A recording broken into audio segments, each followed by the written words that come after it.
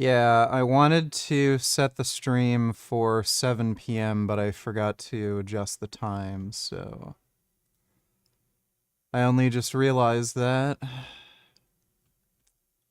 So that's why I'm technically late.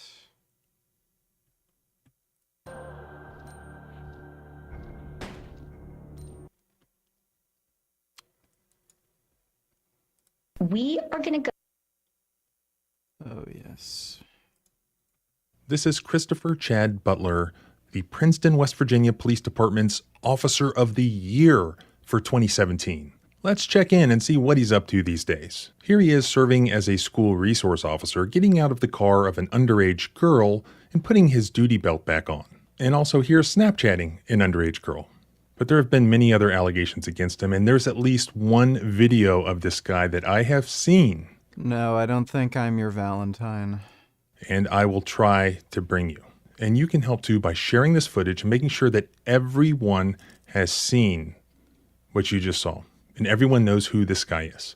So they have no choice but to make sure that he can never wear a badge ever again. Former Princeton Police Sergeant Christopher Chad Butler was indicted by a Mercer County grand jury this week on 2 charges.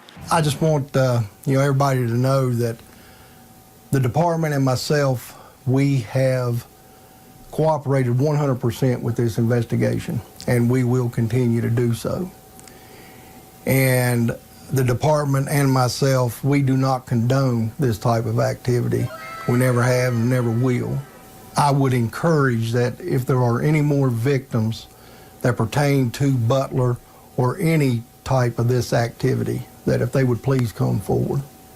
Welcome back to the channel. Hopefully all of us can agree that we have to get rid of bad cops. Now I have some breaking news for you today. This is a developing story and I have a bunch more to come. So you are going to want to subscribe. This is one of those situations where this is from my home state, so I know a lot. I know things. And in fact, I already knew who this cop was because I've sued him at least 2 times. We all talk about bad apples. If I had to pick one bad apple off the top of my head, even before I saw what you're about to see, I would have picked this guy.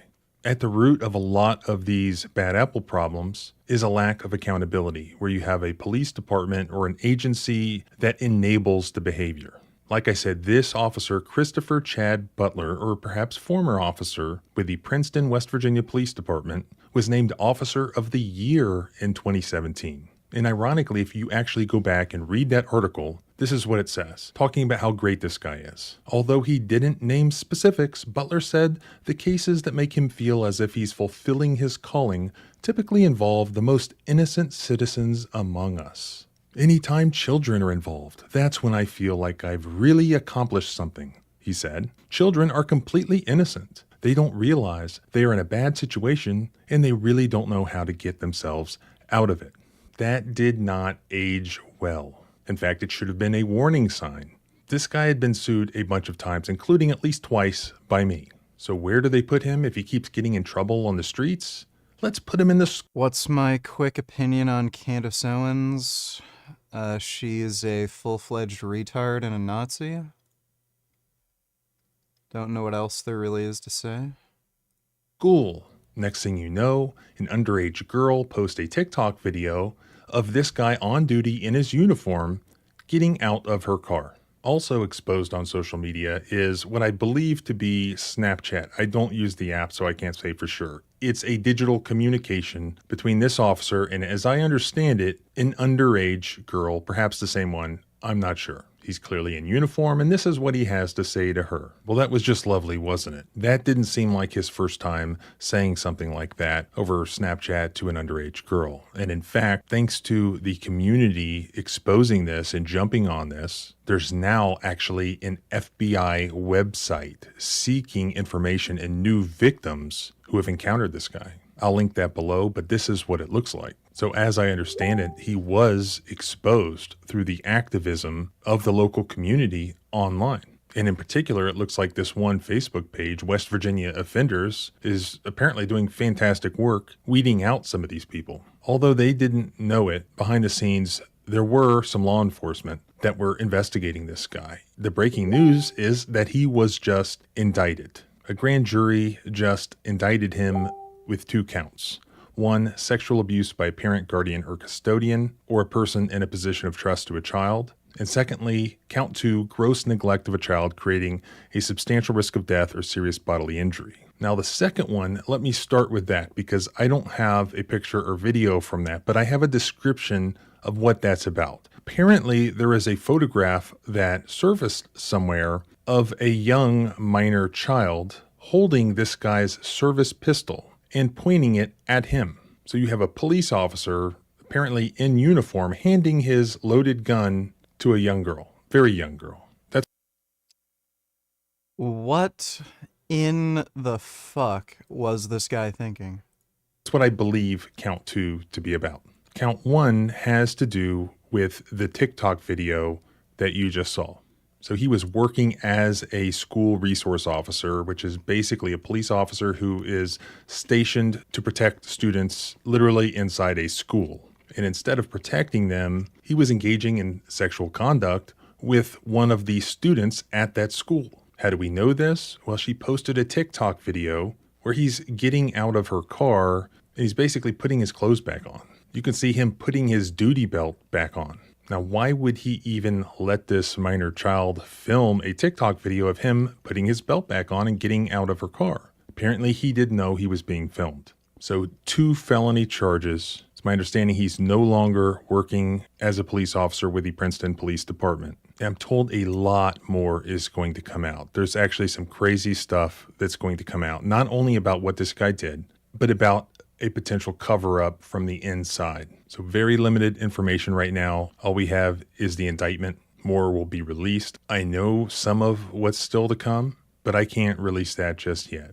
This illustrates why even multiple lawsuits hardly have any effect on accountability for bad police officers. It takes much more than that. And unfortunately, many times it results in something like this, where they just keep getting worse and worse and worse until now they're getting out of children's cars and putting their police uniforms back on. But there have been many other allegations against him, and there's at least one video of this guy that I have seen, and I will try to bring you. So subscribe both here and at the blog at thecivilrightslawyer.com. I'm here with Senator Elizabeth Warren. Thank you so much for joining me. Oh, thank you for having me. So we are right now witnessing the all-out assault against the Consumer Financial Protection Bureau. This is an agency that has returned $21 billion to 205 million consumers since it was brought onto the scene. What does it say that Republicans are attacking this agency? Let's talk about first how this agency got built, because I think it's actually relevant to all this. So for a long time, we've had a bunch of consumer protection laws, and they were out there, so you don't get cheated on a mortgage, so you don't get cheated on a credit card, so you don't get cheated on your checking account, your student loans, right? But it was spread among a whole bunch of different agencies, and for none of them was it their first job. So what happened is some really smart, sleazy MBAs back in the late 90s, early 2000s figured out we could make a lot of money on mortgages and really cheating people on them. So they did. I mean, they made $1 gazillion. Yeah. They also built this thing that crashed the entire economy and cost 10 million people their homes. Yeah, Versified. If you want to watch a live action anime that's actually good, check out Immortal Blade. Immortal Blade was actually a really good movie. It's based on the anime or manga. Millions of people their jobs, millions of people their savings. So coming out of that, we said we're going to build this new agency, and it's going to have one job. It's going to gather up all those laws that are supposed to protect you on your credit cards and your student loans. We're going to put it with one agency. We're going to make them the cop on the beat. They are the cop on the beat. Now, if you are making your money by cheating people, you really don't like the cop on the beat, right? If you have in mind some new way to defraud people, you really hate that cop on the beat. And if you're one of those people who just thinks government never works, government's terrible, government sucks, you actually don't like an agency that returns $21 billion directly to families who got cheated, because that's showing you government works. So the CFPB has kind of been right in the crosshairs for the cheaters and the people who want government to fail. And now this is their chance to go after it. And so why are these Republicans, why are the Russ Votes of the world, why are the Elon Musks of the world so hostile to this agency? Yeah, so... Because these are people, by the way, who are barreling ahead under this pretense that they're going to root out waste, fraud, and abuse. Yeah, waste, fraud, and abuse, right? Now, again, go back to what you said, because you had it exactly right, Brian. Let's do this against the background of in a dozen years, that little agency, since it was built, has returned more than $21 billion. That means they found $21 billion of cheating and fraud, and they didn't just keep the money, they actually had made these institutions return it directly to the people they cheated. So let's talk about Elon Musk for just a minute. Elon Musk, as you know, he bought Twitter, and he's just lost money hand over fist on that investment. So he's had a better idea, better from his perspective, and that is he's going to do X money. And the idea here is he's going to be everything on the financial side and social side for everybody in the country, maybe around the world, if he gets the chance. There's just one... Oh, I see. So if he gets rid of banking regulations, he can basically turn Twitter into a bank. Bump in the way, and that's the Consumer Financial Protection Bureau. It's not that they say no. You can go ahead and build a new tech platform, a financial system. Good for you. But you've got to follow the basic rules of not cheating people, not lying to people, and not sucking up their personal data and selling it to somebody else. Yeah. He doesn't like that. So he's announced he's going to do X. What a great idea. Move the bump out of the way before you start. You know, it's a little like a bank robber saying, well, before I go into the lobby with my sack. Lol, don't need $2. Let me see. We asked 100 married women, if you could have a second husband for only one purpose, what would it be? Something like 70% of them said just for sex. Whoa, damn. A second husband for only one purpose. Just for getting stuffed. Just sex. That's a f***ing wake-up call for a lot of dudes out there. A lot of guys. Let's end on that. Interesting. This streamer was goofing around, but he quickly realized it wasn't the right moment for it. Listen, no. Read first. Hey, Jinxie, I'm a big fan of you. I love your videos, and I think you are very funny. I'm 11. My dad has passed away, and since that day, I try to do my best in school and getting up in the morning and being happy. Can you give a shout out to my mom? I could be this. I don't care. You won't even take care of your elderly mom. Look at this guy. A man scaling a 19-story burning building in Philadelphia with the hopes of reaching his mother trapped inside. I'm not just gonna sit there and let my mom die. I'd rather risk my life falling than let her sit in there and die. I'd do that for Gummy, not for my mom. His 65-year-old immobile mother couldn't make it out of her apartment on the 15th floor. So despite having fractured his hip earlier that day, Jermaine let adrenaline take over, climbing the building's fenced-in balconies, wired... Yeah, I'd do that for Gummy. Thanks for the donation though, lol. OVG. Our hopeless romantic of a vegetable-charged specimen. Are you driving down to the local job center picking up broke babes like Papa Mason does? Hey girl, it's for leather but it could be boyfriend material from P from Skids on motorcycle. Nah. I definitely don't want to date anybody that's broke. Thanks for the donation though, Wandering Mason. Do you think harnessed influencers like Steak and Butter Gal are sincere or just grifters? They are 100% all grifters. You'll learn quickly enough that, you know, the diet that these people are following, you know, is just bad. Even if they think meat is good for you to some extent, like eating nothing but meat is just stupid, and 100% of these people end up finding out that they need some amount of plant foods in their diet. Like, if you eat nothing but meat, you're going to be very dehydrated, you're going to have muscle cramps, feel like shit. If they're eating the way they claim to be eating, they're also going to have vitamin C deficiencies, and you know, are probably going to develop scurvy over time and shit like that. That's why, you know, people like Paul Saladino quit carnivore, eats lots of fruit and shit like that. So all these people, guaranteed, if they aren't eating, you know, plant foods behind everyone's back, and there are some ex-carnivore diet influencers who admit they've done collabs with these people, gone over to their houses and stuff. They all admit they're eating plant foods behind everyone's back. So, yeah, they're all grifters. There's no research or science supporting anything they're fucking saying. They know it. They know what they're eating is bad. And they're not even eating the diet they claim to be eating, but they do it because it's a grift. Makes money.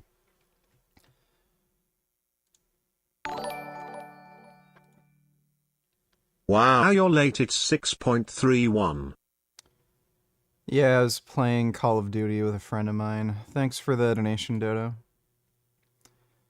Lol, donate $2. You just said you don't want a broke woman, so do you agree with fresh and fit and think career women are sexy? Now, whether you want to accept it or not is one thing, because I know you're probably gonna be like, I'm an entrepreneur, I'm a strong, independent woman, I built my value. That's cool. But when it comes to sexual selection and men choosing you, we don't give a fuck about your careers. That's unfortunate truth. Men don't care about a woman's ability to provide security and provisioning. Women do. Women, however, do. They do care about what you do. Are we talking about just sex or also dating? Are we talking about like men don't care when it comes to just sex, or men don't care when it comes to also selecting women when they're dating? I would say a woman's career and her ability to provision, even within a relationship, especially if that man is of higher socioeconomic status, he really doesn't care. I completely disagree. Completely disagree. And honestly, Like, you want a partner that will pull their own weight. So, if you're dating, like, if you pick up a homeless chick, even if she's, like, the hottest fucking girl ever and she just happened to be fucking homeless, like, if she has fucking problems where she just won't work, won't get a job, sits at home, does nothing, yeah, that might cause issues. if I ever were to date a guy, it would never be someone who would like. You literally just had a millionaire in here that just said it. We're verifying what we That's one said. person out of literally 2 million millionaires in America. Like what? Where are you getting these stats? Okay. Because I'm confused. Okay. Are you a man? Question. Number one. Are you a man? No. Have you ever dated a woman as a man? No. Have you ever dated a woman as a man that's a millionaire that has a significant amount of money? You're literally pointing to one person. But that's what I'm saying. I'm telling you that the more success a man has, the less he cares about the woman that he's dealing with success. Like, that's generally true, yes? Mm-hmm. Sugar dating. Okay, like, whatever. It's kind of boring. Thanks for the donation, Law. That I'm ready to fill up. I'm just going to fire the cops. Yeah. And now I'll go in and take the money. And so how successful is he going to be in this venture? Because we've seen a lot of this conflict thus far, where we see the Trump administration say that, okay, we're going to disband this agency, we're going to disband USAID, we're going to disband the Consumer Financial Protection Bureau. A lot of that is butting up against court orders preventing them from doing that. And so where do we stand right now in terms of the actual viability of the CFPB? Okay, so remember, we built this thing when it was already under stress. Big banks didn't want it. They wanted to be able to continue to cheat people. Republicans didn't want it. They didn't want to show that government could work. So we built it tough. That's how I like to think of it. We got the right thing passed into law. Right now, shutting down the CFPB, firing all the cops, or at least putting them all on leave so there are no cops out there on the financial beat, is illegal. I don't mean it's like kind of, or maybe, or arguably. No, it's just illegal. So we got the system built the right way. Now what we need are the courts to enforce the law, even against Elon Musk. Elon has come out and said that he wants the funding for the rest of the year, roughly $710 million for the rest of 2025's funding, for that to be rescinded as a way to kind of starve the agency of the funding it needs to keep operating. Obviously, the purse strings are controlled by Congress, even though we've seen Republicans contract all of their autonomy over to the executive branch. But where do we stand right now in terms of his ability, or the Trump administration's ability, to be able to legally starve funding of the agency and kind of kill it that way? So let's do a little good news, right? I know right now we're having to do a lot of bad news. One of the pieces of good news is actually the agency has a surplus right now. So it's got some gas in the tank to keep running. But the second part of this is that we built this agency, like all of the banking regulators, outside the reach of congressional funding. Again, it's all in the law. If we can get the courts to enforce the law, the agency will have the money it needs. Do you have any worry that even if the courts do opt to enforce the law, that it'll be discarded, ignored by the Trumps and Elons of the world? Okay, now you really are in constitutional crisis, right? Because as you know, we have 3 equal branches in government, and Congress gets to initiate these laws and write them up, President signs them into law, and then is supposed to carry them out. And the courts make sure that the administration behaves legally. I mean, that's just kind of the basic deal. If Donald Trump decides, or if Elon Musk decides, I'm not doing it, I'm not obeying a court order, now you have it just violated the trust of the American people, you literally have broken the Constitution. So that's what's at stake here. Right now, even Republicans for whom with an x-ray you could not find a spine in these folks, even those people, when get stopped in the halls by even media and stick a microphone in their face, they said, whoa, whoa, whoa, on that one, obey court orders. Muslim donated $2. Let me see. Woke up at 4:45 a.m. to have my pre-dawn meal. Then right after I pray my Fajr. Fajr, that's around like 5, 6 a.m. by the way, guys. You have to wake up, that's one of the daily prayers. Then I jump straight to work and listen to the Quran while working. MashaAllah, may God bless you. While working, I do some laundry, get the kids up, prepare their meal. 2 kids as well, MashaAllah alayk. May God bless you even more. Fed them, clean up the living room. Then it was time for dawn praying. The hard player as well, and working out as well. This guy he's efficient, no XP waste. While the kid went to nap, I started working out. Yeah. After their nap, we finished our laundry. They stayed around as I pray my Asar. People are nuts.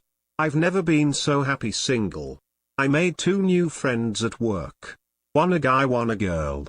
Both tell me they are talking to people and playing games basically. At the same time he is playing games with her and she likes him. What a mess. Yeah, most people are retarded and not worth your time. Thanks for the donation, Purple Galaxies. Around 5:30, I fed them their dinner. We took a walk.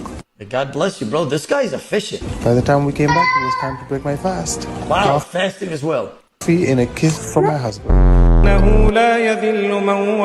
آمين. ولا يعز من عاديت آمين. تباركت ربنا وتعاليت آمين إن شاء الله آمين.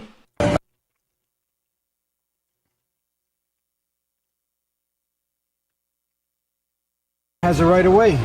And so did Jesus Christ have his way, and they still fucking crucified him. So don't tell me who has the right and who has the wrong. You almost hit me with the car. Thank you, Christo. You should be a better example. Alright, thanks for the donation, Muslim. Dodo donated $2. Let me see.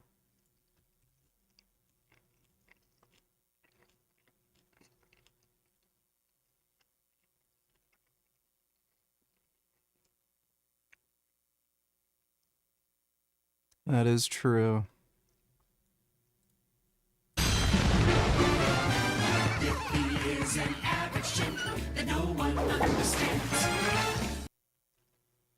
Yeah. On January 24th, the Trump administration started using C-17 military planes for deportation, signaling a hard line against migrants. But a Wall Street Journal analysis found these flights take longer, carry fewer people, and are far more expensive than the government's typical deportation flights on civilian planes. For example, this one flight to India and back involved 7 stops and at least 2 aerial refuels, a trip that likely cost nearly $3 million. Here's why those military flights are a more expensive use of taxpayer money.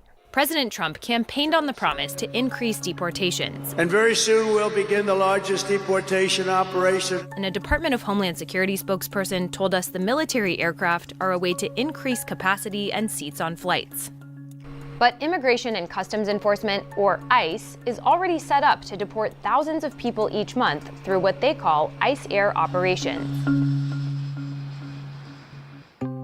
ICE contracts private, for-profit air brokers to charter civilian planes, which are staged across the country for an estimated. Biz donated $2. Insanely tarded Karen moment at exactly 1:28. Yeah! Something, you gotta fully commit, okay? Can't half-ass anything. Excuse me, sir. Is this where the glory hole is? Are you taking a picture of me? No, he's just computing. With what? Water on your equipment? No, he's just computing. Huh? Erase it. I swear to God. I would knock that fucking bitch out, dude. I would knock her fucking ass out. He's just computing, man. There's no need to go to that. Come Then erase it. Erase what? You're not gonna sit there and video me. Can you pour a little bit of water on? Dude, she just had it all over me, dog. Yeah, time to knock a bitch out. Thanks for the donation, Fizz. Too bad they didn't run her over. Dude, that's fucking beta. Letting a Karen just spill water on you for no fucking reason. I'd smack the shit out of her. 31 to 66 flights a week, according to contract documents. Those regularly chartered ICE planes, which include the Airbus A320, are capable of holding at least 140 passengers per flight. Officials have said they typically transport 135 migrants. And as for the price tag, this ICE website, last updated in 2021, says they cost an average of $8,577 per flight. Please, please, please debate this guy. How do you do, my social media friends? Just to reiterate, in the 20-odd years I've been a debate me bro type of character on the social media. Destroyed.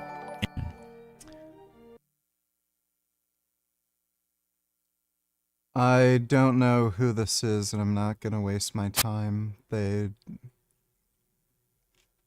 the hell even is he?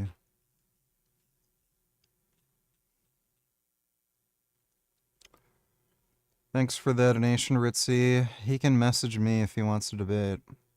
Annexation donated $2. Let me see. When you mix sawdust and water together and freeze it down, you create something called pykrete. Pykrete is so strong that the government at one point was considering making an aircraft carrier out of it. So I figured it would be a great material to experiment with to build the ultimate winter survival shelter that just happens to be bulletproof. The first step is to combine the ingredients. For this mixture, 14% of the weight will be sawdust and the other 86% will be water. Be sure to spray your buckets with some type of lubricant so you can easily get the ice out. The second step is to let the mixture freeze. I let these buckets sit outside in -35 weather for a couple weeks to be sure they were frozen solid. We then took all 36 buckets of pykrete out into the forest and we started assembling the shelter. We stacked them up 3 cubes high all around. Then we filled in the gaps with some sawdust mortar. We cut down some dead trees, made a roof. Tomorrow we're gonna see how 99% of people are going to make this mistake when scavenging for resources after disaster strikes. Once all of the low-hanging fruit has been exhausted, that's when people start going for the high-hanging fruit. So that's when people start going off the beaten path and getting more clever in their machinations. So the furthest back in the supply chain is the actual crop coming out of the ground. Then you have the train cars that the grain is loaded onto. Then it goes to like the Robin Hood facility. They're gonna process the flour. Then the flour is put in bags. It's taken to the consolidated food places like the distribution centers. Then from there, it's distributed to the grocery stores, the retail outlets, the gas stations, anywhere else they might sell those types of products. So the further up the supply chain you go, These are nice, boring, pointless videos to watch. Thank you. The most dangerous people in... Don't care. He's reminding himself. Don't care. Thanks for the donation. Flight hour. But 2023 congressional testimony puts that figure around $17,000. The Department of Homeland Security didn't respond to our repeated requests for estimates. But 2 former ICE officials confirmed the 17,000 number to us, so we'll use that to be more conservative in calculating the difference. Here's how that compares to Trump's military deportation flights. Those are being carried out by C-17s, Air Force planes built to carry troops and cargo. These planes are designed to hold 102 paratroopers and their gear, and so far they've been transporting roughly 80 migrants at a time. They cost $28,500 per flight hour, according to the Department of Defense. So the ICE charter flights are capable of holding 1.5 times as many migrants at around 60% of the cost per hour of the military flights. And there's another factor making these military flights even more expensive. The C-17s aren't using Mexico's airspace, adding hours to each trip. A defense official told us that's because Mexico requires diplomatic clearance at least 7 days in advance for each flight. Take a look at these flights on January 24th. This deportation flight from El Paso to Guatemala City used civilian aircraft. It lasted a little more than 3 hours, carried 105 migrants, and likely cost the government $55,000 in flight time. On that same day, this military deportation flight also ran from El Paso to Guatemala City. It lasted nearly 6 hours, transported 80 migrants, and cost the government $166,000 in flight time. Costs that doubled when the aircraft flew back to the United States. It's not clear why the military plane was used that day. In the weeks before Trump's inauguration, it was the norm for ICE to run 3 deportation flights to Guatemala on Fridays, according to the Migration Institute of Guatemala. But on Friday the 24th, only one of those lower-cost ICE air flights ran, along with 2 of the more expensive military flights. Then there's the India flight, which transported about 100 migrants. Flight tracking data from Flight Radar 24 shows it made at least 7 stops on its trip around the world. And it was refueled in the air at least twice by KC-46s out of Honolulu and KC-135s out of Okinawa. Those planes cost $33,000 per hour and $25,000 per hour, respectively. The journal's analysis found this one trip cost more than $2.8 million. Potentially adding to the cost, the tankers that did the refuel over Hawaii flew out and back from New Jersey in the days before and after the India mission. Now let's look at flights to Guantanamo. On February 4th and 6th, the U.S. used C-17s to transport migrants. The administration is racking up flights, with around 40 in the last 7 days, including ICE planes, commercial flights, Department of Defense flights, and foreign flights. The Journal couldn't verify these figures, and DHS didn't provide additional details. ICE does not release data or comprehensive breakdowns on the number of flights or the number of people on flights. But the number of ICE Air's chartered deportation flights is actually down when you compare the first 2 weeks of the Trump administration to the same time period last year, according to data collected by Thomas Cartwright, who tracks deportations using publicly available flight records with the advocacy group Witness at the Border. We reached. So Trump is basically just blowing a ton of money for nothing. That's not surprising. And if you don't like the court orders, one of my Republican colleagues said, that's why God invented appellate courts. You go ahead and appeal, but you got to follow the law. Do you have any worry that as we see the goalpost shift and the Overton window go further and further and further to the right, do you have any worry that the same people who are right now saying, whoa, that's our red line, that in kind of the same way they've contracted all of their autonomy to the White House thus far, that they will kind of accede to his demands and say, well, you know what, we don't agree with this court ruling, and so we should just go ahead and ignore it anyway, even though prior to that we had said that's our red line. Yeah. Look, Brian, of course I'm scared. Yeah. Of course I am. These guys have proven over and over. If you had asked me, we've been sitting here 6 months ago, 6 weeks ago, even sometimes 6 days ago. And that's why I asked, because I feel like I want to get ahead of the, well, they couldn't possibly do this talking point and get to the point where we know that a lot of them do ultimately get to, which is that Trump says jump, they say how high. Right. So I want to go back to something you said that was really, really smart as you were laying it out. You said the Overton window keeps shifting. Yeah. Our job is to keep it shifting the other way too. You know, one of the things that's happening right now, that little agency that has returned $21 billion that these giant banks have cheated people out of, you and I know about it. A handful of people know about it. We bless them, we cheer them on, but they're not very well known. Now, a whole lot more people know about them. A whole lot more people are speaking up and say, wait, what the hell? I want a car loan without thinking at the end of the day I'm going to pay and pay and pay, and then they're going to come get my car. That as we get out and make the case for the Consumer Financial Protection Bureau, as we get out and make the case for our financial dealings, it's hard enough out there. For our financial dealings, we want a cop on the beat. Can you react? You see these two guys right here? They were 17 years old. This guy was 45.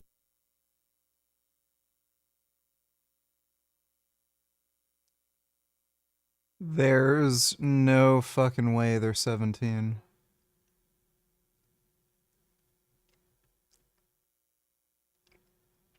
Like, I literally don't believe him.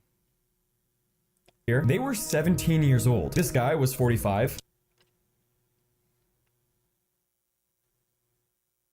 Could maybe believe He was that. 21. These two were. I could even believe that.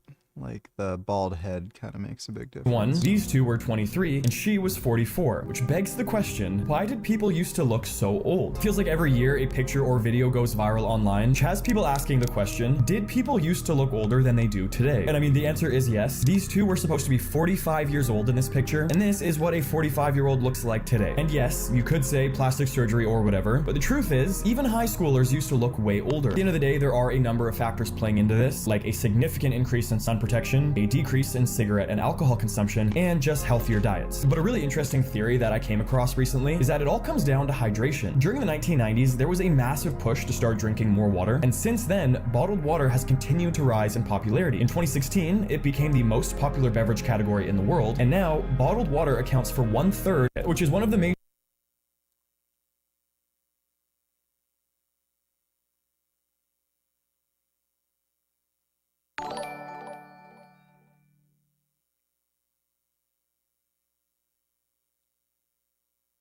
All right, thanks for the donation, Speed Racer. Mangus $20. Did you know baby koalas have to eat poop? Yes, I know. Their mother's poop helps them digest eucalyptus leaves. Oh my god. Holy shit, what a chonko. Look at this fat ass, giant, morbidly obese squirrel. What? I want him. Give him to me. I want to cuddle with the squirrel. I need him. He is mine. Are you doing? Oh my god. That is an adorable squirrel. Wish I looked that cute if I was fat. Oh. Chicken?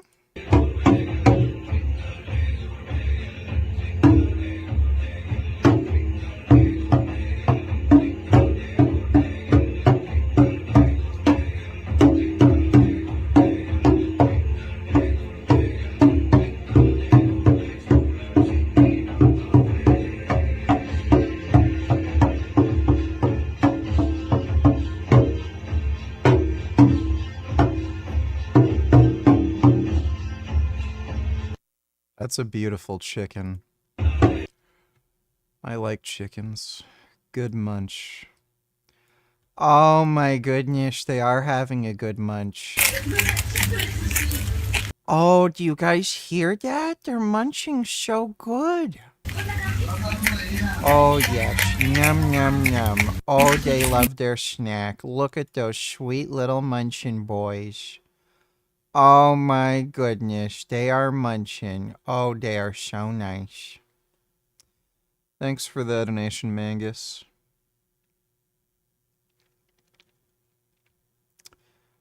Is there a way to isolate the biceps? I think my brachialis is growing way more than my biceps. Yes, they're called bicep curls. And your brachialis sits underneath your bicep, so you're probably confusing the muscle group you're talking about. Your brachialis literally sits right underneath your bicep. What we're doing is we're opening that window. I get it. The right is pushing it their way. Yeah. We're pushing it our way. And it matters. At the end of the day, Trump, how much is he listening to courts? But he listens to the rest of the country. Right.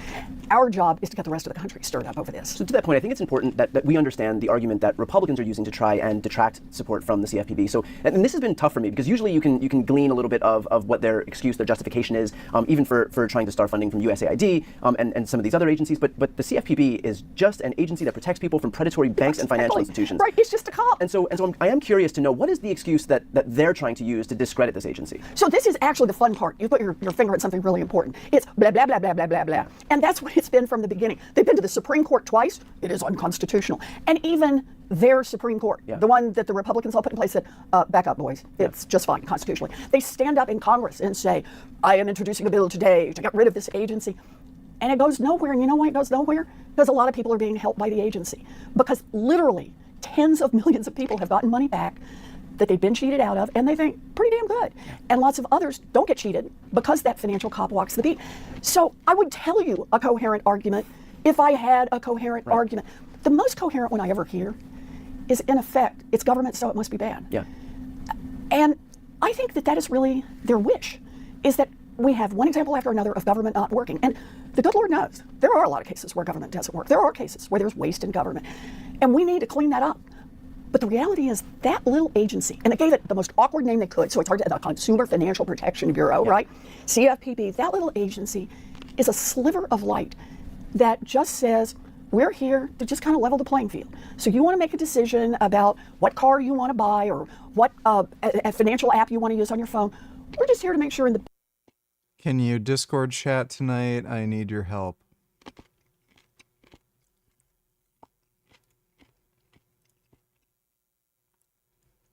I could perhaps do that.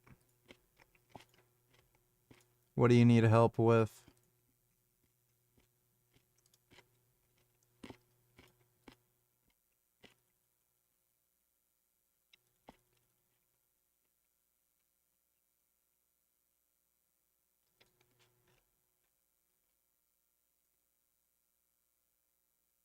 background, they're not robbing you blind. The mission of an agency like this, and agencies like that more broadly, is so clearly beneficial to Americans. Are there some Republican colleagues who, look, I get how this benefits somebody like Elon. I mean, you laid it out perfectly clearly how he would derive some benefit from the elimination of this agency. But are there Republicans who, for example, don't own a social media platform and aren't looking to be able to subvert financial regulations to be able to introduce some new form of currency, of digital currency, who could say, look, no, this is a good agency. We've returned billions of dollars to the American people. This is something I'm going to put my foot down and protect. Or is the political pressure from Trump world too great that even your Republican colleagues are saying, yeah, I got to toe the party line here? Yeah, and it's the latter.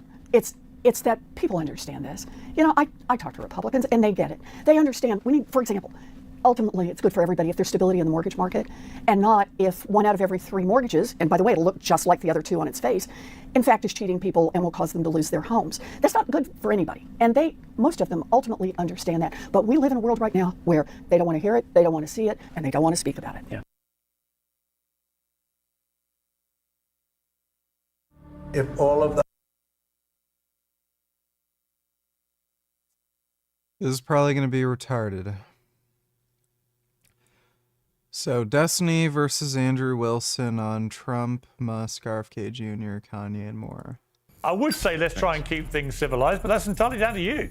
Leftists are just pissed for no good reason. Musk is collecting all these people's information. It's like unelected officials at the DMV are collecting my information. Elon Musk is definitionally an unelected bureaucrat, cutting whatever he decides is necessary. He hasn't cut anything. What have they cut? I don't think that Doge even exists. I don't think they have the legal capacity to even do what Trump wants them to do. Trump was already found to have had people who were working with him collude with Russia. Roger Stone did it, but he was pardoned by Donald Trump, the same way Donald Trump pardoned all 1,600 J6 offenders. Biden pardons the whole crime family, but that's fine. You had 8 years to investigate it. They had nothing. Hey, here's Destiny logic for you. As long as bad things are done via the process of law, that's fine. I don't want to leave us without getting to the really contentious story of the week. It's been another whirlwind week in President Trump's USA, from outshining Taylor Swift to banning plastic straws and bringing Doge's Elon Musk to the Oval Office. Somewhat overlooked in the blizzard was Trump's order for a new task force on anti-Christian bias and the launch of a White House faith office led by televangelist Paula Michelle White-Cain. The longer the dance, the more bees she gets aroused. So Queen Bee starts going into this frenzy, and she starts going around and around and around. And she goes into vibrations until all the bees get activated and all the bees start going forth. And she leads the way by stirring something up. Angels are being released right now. Angels are being dispatched right now. Hamanda aka ata raka teda baka sanda ata ambo osa tata rite eke banda ata rite. For angels have even been dispatched from Africa right now. What in the fuck was that? You can do with some of that energy. Well, Trump says that God saved him to save America, and many supporters are fully on board with making America holy again. But critics say it's a divisive move that could bulldoze the constitutional separation of church and state. Here to debate this and much more, 2 controversial commentators whose views of this world, and indeed the next, couldn't be more different. Destiny is an outspoken liberal and atheist who said that religion is trash and a substitute for human thought. Andrew Wilson is a fiercely committed conservative Christian and founder of the Crucible debate channel, who once said this about facing destiny. You and Destiny on whatever podcast together. Been watching some older debates with you and him. Love watching you wipe the floor with them. Keep up the amazing work you do. I doubt it. I doubt there'll ever be another debate between myself and Destiny, and here's why. 1, I'm blacklisted. He actually made a blacklist and put me on the blacklist. So even if he says, well, now you're off the blacklist, I see no reason why I should engage with him. Well, here you are. You're both together again to debate. I'm personally thrilled that the reality has come to this point. So welcome to both of you. I would say let's try and keep things civilized, but that's entirely down to you. It's your debate. I'll be in the middle of it. And hopefully we'll try and get through some complex issues in a constructive and interesting way. So welcome, anyway, to both of you. Let me start. Destiny, I mean, this whole idea of Donald Trump, making America holy again. What is your response to that? I feel like we have a lot of issues right now in this country. I don't know if our president being a spiritual leader is one of them. there have been things that I've said about religion, mainly in regards to philosophy and how you reconcile like religion with some philosophical positions. But I do think that right now there's kind of a crisis of meaning in the United States. I think for a lot of people, religion can serve as a good foundation of meaning. However, I don't think that Donald Trump is going to be the guy to, I guess, usher in that era of religiosity in the United States, at least not for any wholly religious person that I know that would, look at a person and think, oh, this is like a spiritual leader that I would want. Andrew, I would have kind of agreed with that, having known Trump a long time and never seen him as a particularly religious guy. I got to say, since he got shot, he sounds a very different guy about God, about religion.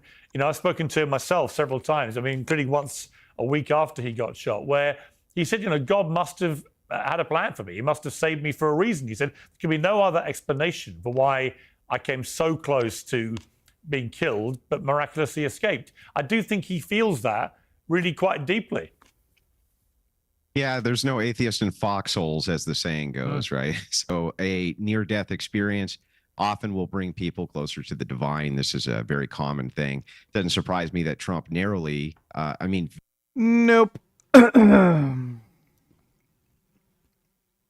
Not at all. I almost suffocated to death when I was a kid from asthma. And I literally just sat down and said, well, I guess this is it. And then I blacked out. I just passed out and I woke up later. I didn't say, oh, please, God, save me. Oh, I woke up. It's a miracle. No, I was like, okay, well, guess I'm dying now. And then I woke up and I just figured, well, guess I'm not dead. And then I went about my day. Very narrowly. For a turn of his head is still alive. I'm sure that he could definitely attribute that to divine intervention. And I'm sure even Destiny would understand why a person would do that. He's right about the fact that we do have a crisis of meaning. But he also is right, and I can concede on this point, that an office of faith with a chick speaking in tongues is cringe. And the most divisive thing on planet Earth is religion. It's the most divisive thing when it comes to, it's even more divisive than relationships. It's more divisive than sex. It's more divisive than anything is the topic of religion itself. America is already very divided on religiosity with a traditional camp and a non-traditional camp. I don't actually think that this was a great move for him to put in this office of faith, not because I do like the fact that it does signal that it's perfectly acceptable to rule through faith. I think that that's perfectly acceptable. However, I think strategically it wasn't particularly wise, as it opened up a dialogue now between the traditionalists, who were really Trump's kind of staunch supporters, saying, what the hell are you doing here? We don't want this woman, Paula, in any way or shape, form, or capacity representing Christianity on the national stage. Yeah, Destiny, some people see MAGA Christian nationalism as racist. Time magazine said the toxic blend of ethno-religious identity politics was reflected in the prayers and religious symbols participants carried at the US Capitol insurrection on January the 6th, 2021, and it's become central to the trajectory of the contemporary MAGA Republican Party. Would you agree with that? Piers Morgan Uncensored is now proudly independent. If you like the show, we ask for only one thing. Subscribe on YouTube and follow Piers Morgan Uncensored on Spotify and Apple Podcasts. And reliable. They offer an incredible range of gold and straight to 15.66555 with the show. Say that this is a small section, and I don't think that it's worth focusing on. I think that progressives especially have this tendency to over exaggerate. I mean, we were all on the internet when people were hunting every single person who made the OK symbol and saying that they were like some kind of closet Nazi or whatever during the Rittenhouse era. So, there are going to be racist people everywhere, but if you want to attack MAGA and you want to do it through the lens of their racist white supremacists or whatever, most people, obviously MAGA is not going to care for a variety of reasons, and they shouldn't. And even most people that are kind of like looking from the center or even from the center left are going to be like, well, I don't really know if I feel this way. Like MAGA kind of seems more colorful than they even have been in the past in terms of conservative movements. You could just look online and see that. So yeah, I don't know. I'm not a big fan of those types of attacks towards that, I guess, ideology, towards that camp. You're sounding very reasonable today, Destiny. You're right. I'm a very reasonable person, Piers. Well, that is, he is right. There are better avenues for which to attack the MAGA movement that would actually be more effective for progressives. them utilizing this type of attack actually didn't do them very much in the way of good in this last election cycle. And you saw this from large progressive commentators, and this is all they did. Hassan Piker, among many others in the political commentary world, Bosch, other guys like this, they hyper focus on the racial dynamic issues. And Destiny is right. MAGA doesn't care. And most of the supporters of Trump don't care. And most Republicans at this point don't care because it's so overused that essentially if you overuse a phrase like this or these kinds of talking points too much, their effectiveness just basically gets destroyed. So let's move from making America holy again to making America healthy again. I mean, Destiny, he's a divisive character. I've got to say about Robert F. Kennedy Jr., I'd heard all the stuff about him. So the first time I interviewed him, I was quite like combative with him.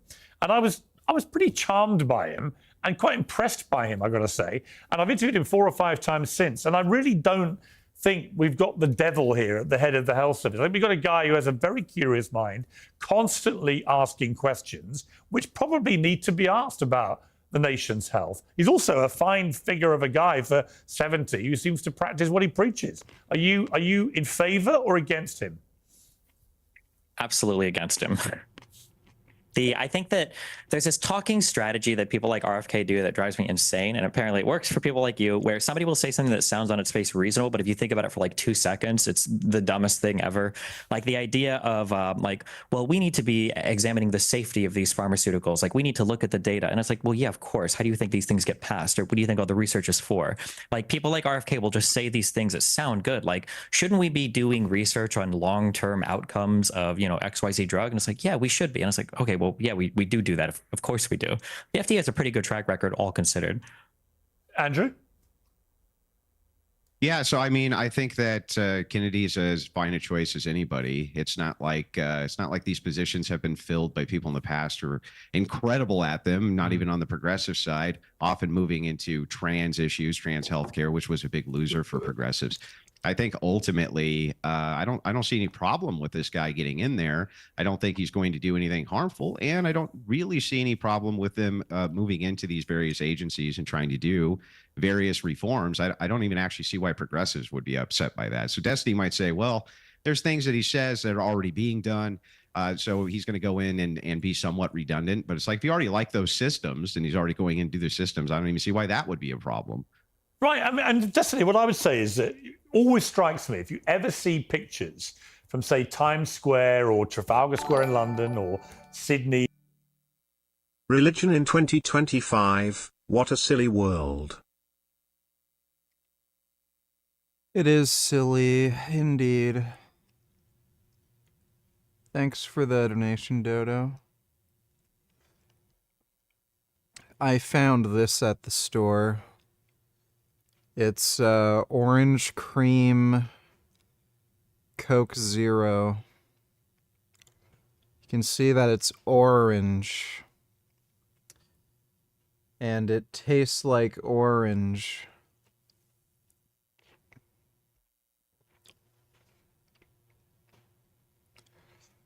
That is a nice orange creamy flavor. That is quite delightful.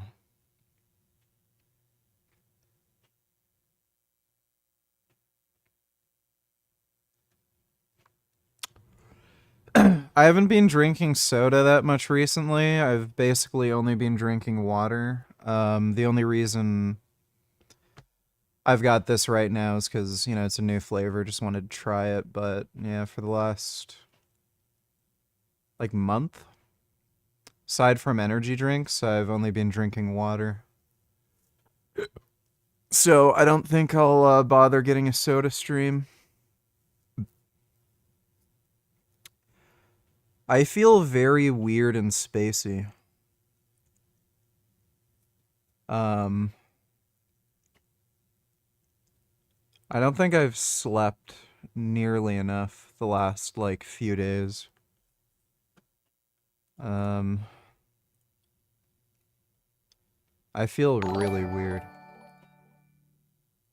With George, every day's Valentine's Day. Hashtag rescue cats, hashtag George and Mildred the cats, hashtag cats off Instagram. Oh my god. What is this? Oh my goodness. There's a scruffy, handsome man there. Oh my god. Oh. So handsome. Oh, that's a good kitty. That's a good George. So nice. Oh my god. Thanks for the donation, Janya.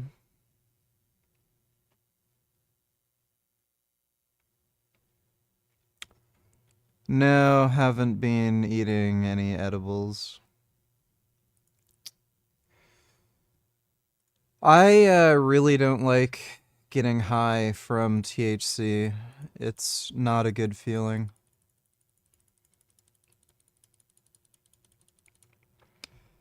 I remember I did morphine when I was hospitalized. That was more pleasant than THC kind of high. Even then though I don't really like getting high.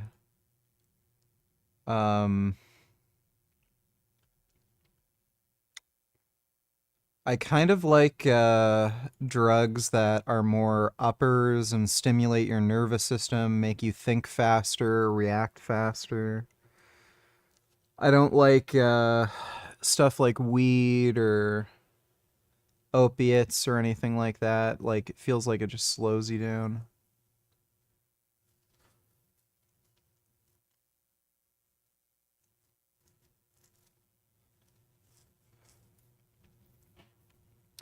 I was actually surprised when I took morphine. It made me, like, hallucinate like crazy. Every time I took it, I'd see butterflies, and one time I saw an elephant literally walk by when I was in the hospital. Some of that might have been because of, like, the really, really fucking high fever I had. I had an E. coli infection. But as soon as I took the morphine, I started seeing shit. I didn't think morphine would do that. I was on the highest dose, and they gave me a button to press that would release morphine whenever I wanted. So I was on quite a bit. Or whatever it may be from the 20s, right? What's the one thing we all notice immediately if you think about it? There's no fat They're all people. in black and white? Well, there's no fat people, right? They just didn't seem to exist. Literally, they barely existed because people were far more mobile. They had far better diets to a large degree, and none of the processed crap had come into to ruin their lives. None of the sort of television, internet, and stuff which makes people sit around all day. So very different way of living, and it really strikes me if you look at those pictures. What in the fuck?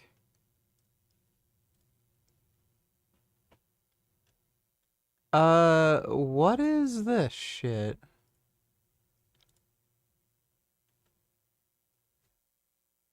For some reason, it's making me fill out my Stripe information again on Streamlabs.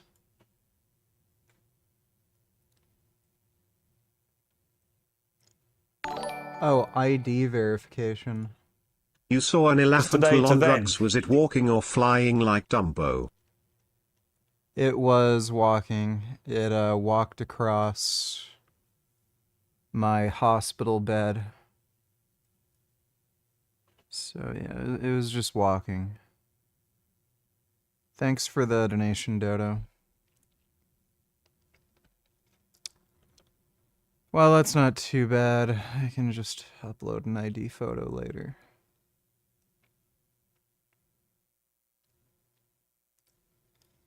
Yeah, because Stripe made me fill out a bunch of information already, and then it showed me the same notification, but it just wants ID verification, which is different.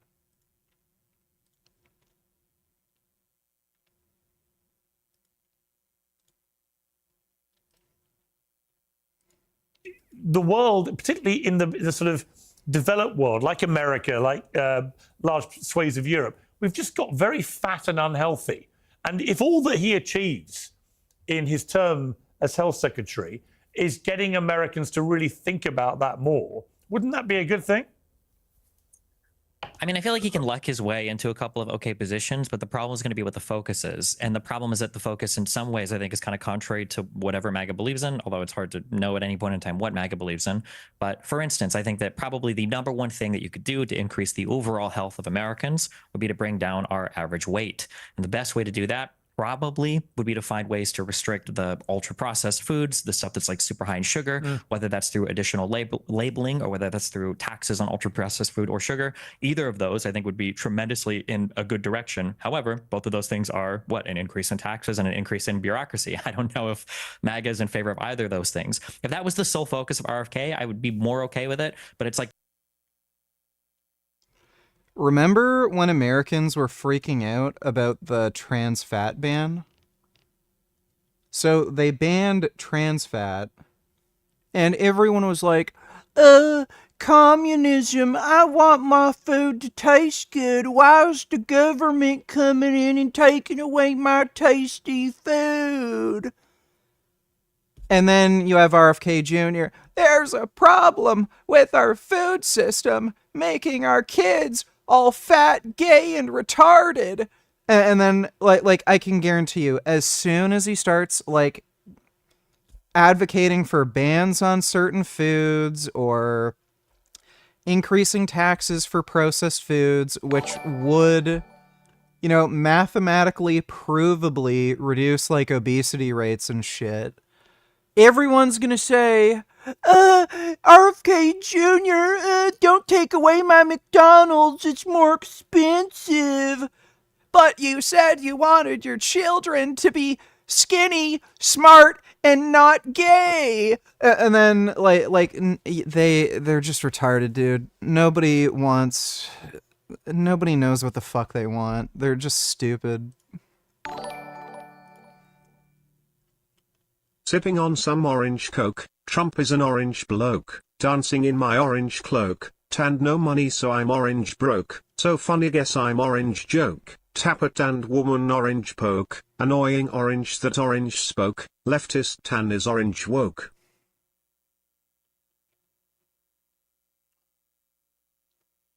That's a beautiful poem. Thanks for the donation, Orange.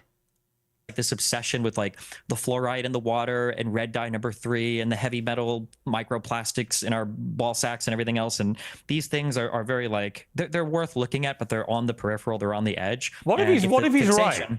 I mean, the reason I say what if he's right is I remember through COVID, for example, all sorts of definitive statements from doctors and scientists, which often turned out to be complete baloney. What if he's actually right about this stuff? He can be right. So first of all, most of the statements that were said by the people on the other side were completely and totally incorrect relating to COVID and vaccines. There were no mass deaths. There were no mass injuries, vaccine injuries. There were no microchips planted in us. There were no permanent vaccine passports. There still isn't any proof that it was created in a laboratory. Like all of those things that are not being correct. But insofar as him being right, I'm saying that like it might be the case that microplastics or red dye number, whatever, could be bad for us or could even be carcinogenic, maybe. But these are like 2%, 3% issues, like 80%. There's also a Dr. Pepper Zero Black Cherry that's out right now in stores. Got one yesterday. Tastes good.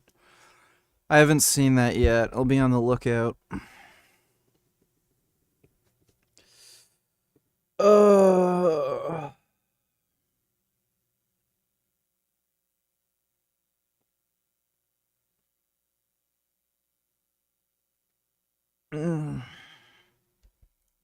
Is if you could bring people's weight down on average by helping our diets, it would be so much more impactful. And I don't see how you do that without increasing the bureaucracy, because you have to be anti-capitalist a little bit. You've got to start taxing certain things. You've got to target certain types of foods in order to change people's food consumption habits. Yeah, I mean, Andrew, it's a fine line, isn't it, between being relentlessly critical of health institutions and accepted norms and science and so on, and getting to a place where, if you're not careful, public confidence in all of those bodies collapses, and then you start to have serious health issues. Yeah, that's true. And this is part of the polarization in the United States. Destiny brings up this point. He says, well, these are kind of tangential issues, microplastics, things like this.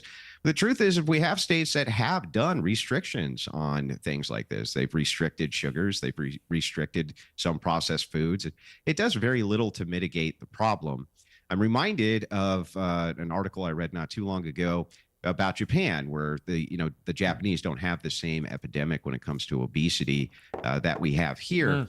The gal who was there doing the article made a great point. She said she thought the kids there were trolling when they said their favorite food was broccoli, celery, things like this.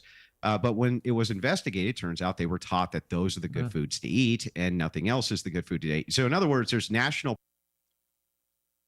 So, a few things to point out here. Americans are retarded compared to every other country. So the way Americans look at food is, very different than the way, Japanese people look at food. They're not trying to get the most greasy, sugary fucking slop they can at the cheapest price and the highest quantity. 2, this is true all across Asia. They do not have this, feminist ideology where you can't judge people for their choices. So if you're fat, you get called fat there. People make fun of you for being fat. There's a big social stigma with being overweight. So there's probably a little more social pressure to stay slim. And third, well, there's probably 4 things too. There are huge government incentives to lower obesity rates. If you have fat employees, you get you get I think there's a tax burden that they give you if your employees are overweight. So businesses actually invest in exercise for their employees. They give them dietitians and shit to help them with losing weight. So there's actually big government incentive programs to prevent obesity that you don't see in the United States. There's also some other differences in their society. They don't have anywhere near as much urban sprawl, so people do walk around and exercise more as well, as opposed to just driving everywhere. So there's a lot of big differences, but really what it comes down to it is Americans are fucking stupid. They're one of the dumbest populations of people on planet Earth. Americans literally think like retarded monkeys. Monkey like tasty food. Monkey like McDonald's. Monkey eat as much McDonald's as possible. Monkey mad. Monkey mad that government tax McDonald's so McDonald's costs more money. Now monkey can't eat as much McDonald's. That's basically how Americans think. Propaganda around the idea of health and things like this.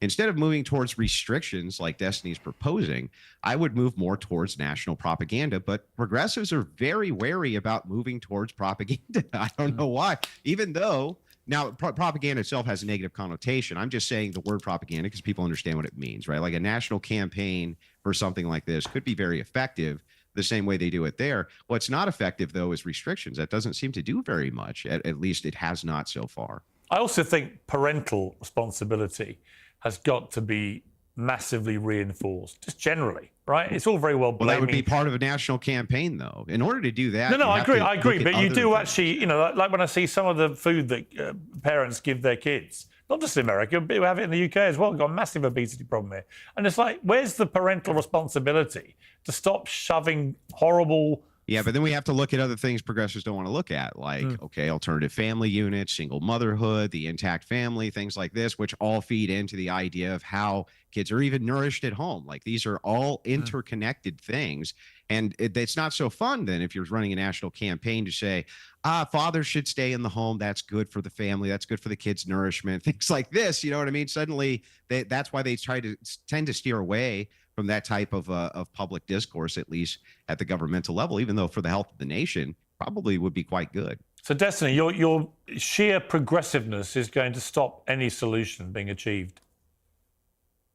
I'm a deeply unpopular person with a variety of people. I have no problems talking about attacking a particular problem from a multitude of angles. I think that you can talk about what goes on in the household as well. However, I think that the culture, writ large and what's available is also a really challenging thing to deal with. If you've had a kid and that kid is going to school, the thing that makes that kid want something more than anything else isn't just something being available. It isn't just, someone on the internet offering it. It's when other classmates have that thing. As soon as you start hearing, hey, Bob or Jane, their parents let them do that, or they have this thing at school. Well, now all of a sudden you're competing against all of the other kids in class. And then these types of pressures when your kid is outside of your supervision are almost impossible to overcome. One thing that is kind of irritating, I guess, is I feel like there was a big push to have kids eating healthier in schools a while ago, but everybody made fun of her for it. It was led by Michelle Obama when it came to making healthier foods in she schools was and right. high schools. I agree. Yeah, and it seems like Republicans lit her up like crazy for that. And I don't know. I think that, we can talk about healthier food in the household. We can talk about healthier food at schools. Like I think that everybody should be on board with it because things like obesity, being overweight is one of the worst things that you can do for your health. Yeah, it's interesting. I was out in Saudi Arabia a couple of weeks ago, and they've got a national campaign to get people out doing exercise 3 times a week. And they've got a very We are going to be instituting a national campaign to get people to exercise more. We are now going to let women go outside without their husbands, and we are going to let anybody chase them. So that way, women can go outside and get exercise, and men can get exercise by chasing and beating and raping women. Oh my God, Saudi Arabia. very young population, like 70% are under 35. And it's been very popular, and as a result, more and more young people in Saudi are playing sport, for example, than were ever playing before. And that we is also a have physical education standards here, Piers. We have physical education standards set down by the government here for years, and those were rolled back due to the idea of fat shaming, due to the idea of my kids can't do this, which is all bullshit. Et cetera. I agree. It's all bullshit. And the thing is like that's what I'm talking about when we're talking about national campaigns for this. We can bring in exercise standards. We can bring in enforcement mechanisms for those standards starting at a young age. Destiny makes a good point. It is valid that if you're in school and you're a kid and the other kids have donuts, you're probably going to want a donut. You don't want to eat your broccoli, right? But there's an aspect of social shame that happens with patriotism and aspects of social campaigns and culture that can be actually done from the top down that we see in other nations, including what you're talking about right now. Just something as basic as, okay, physical education, now we're going to actually start taking it seriously. There's 2 hours of it a day instead of just the 30 or 40 minutes of you throw dodgeball at each other, right? I think that these are very valid things that we should look at. Yeah, I agree. Let's turn to feminism. So Donald Trump has been lauded as the great new feminist of the United States. This comes from his executive order banning trans athletes in women's sport. Let's take a look at him surrounded by grateful women and girls as he did this. If you'd like to gather around me, I think I'm going to be okay. Come on. Come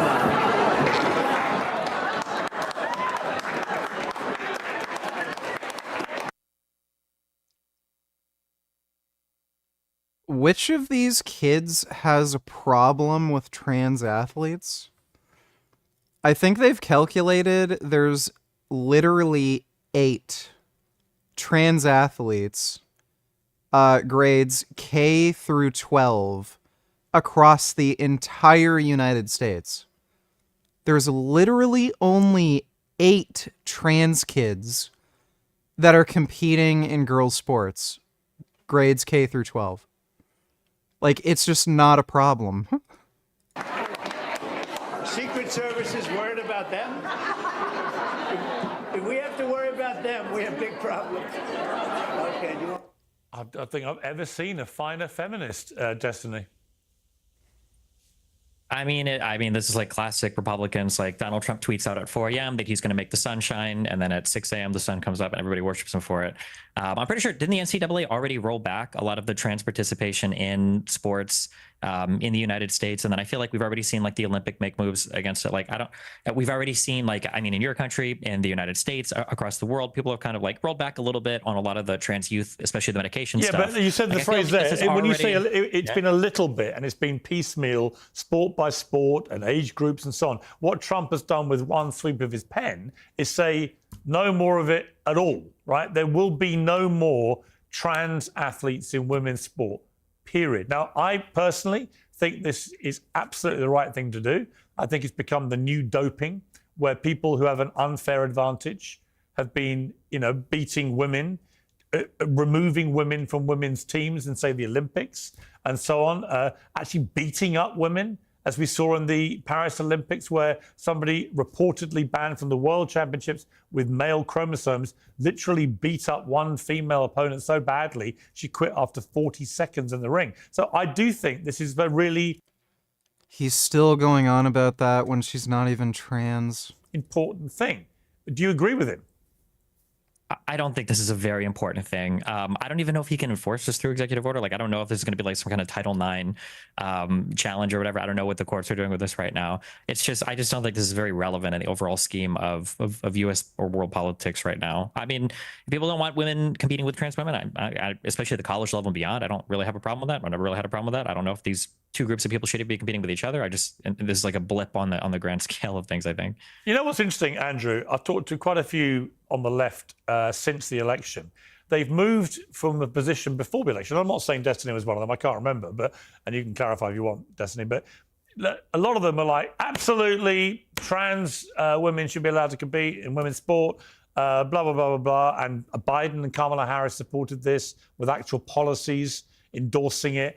And now the position is, you know what? Nobody cares. It's a thing. I don't have a view. I don't have a view.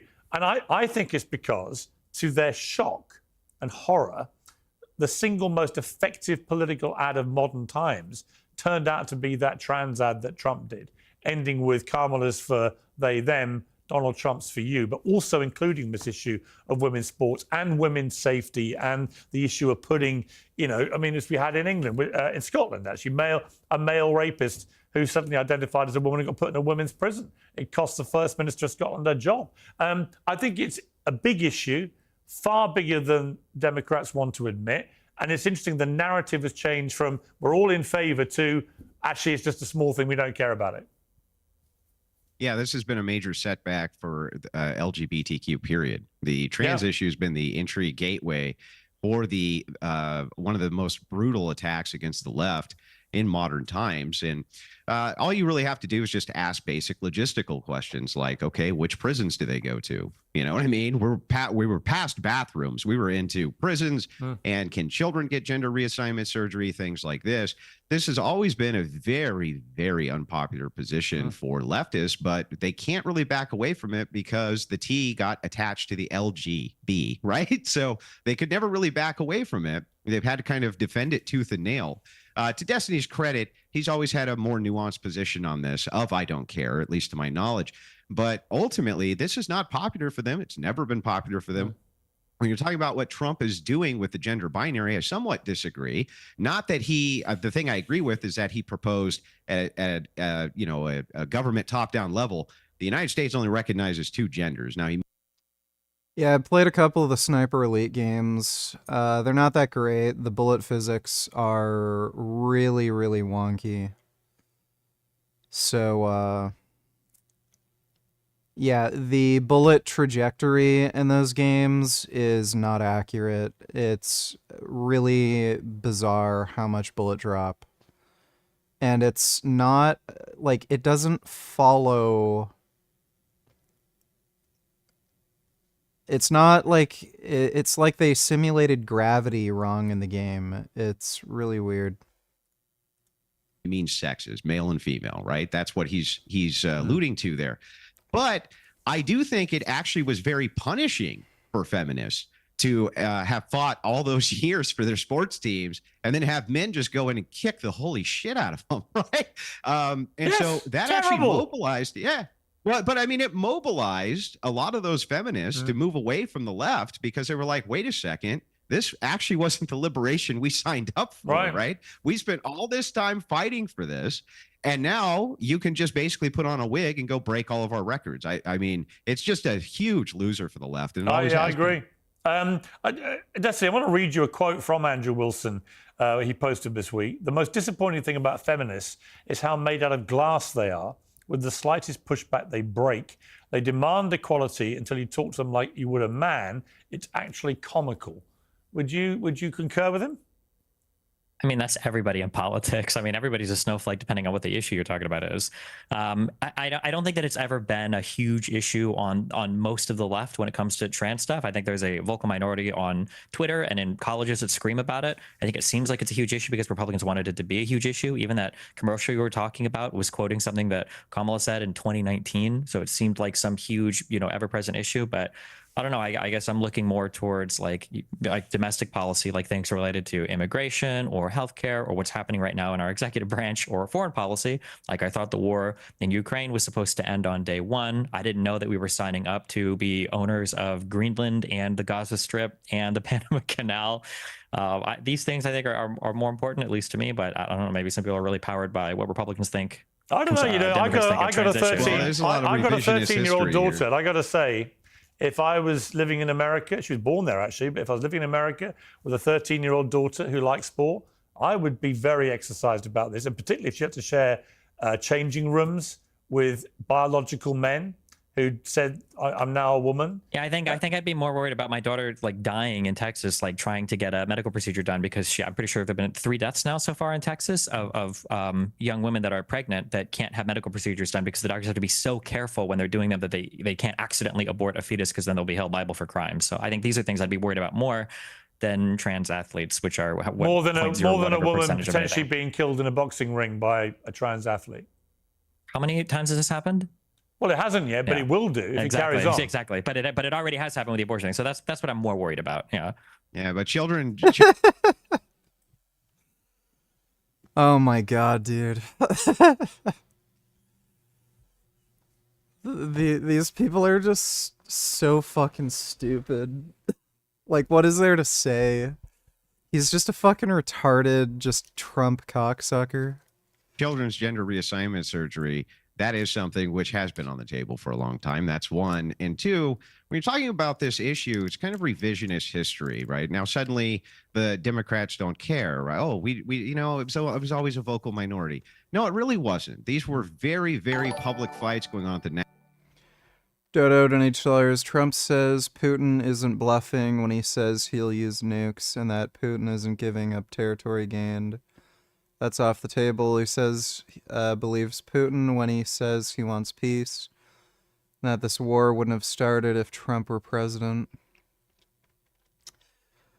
Well, those are very stupid things to say. Thanks for the donation, Dodo. National level. And the reason is because this was a moral question. We're talking about a moral question from the viewpoint of the Christian right, which most right-wingers are Christians. You're actually assaulting their religion. You're assaulting their idea of what moral grounding even is. So to them, it's a huge deal. For Destiny, who has a completely different moral prism, it's really not a big deal, right? He doesn't really care about it. It's not that important. But to the average person, at least to the average right-wing conservative who's a Christian, it's a huge deal. The assault of the moral foundation is something they're going to take issue with. It's going to be one of their top priorities. So it's a say. I hate shaving with a safety razor. Such an annoying chore. What do you think I should do? I wanna be clean shaven all the time. Do you think electric shavers are okay? Yeah, get an electric shaver. They shave your face very smooth. It's almost as good as a straight razor. And they're also better for your skin. So yeah, if you want to be clean shaven, then get an electric shaver. Thanks for the donation. I hate shaving.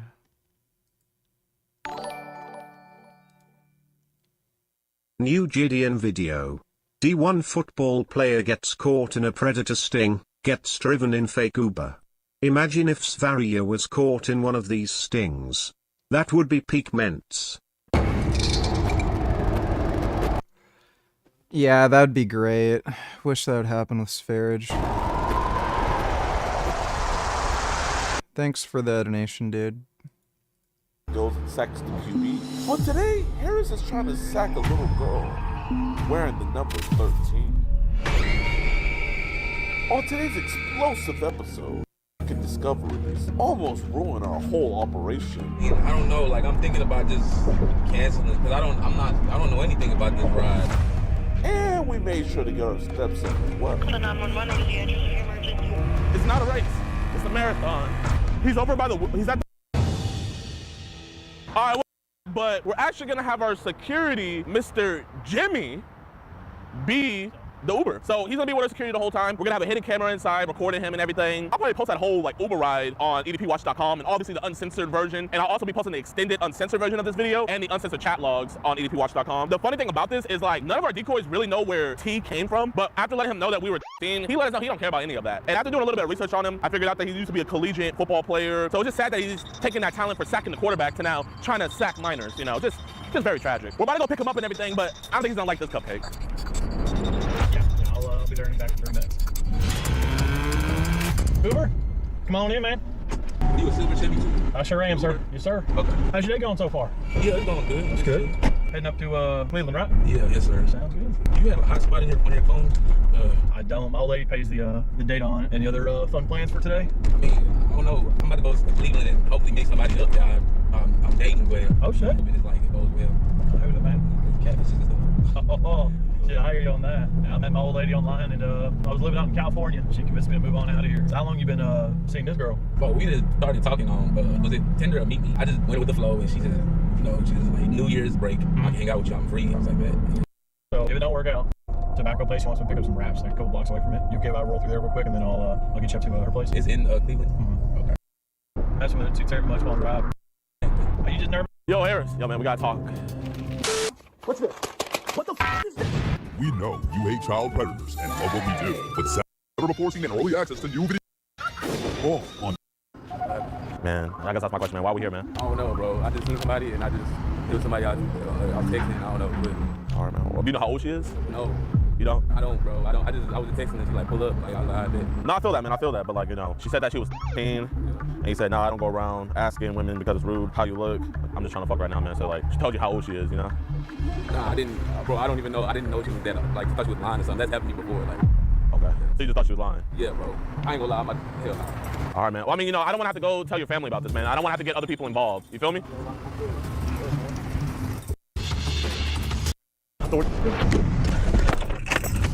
I can hear the black dude. Oh, he's running from police. Check the bathroom? Where's the bathroom? He went down this way? Jimmy, come here. I believe you, big dog. Yeah. We just why'd you run from her? I'm getting followed. Listen, man, we just Scared as hell, the camera dude, what? This is for our protection, man. You're a big dude, man. I don't want to do nothing. I don't want to do anything. What you're talking about. Okay, but man, did you know that she was you? No. It wouldn't be a good idea around time. Bro, I didn't know she was, oh my gosh, I did not know that was her, bro. We see, stop. He's right there, you want to talk? Yo, man, I just want to talk to you, dog. Listen, you're not gonna talk to 13-year-old girls anymore. Just tell them you're not gonna talk to them no more. I don't know what to talk about. Okay, go ahead. This is for safety now, man. I'm sorry. Y'all can stay with him. Okay. Okay, we gonna go out. He gonna handle him. Y'all wanna make a report of this? Yeah. So you can't record in the store. Ma'am, do you not see there's police here? This is way bigger than what you're talking about right now. Okay, but your policy is more important than this is way more important than other people's policy. I'm sorry. Hello. Hello, how you doing, officer? We can go outside. She's kind of being a Karen. I don't want to disrupt the lady. I'm cool to be in here? Okay. You're in a public place, I don't care. Okay, so this gentleman right here, he just had what he believed to be a 15-year-old girl Uber him over here. As you see, we told him that we're I don't mind, just trying to sent multiple images of his genitalia. Okay. All we did was just talk to him, and then he proceeded to run. That's when we just let you guys know. Right when we got here, the officers came here. That's all. Okay. Now we just step outside. Like I said, yes, sir. Make sure there was no immediate threat in here. Yes, sir. Walking outside. Listen, man, you're good, man, but you're not gonna talk to 15-year-old girls anymore, right? No. Hey. Let's walk outside. Okay. I don't want to talk. Yeah. If it wasn't for you, Eric, we wouldn't have kept up with him. God's work, man. My brother, man. You should have talked to him for it. You were working, man. I was like, man. No, you're a real one, man. Thanks for the call out. Appreciate it. Yeah, of course, man. That's that ass. Oh, man. I had that man chatting the whole time. He was chatting? Yeah. What did he tell you he was coming up here for? Girl he's dating. A girl he's dating? Wow, yeah, that boy's stressing. He's not to ask someone to come pick him up. What's up, my man? Man, you gotta get some. I didn't think I was gonna be running, man. I thought we were gonna have a conversation. Out of control. Anyways, I just got with our lead investigator. Okay. He's gonna look into everything, but this time I don't have enough to make an arrest. Okay, even with the chat log? I mean, according to him, he's saying we don't. I have to unfortunately let him go. He's already on bond, supervised bond. Really? So whatever the case the initial report. Oh my God. I'm still going to take everything from you. I want to get that flash drive so I can follow. I can actually give you all a ride to Birch Brothers. Yeah, I appreciate that. He's free to go, but I mean, he don't got a ride to go, and he don't have service. Free to go, man. Free to go. You want to ride, man?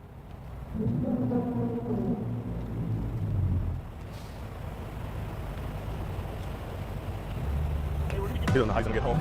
I'm not gonna lie, I'm used to this. Dang, he's really asking for a ride.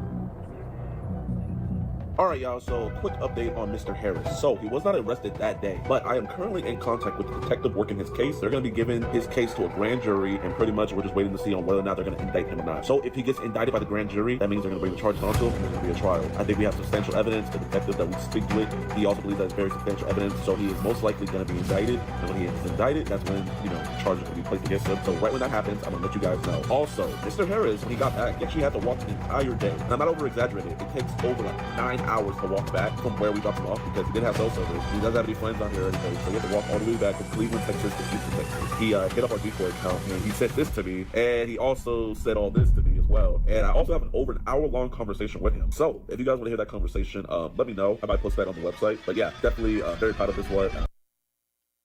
Dude, that is insane. He traveled from Cleveland to Texas to meet a 15-year-old? Or 14-year-old, however old the, claimed this woman's age is. That's crazy.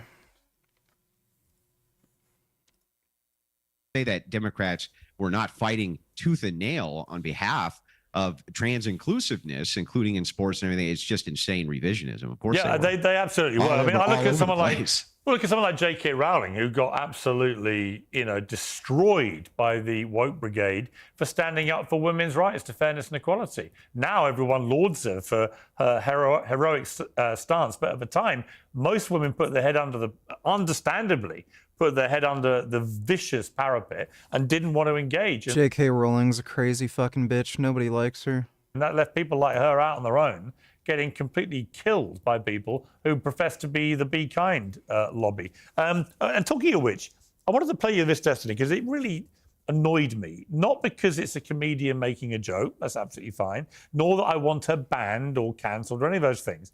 Just about the blatant hypocrisy of what we're about to hear. This is Chelsea Handler talking about Melania Trump. I am your DEI host, Chelsea Handler. It was a huge year for biopics, a complete unknown about Bob Dylan, about Maria Callas, and Honora about Melania Trump. Now, Destiny, what she's doing there is calling the First Lady a hooker, okay? She's perfectly entitled to say that. But she would never have done that joke, and nor would any comedian have ever done that joke about a Democrat First Lady at an award ceremony. Ever. So my question is, are the Democrats, again, is it one rule for them, one rule for everybody else? And before you do the Republicans do other stuff, I know they do. Like, by the way, Republicans accuse everyone of being like a pedophile or a groomer and shit like that. So, who the fuck cares? And it just seems to me she would never have done that. And nor would any comedian if it was a Democrat First Lady. I so don't care. I mean, like, what is the question? Was the joke too mean, or would she not have done it towards a Democrat? She probably wouldn't have done it towards a Democrat because those types of people all tend to lean left. That'd be my guess, right? The same way that if it was any right-leaning comedians, they're probably not going to go super hard on anybody on the right. I mean, that seems pretty obvious. If you're asking if it's a mean joke, I mean, yeah, it's a mean joke. Lots of people tell mean jokes. I don't know what kind of... No, it's not about the mean joke. Well, I think it's not really a joke. It's just calling the First Lady a hooker is just vile. Okay, the majority of... I hear a ton of conservatives right now that say that Michelle Obama and the wife of the French Macron are trans. Trans. I'm pretty sure that's Candace Owens. She said I would stake my entire career on Macron's wife being trans. That's so not a ton of conservatives. I don't know. Sure, that's not a ton of conservatives. Do you think J.K. Rowling used a ghostwriter for Harry Potter books? I never got the impression from Dumbledore that he was gay. It seemed like something she made up. Also, it seems in interviews she doesn't understand many philosophical concepts in her books. I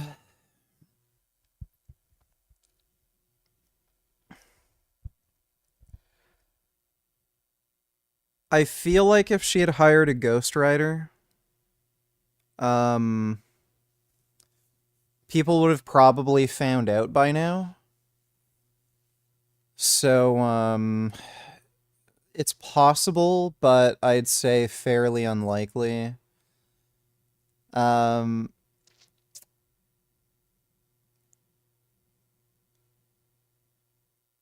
The weird thing is people can come up with storylines that are not deep to them.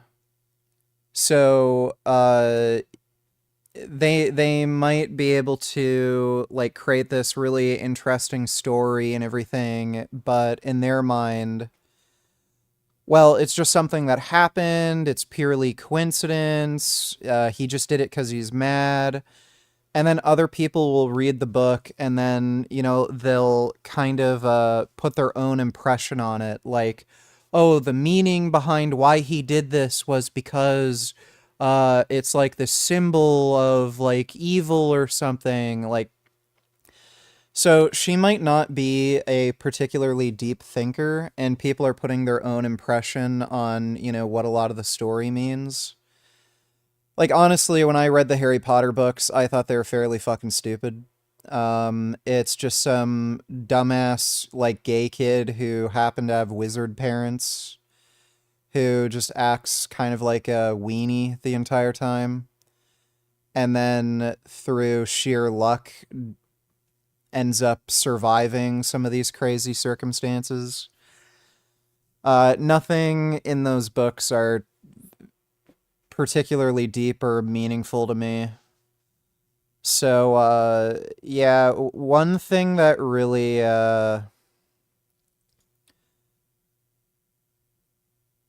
one really interesting instance of this was that Nicolas Cage movie. What was it called? He was a narco cop. What was it called?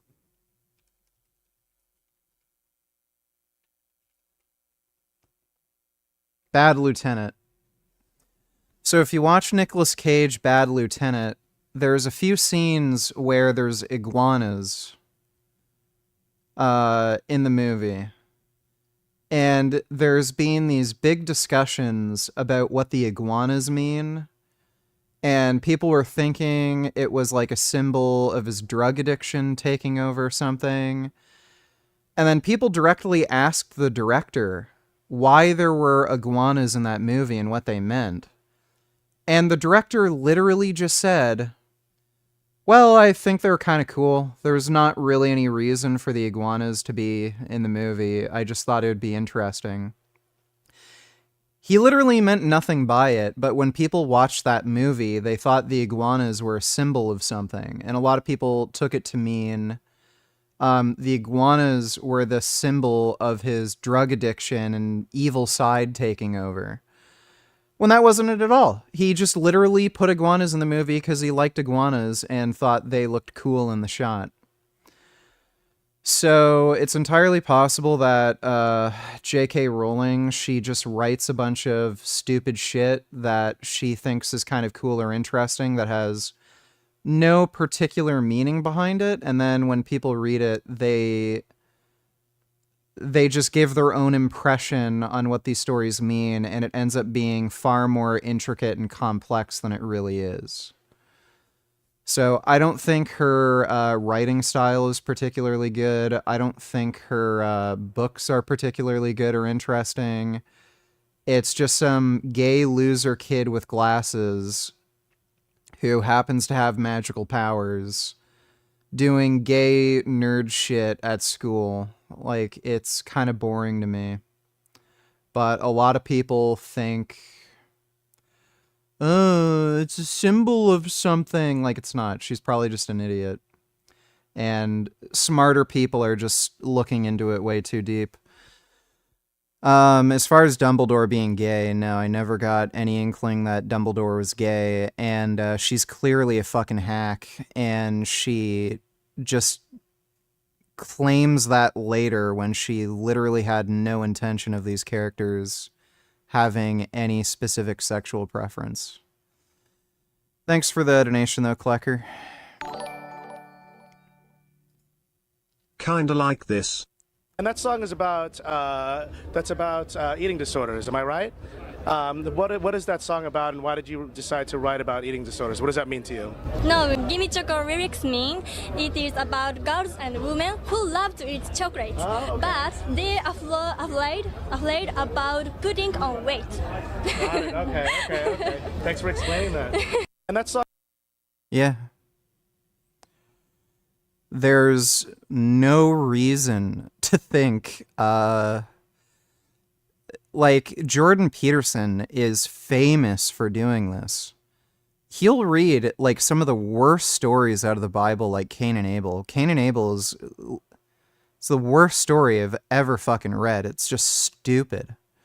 And then he'll say, oh, it's the most deep, intricate, amazing story ever made.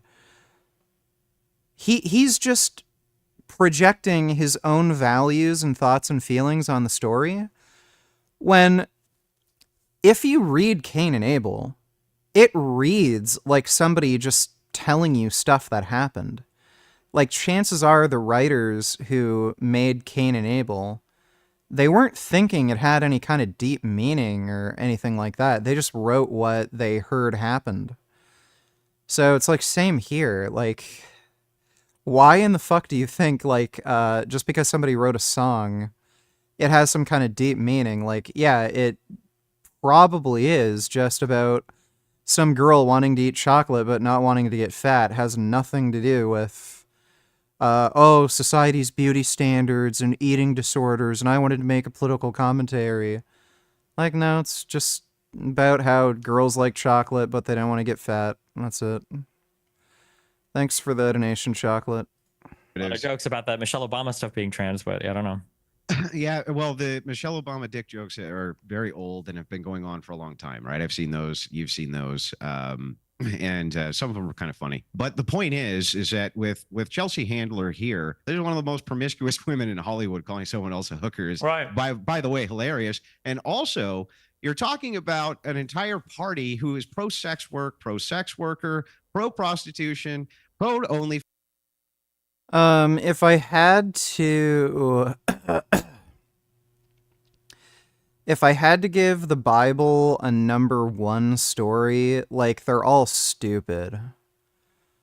Like, if you actually read the story itself and you don't watch a movie about the story or anything, the actual stories themselves are all retarded and stupid, terribly fucking written. They all have numerous authors. They've also been translated from, like, 3 different fucking languages. So they're nonsensical, stupid, self-contradicting. People do things that, like, clearly never happened, and it was like an alteration made later to make some other thing make more sense, but then creates, like, some other problems where it's still stupid. But if I had to give, like, number one story in the Bible, probably Exodus. Like, they're all just ridiculous, stupid nonsense, though. Fans does everything it can possibly do in order to enable those things.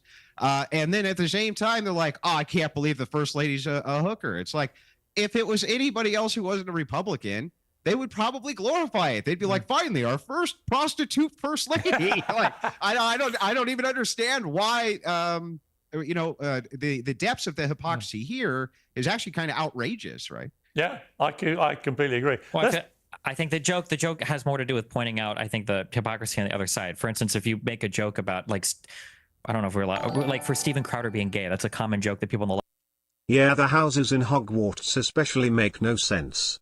Somehow there is a house where all the alt-right Nazis get put into and no one bats an eye, and all the good guys get put into this cringe good guys house. Gryffindor. Rowling is deaf worse than Tolkien. Nothing anybody does. Nothing anybody does in Harry Potter really fundamentally makes any sense. Everyone just acts like a retarded bitch. Like, it's so strange. They have magical powers. There are so many instances where they could have just used magic to deal with some of these, like, interpersonal problems. Like, every action scene where, like, Harry has to fight off an animal or something, it's like, he has magic, he's fine. Like, it's just so stupid.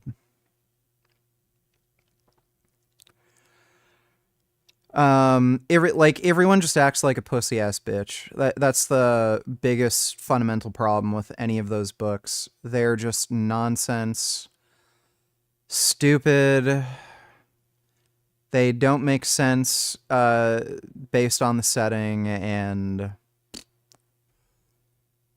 like one of the best examples was that teacher who was a fraud who stole other people's ideas, and he'd use that amnesia spell on them to take credit for what they did. I mean, you can use magic to force people to tell the truth in that universe. So why didn't anybody do that? Like if somebody was hiding something from you, use magic on them. It makes no fucking sense. So yeah. Whenever you introduce magic into a story, she didn't establish any clear rules for the magic. So, yeah, nothing anybody did made any sense, and they could have easily solved all their problems with magic. But thanks for the donation, Klecker. Left to make. I don't think the joke is, haha, you're gay, so that's bad. I think the joke is more, you hate this thing and you are this thing, which would, my guess is going to be, I didn't see her whole performance. I don't even know the movie reference she was making, but that's probably the joke, is that you guys hate prostitutes and you are a prostitute. You hate gay people, you are gay. It would be No, something no, like that wasn't the imagine. joke. That wasn't the joke. She's just basically No, not in context. she's calling Melania Trump a hooker because she wants to imply that she's actually a hooker.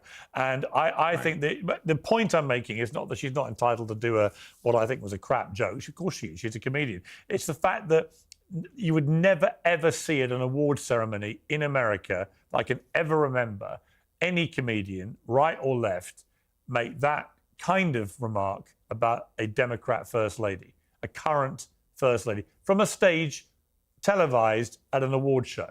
That's the distinction. I haven't seen every award show, but like, didn't Stephen Fry do a couple of really brutal award shows where he was like throwing it out to almost everybody? Am I making this up, dude? Well, he's English. Okay. All right.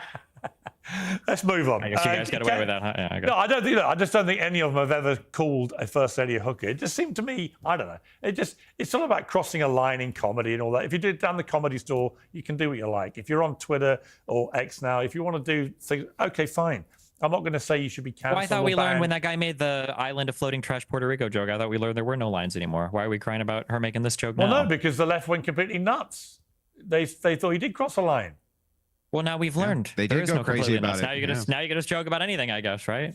We're all in that Well, world you now. should be able to joke about everything. Yeah, It doesn't sure. make- I mean, but doesn't- we doesn't- can also joke about her being one of the most promiscuous women in Hollywood, and that she's speaking out of both sides of her mouth here because she's. CDG donate tellers, hey Richard, happy Valentine's Day. Well, thank you, CDG. Happy Valentine's Day to you too, and thanks for the donation.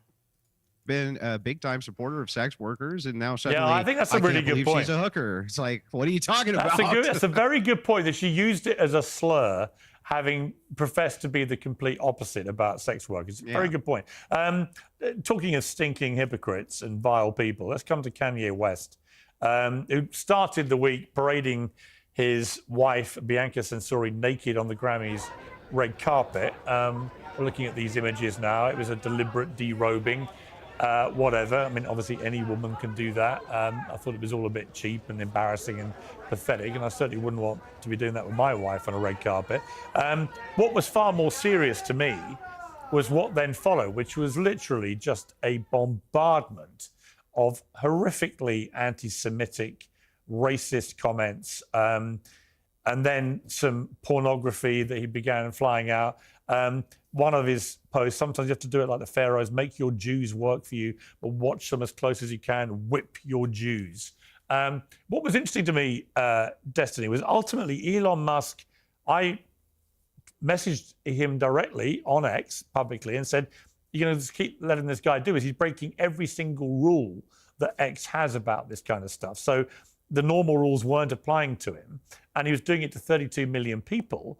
So the free speech argument is one thing. Actually, the X in-house rule book is another that wasn't being applied. So it seemed to be one rule for him, one rule for everybody else. But secondly, it was clearly, in my opinion, when you start talking about making Jews your slaves and whip them, you are actually now committing a crime. You're inciting actual violence against a group of people. That is a crime. It's not protected by the First Amendment. But what was interesting was Elon Musk only intervened and shut down the account for the NSFW pornography, which was completely legal. So, you know, inciting people to violence against Jewish people was not considered to cross a line, but actually posting legal pornography was. I thought that was an interesting contradiction. What did you think? Yeah, I feel like Kanye West to me, it seems pretty sad because I feel like it's pretty obvious that he has mental issues relating to, what is he, bipolar or whatever? So I don't know if he has these manic phases where he just starts going crazy, and I don't know if he either surrounds himself with yes men and fires everybody else, or if there's just a bunch of people like the Candaces in the world.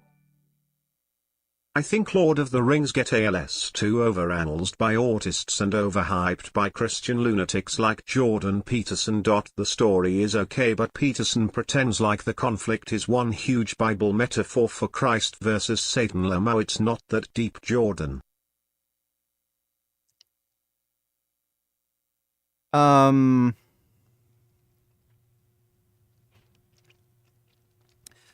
What I heard was Tolkien had planned to do more books after Lord of the Rings. And immediately after Frodo and Sam have gay sex and kill themselves at the end of the book, the evil guy, Sauron or whatever, he goes and burns down the whole Shire and kills everybody there. That's what I heard. So if that's the case and he had planned to do more books, that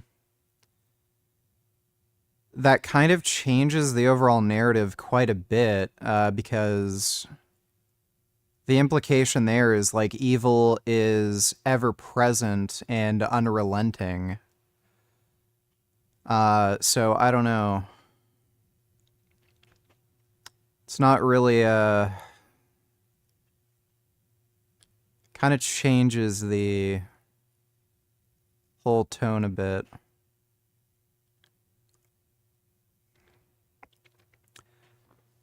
I don't know. Who cares? The Lord of the Rings books were fucking boring. Like, they just were. They're not that great of a read. The Lord of the Rings movies were good, but yeah, the books were pretty boring.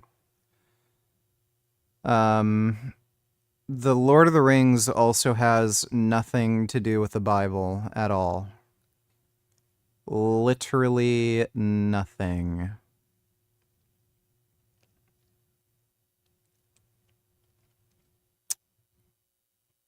I don't know how they could possibly be related. If anything, they're kind of antithetical to the Bible in some ways. Like, the interesting idea Tolkien had was you have these hobbits that are sort of dragged into these conflicts, they're pretty incompetent. Like, they need help from all of these people to get anywhere. And they're sort of dragged along in these stories in a lot of ways. And that was especially the case in The Hobbit. So, like, when you look at all these biblical stories, you have, like, God, you know, commanding these, you know, specially anointed people to do things. So, like, Noah is, like, the most wise and, like, good man on the planet, and God tells him to build the ark. Or, you've got Moses. Like, there was nothing special about the hobbits. They were just these random midgets that lived out in the fucking middle of nowhere. And there's just this band of people who kind of sweep them up in this whole drama, and they're kind of forced along this path. Nothing sounds biblical about that at all. I don't see any parallels with Lord of the Rings and the Bible. There's no story in the Bible that is in any way similar. Thanks for the donation, though, Klecker.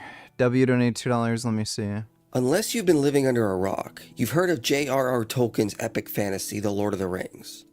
Ever since Peter Jackson's trilogy, the story has grown even more popular, and since then everyone has been trying to capitalize on this franchise. Recently, Amazon Studios purchased the rights to Lord of the Rings and released a series based on the novels called The Rings of Power, which is a story supposed to take place in the Second Age and long before the events of Lord of the Rings. The show is visually stunning, but it has received poor reviews from audience members and Tolkien fans like myself, and this is because of two underlying problems. First, the writing was poorly done. The story is filled with plot holes that disconnect you and leave you confused as to what is going on. Characters are supposed to drive the plot, leading to character development. But in Rings of Power, the plot just happens for the most part, and the characters have to react, and sometimes in ways that do not make sense. But there is a deeper problem that people are missing. You, like many others, may watch the series and feel that something is off. It looks like Tolkien's Middle-earth, but it doesn't feel like it. Sure, Tolkien fans have been quick to point out all the lore inaccuracies, and I wholeheartedly agree. But there is a deeper problem that the show creators imbued in the writing that you sense but can't put words to. And it is that the show creators have rejected Tolkien's philosophy. When Tolkien wrote, he imbued in the story's deep philosophical truths. Feminism. That were easy to digest through the medium of narrative. This is the lifeblood of Middle-earth, and it is what makes Lord of the Rings a masterpiece. The philosophy of Tolkien drives the characters to act as they do, which in turn drives the plot forward. And this flow is missing in Rings of Power. In the show, the good guys like Galadriel and Elrond no longer act as if they're working from Tolkien's philosophy, and instead at times seem to be operating from the philosophy of Tolkien's villains. What Tolkien would have deemed as evil, the writers of Rings of Power deem as good. This is a fundamental problem with the show, and why you feel that something is off. First, we need to dive into the highlights of Tolkien's philosophy. What were the life lessons Tolkien wanted us to get from his stories? Peter Kreeft said, "Critics say Tolkien's fantasy is escapist, unrealistic, and irrelevant to modern social problems. The problem is exactly the opposite. It is far too relevant for the critics' comfort." Tolkien, of course, said he wrote for the encouragement of good morals. He also said Lord of the Rings is essentially a Catholic work, and it is about God and his sole right to divine honor, which tells us Catholic themes and messages.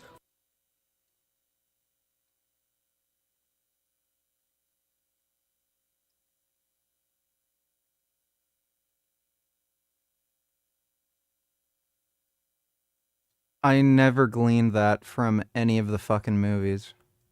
Are woven into his story, both consciously and unconsciously. Tolkien was also a traditionalist, and he prized order and chivalry. Men and women are equal, but are made for different roles.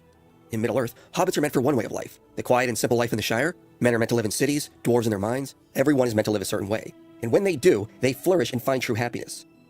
Happiness is not about choosing your own path, or bending the world to your will. True happiness for Tolkien is fulfilling your designed role in the world. Let's go back to the beginning. Beta male cuck logic. Nope.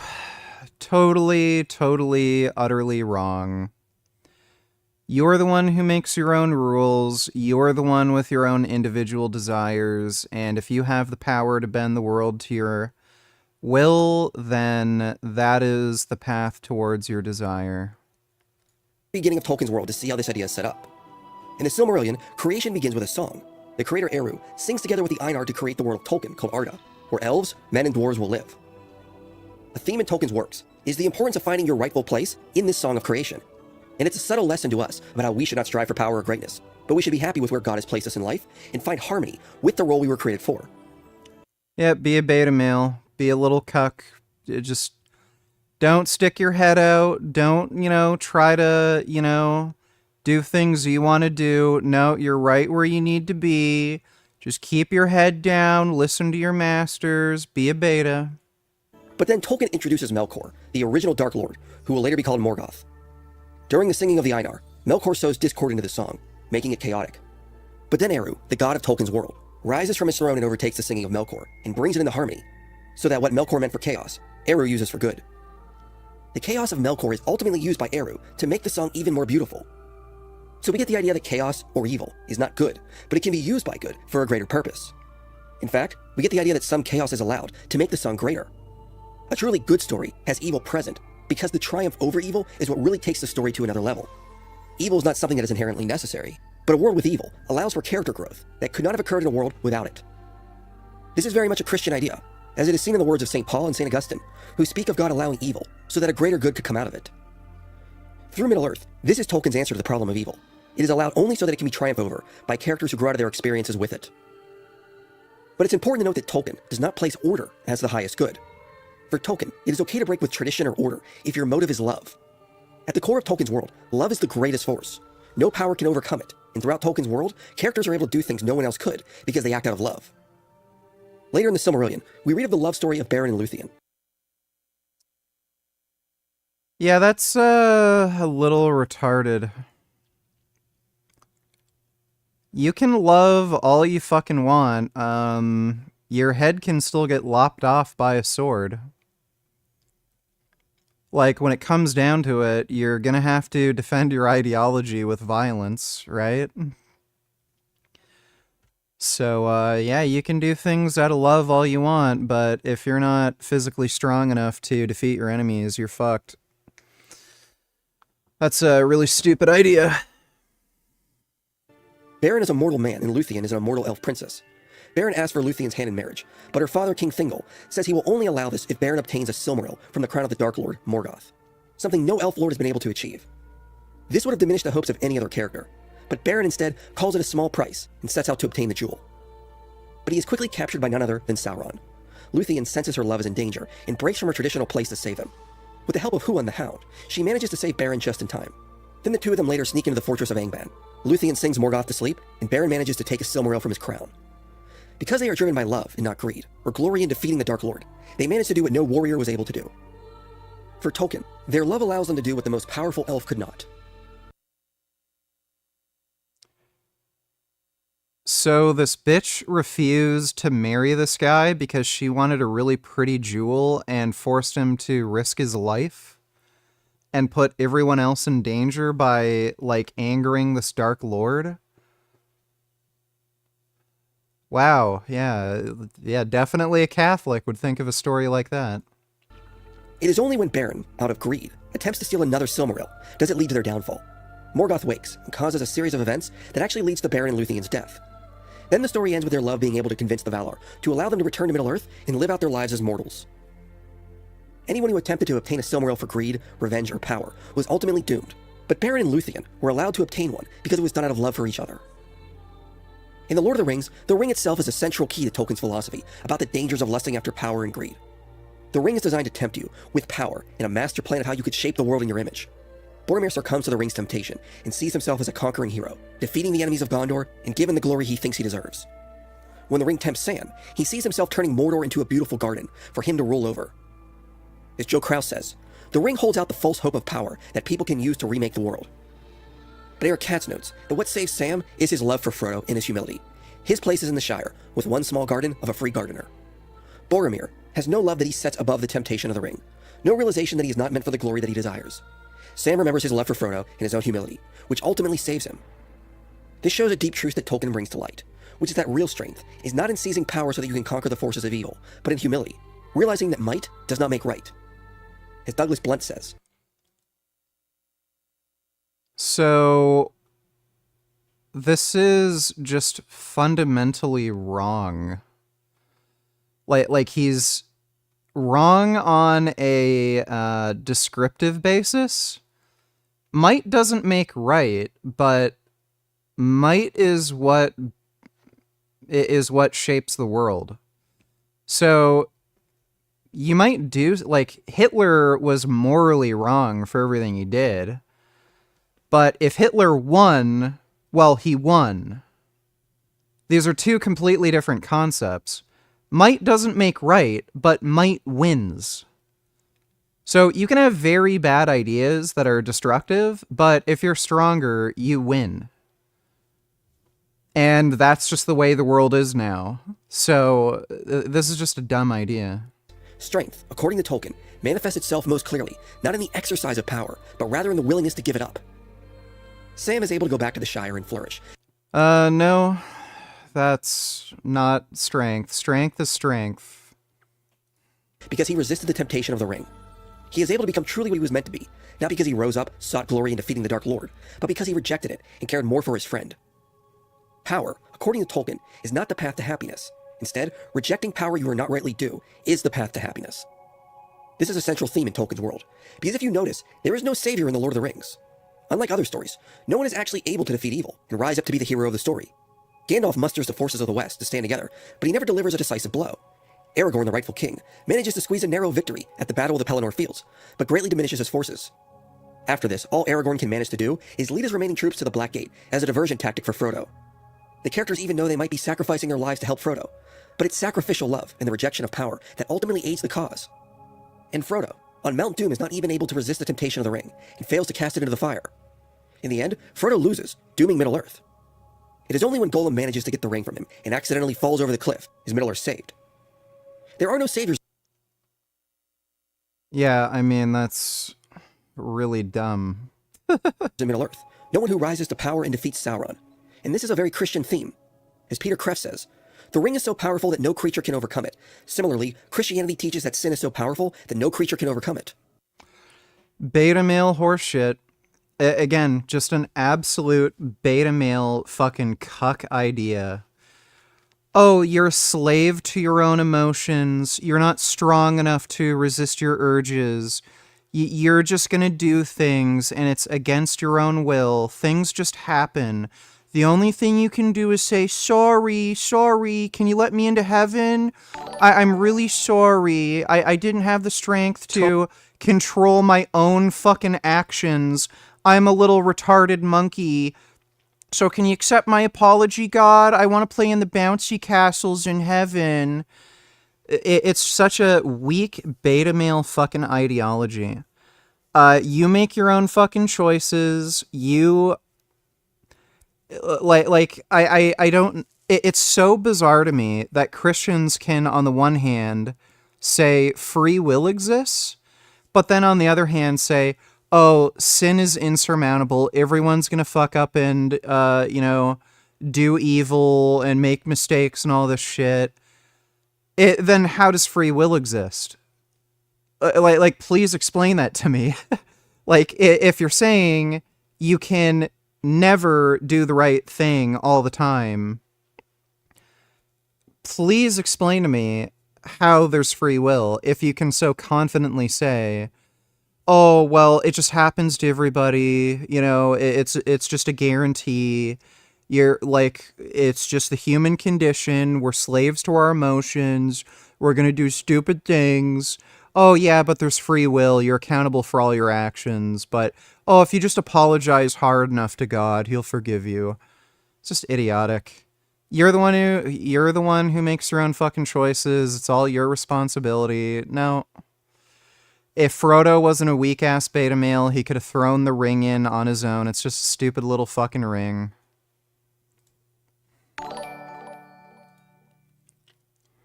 Comedian can't take getting heckled and cucked, crowd cheer her on.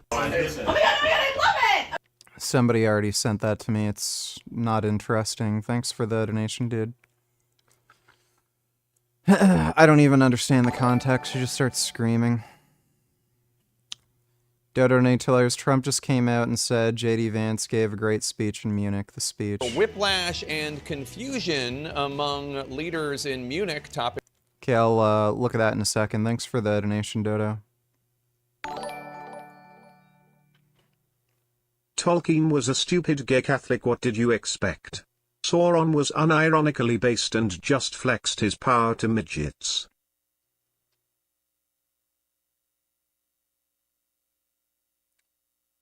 Yeah.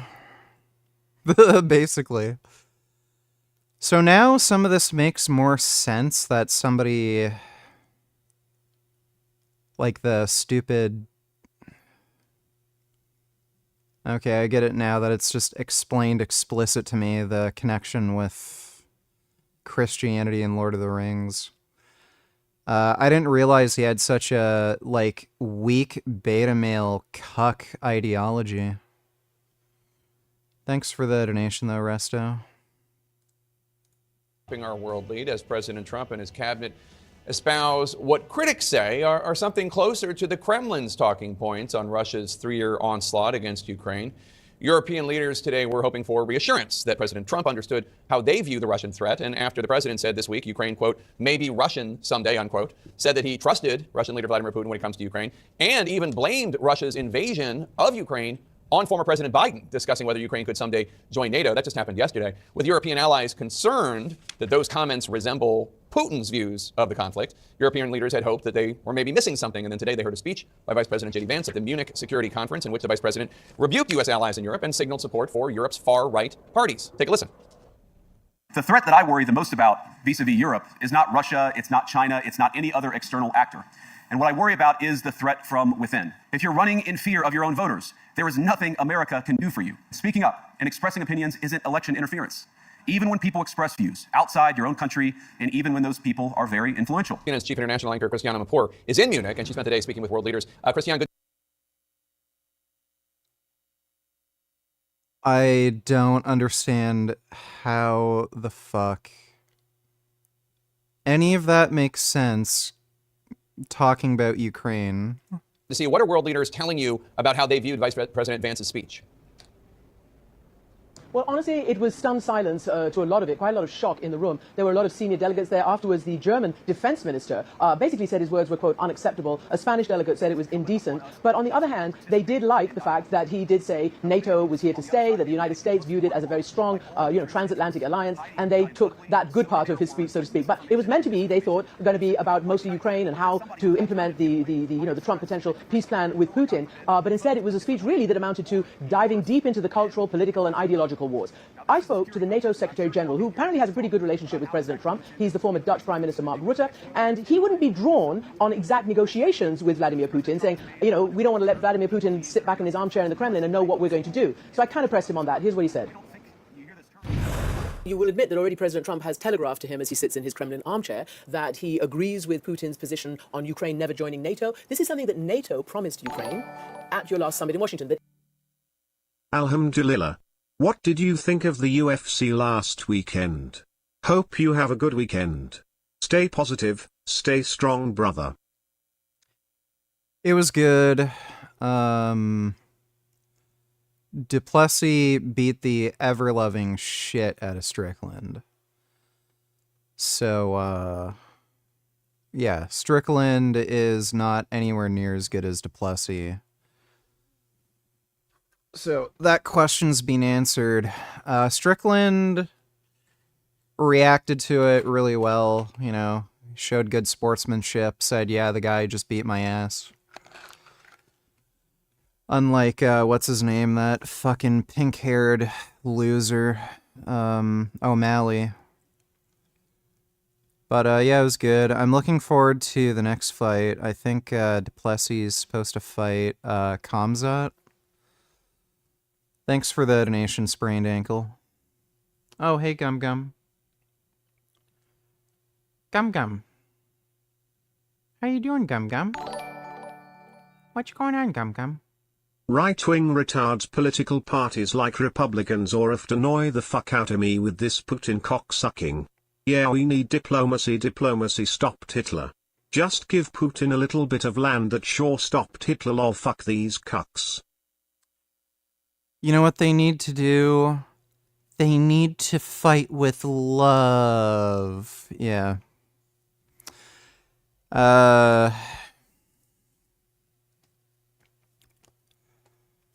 You solve the issue of tyrants and bullies by killing them.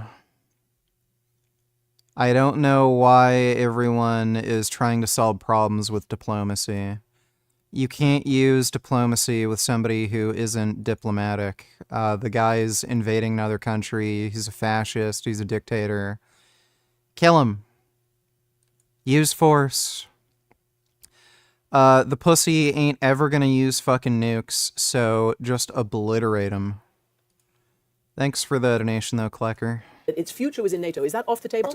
President Trump, when he was campaigning, also had some clear statements on the same issue, so you cannot be too surprised. And as you said, indeed today there was a clear statement from the White House and others that all options are on the table, and I am just pleading for a situation where we try to really make that part of the negotiations, whatever will happen. And then the key issue is how to make sure that he will not try again, that you will not have a repeat of what happened, as you have covered in 2014, 2015, which was a total failure.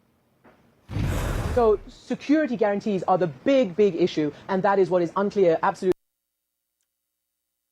Well, Trump and Vance are fucking retarded. What do you expect? What actually defeats Sauron in the end is divine providence, which Tolkien even says in his letters, stating Frodo was just an instrument of divine providence. The real hero of the story, according to Tolkien, is God himself, who acted through providence. Gandalf tells Frodo the ring. Please explain to me why God allowed any of this to happen in the first place if he was just going to solve everything himself anyway. So you're telling me God allowed some horrible evil to murder millions and millions of people, these goblins and orcs and shit, like tortured, raped, murdered millions of fucking people, just countless fucking deaths, and then God at the very end said, oh, okay, we're done now. I've had my fun. This was all a really good game show for me, but it's over. Okay, bad guy defeated. Okay, go home now. Like, that's the idea? Oh my god, that's idiotic. I never knew Tolkien was such a, fucking bitch. Ring did not intend to be picked up by Bilbo, but there are other powers other than evil that are at work in the world. Bilbo was meant to find the ring and pass it on to Frodo. Gollum was meant to be spared, so he could be Divine Providence's final blow in defeating Sauron. As Thomas Hibbs says, Gollum is, as Gandalf had predicted, an unwitting instrument of Divine Providence, but he manages to serve this role only because Frodo had earlier recalled Gandalf's words, and taken heart his plea for mercy and patience. The real hero of the story is not any of the characters, but God himself, who designed in the beginning, at the Song of Creation, that evil would ultimately be triumphed over, the same theme we read throughout the Bible. The lesson I believe Tolkien is trying to tell us is that we need not fret about the evil in the world, because God has already designed it so that it will be triumphed over. Oh, okay. Hitler's killing all the Jews and invading? Oh, don't worry, guys. God'll take care of it. Don't bother fighting Hitler. Divine Providence. Evil's gonna be defeated anyway. Whatever.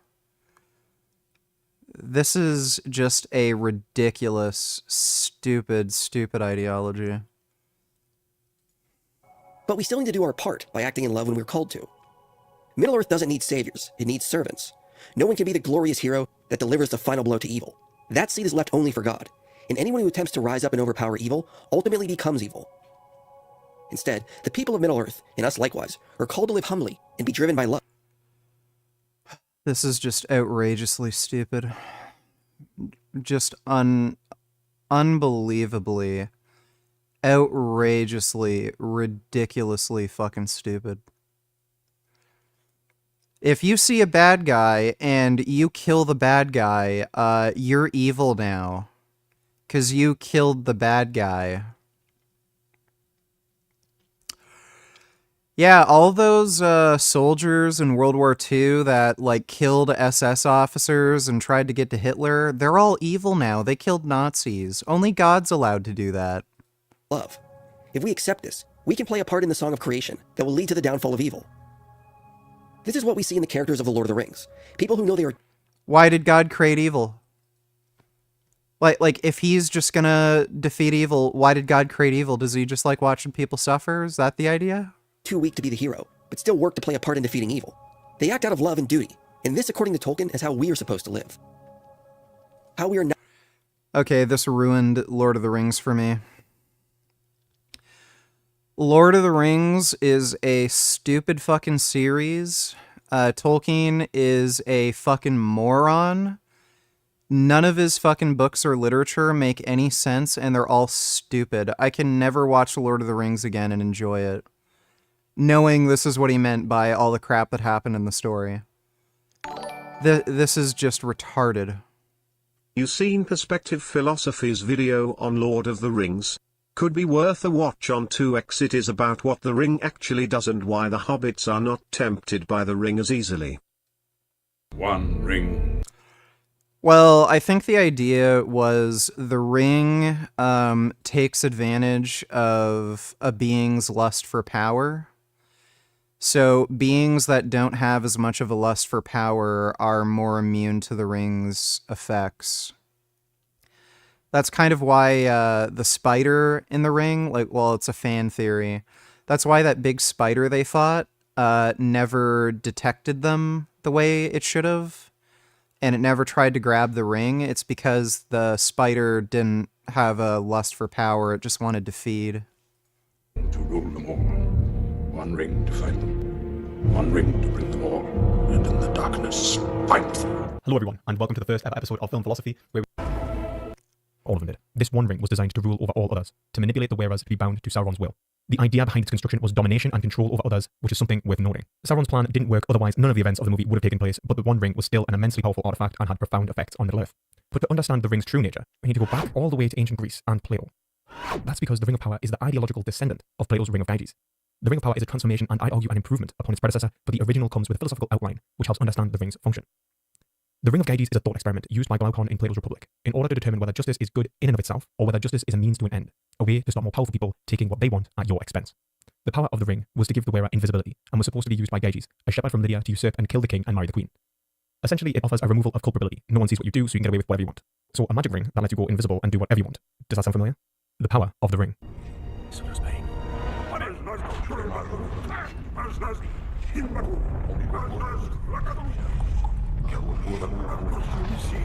Some of you might think the power is clearly invisibility, but that's where you're wrong. Well, kind of. Invisibility is important to both stories, otherwise it wouldn't be in there. But the power of the ring is not in what it lets you do, but in what it lets you think you can do. Glaucon even shows the true power of the ring when he says, no man can be imagined to be of such an iron nature that he would stand fast in justice. No man would keep his hands off what was not his own when he could safely take what he liked out of the market, or go into houses and lie with anyone at his pleasure, or kill or release from prison whom he would, and in all respects, be like a god among men. Then Glaucon even says, the actions of the just would be as the actions of the unjust. They would both come at last to the same point. What Glaucon affirms is that justice is only a means to an end, though, that we are simply not strong enough to overpower the will of others. You want to take someone's house? Well, they don't want you to take the house, so it could end in a blood feud. Or you end up living in a society where someone will come and usurp you from your throne, or whatever it may be. Justice prevents harm done to you just as much as it prevents you doing harm to others. And I would argue that Tolkien's description of the One Ring and the events of Middle-earth. W don't need $2 to bait him.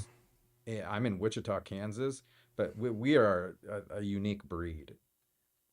We have what's called stewardship, and it was just released an article, we have the highest percentage of diocesan priests. Proportionately, we pump them out the most. But yeah, I mean, it just depends on where you are.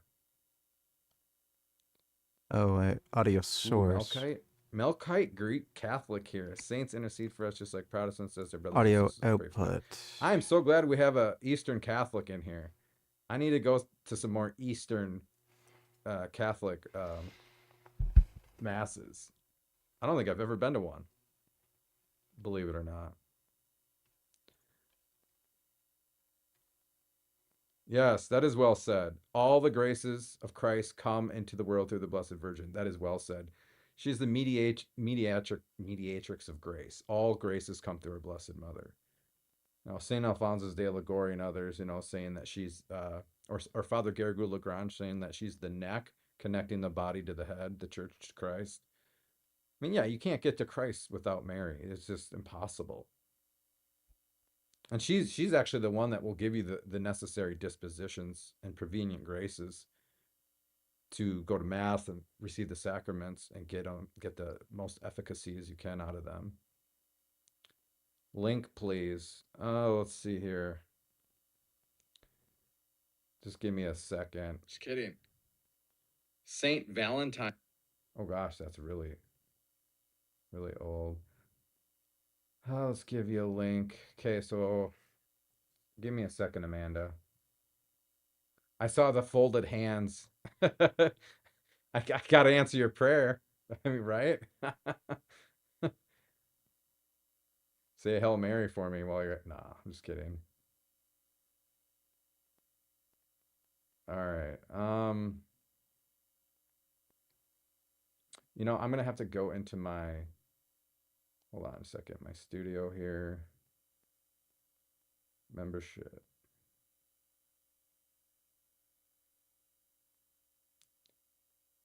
Okay, here we go.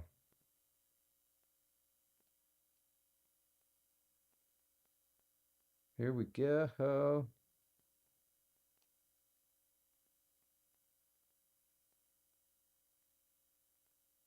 Hold on, guys. I'm just trying to help our friend here. Is it Amanda? What just happened?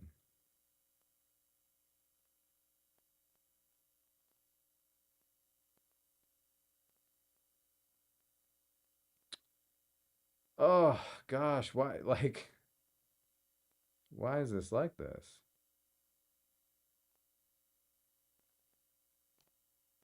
Okay. Guys, is anyone able to, on one of my, like this live stream, go to the page, the YouTube page, and next to subscribe, does it show membership? Gosh, this is frustrating. Help a brother out.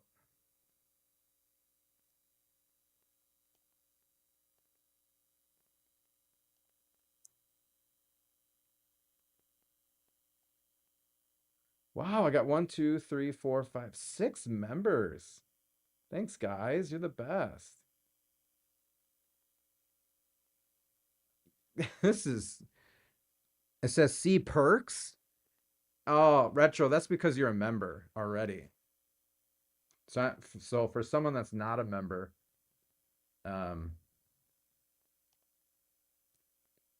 good gravy. I tell you.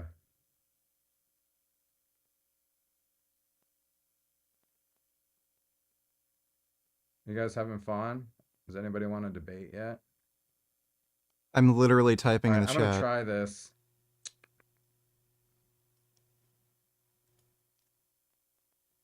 What is wrong with There we this go. guy? I got it.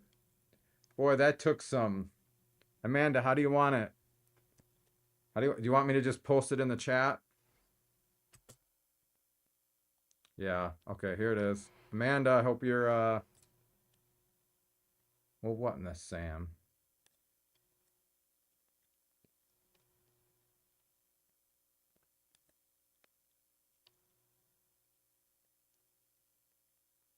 Why is it not letting me? What in the Sam?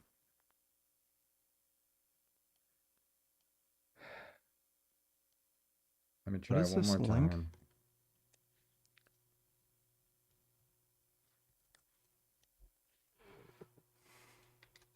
All right. Oh, gosh. That just... Amanda, I basically ignored all my viewers and chats and did that for you. So hey, what's up, man? Though. God bless you. It's How you doing? Oh, hold on a second. I got to set you up. Hold on a second. Yeah, no problem.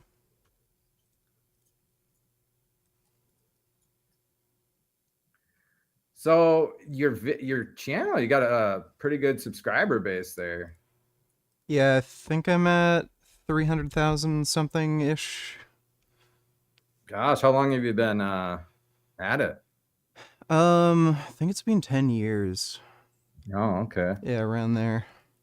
So like, what's the content though? Is it, you know, like just stuff on veganism or you do other stuff? Or I what? cover a lot of topics, veganism, health, nutrition, vegan ethics, political topics, and religious topics. Oh, wow. So it's kind of like a buffet, smorgasbord of stuff. But hey, so yeah, that's cool. So just real quickly, so I don't have like rules. So this is totally informal. Sure. It's not structured. I don't have a moderator. as long as we don't interrupt each other, I'm as long totally as cool with that. Yeah. yeah, as long as we're charitable, we're cordial, et cetera, et cetera. I'm game. So like everyone's saying debate, debate, debate. To me, sure, fine, whatever. It's an informal debate, but to me, it's more of a dialogue. You can ask me anything. I can ask you anything. Just Well, yeah. Just don't Well, interrupt. the m- That's my one rule. Well, yeah, the most So, important thing is to understand each other, and obviously we're going to have to communicate effectively to understand each other's position. mhm. And maybe at the end of it, we can come to some consensus, and if not, we can agree to disagree. Okay. Oh, hold on just a second. I'm sorry. Can you say some stuff? There was a loud echo. Hello, hello, testing, testing, la la la Are la we good? la. Okay. Are we good now, guys? Sorry. I forgot to mute you on my my streaming. Okay. Hold on. How does he sound, guys? Talk to me. There's a 10-second delay. What? Okay, much better. Yeah. All right, man. So yeah, feel free to ask me or start this off, and we'll just go from there, I guess. Yeah, sure. So I'm atheist, and specifically, I'm an existential nihilist. Now, I've been debating Christians, Muslims, Jews for a while now. Probably the main reason I haven't been convinced of the mere existence of a god is the problem of evil. So I know there are some beliefs that are maybe considered heretical. Like you might be able to find some Christians or Muslims or something that say God is either not all powerful or not all good. But the general consensus that I see from most theists is that God is all good and God is all powerful. And by all powerful, that would also include things like being omniscient, knowing everything, being able to see all possible futures, stuff like that. So if God is all powerful and all good, I don't understand how we could live in a universe where evil exists. So the only way to, claim that a God exists, and for that to be logically possible in the universe we live in, God would have to either be not all powerful, not all good, or a combination of the two. So he's neither all powerful nor all good.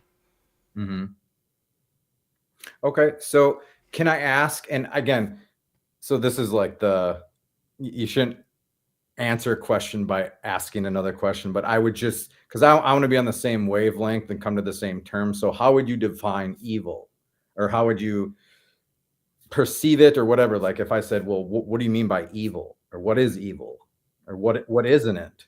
Yeah, so Christians or theists might have their own ideas. Evil may be what goes against God. So the fundamental problem I see here is there's the logic is internally inconsistent. So this is more of an internal critique. Sorry, my cat's trying to lick my food bowl. Get the cat in here. I want to debate your cat. This is Gummy. This is my kitty. Is Gummy vegan? Yeah, he is. Feed him vegan cat food. For real? Yep. He's a big, strong kitty. Look at him. It's very handsome. Okay. Yeah, it looks like he's got all 9 lives. Yes. Still. All 9 vegan lives. Yeah. So this is more of an internal critique. If you're going to try and convince me towards the idea that a god could exist, your worldview has to at least be internally consistent. Yeah. I have my own take on what evil is. I think morals are really just our own personal preferences, and evil is just something that really goes against your preference. So I don't think it's evil for somebody to be rude or mean. you know, it's bad. I don't like it, but I wouldn't say it reaches the point of evil. But if somebody's causing like a severe, great degree of harm, I would, especially if there's like a motive behind that I don't like they're just hurting people because they like it, not to achieve some greater goal. I would consider that evil. But I think fundamentally we can agree evil does exist. However, you know, we define it, and I think our moral views do mostly align. Like, I think, you know, abusing children is really bad. We can both agree on that. And that would be like an act of evil. So when I'm talking about the problem of evil, it's more of an internal critique on the idea that there is a God and God is all good, all powerful. And it's a critique of your worldview. So I'm just trying to see if you can show that your worldview is internally consistent, at least.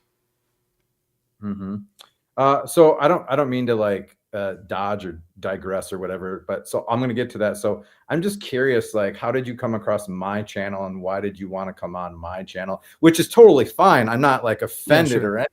Is it just because I'm a random Christian who, you know, confesses to believe in God, or what is it? People linked me your channel. People on my my streams, they want to see me debate Christians, Muslims, political commentators. So they sent me your channel, and you happen to, you know, do call-ins and do debates. So. Oh, okay. So I mean, are you doing this for like your subscribers and members and viewers and all that? Yeah, kind of. Like, they're the ones who asked me to come debate you. Gosh, why me? I wonder. Like, I Well, they've linked me a bunch of other channels. Oh, okay. So just a host of other channels, and I just happen to be on the grocery list. Yeah. Okay. Yeah. So evil. Do you want to talk? Do you want my? Well, it's not really my opinion, but do you want my definition of what evil is, or? Well, that's kind of besides the point. Like, what I wanted to talk about is how could you explain, without it leading to a contradiction, how evil could exist in a world where there's an all-good, all-powerful God?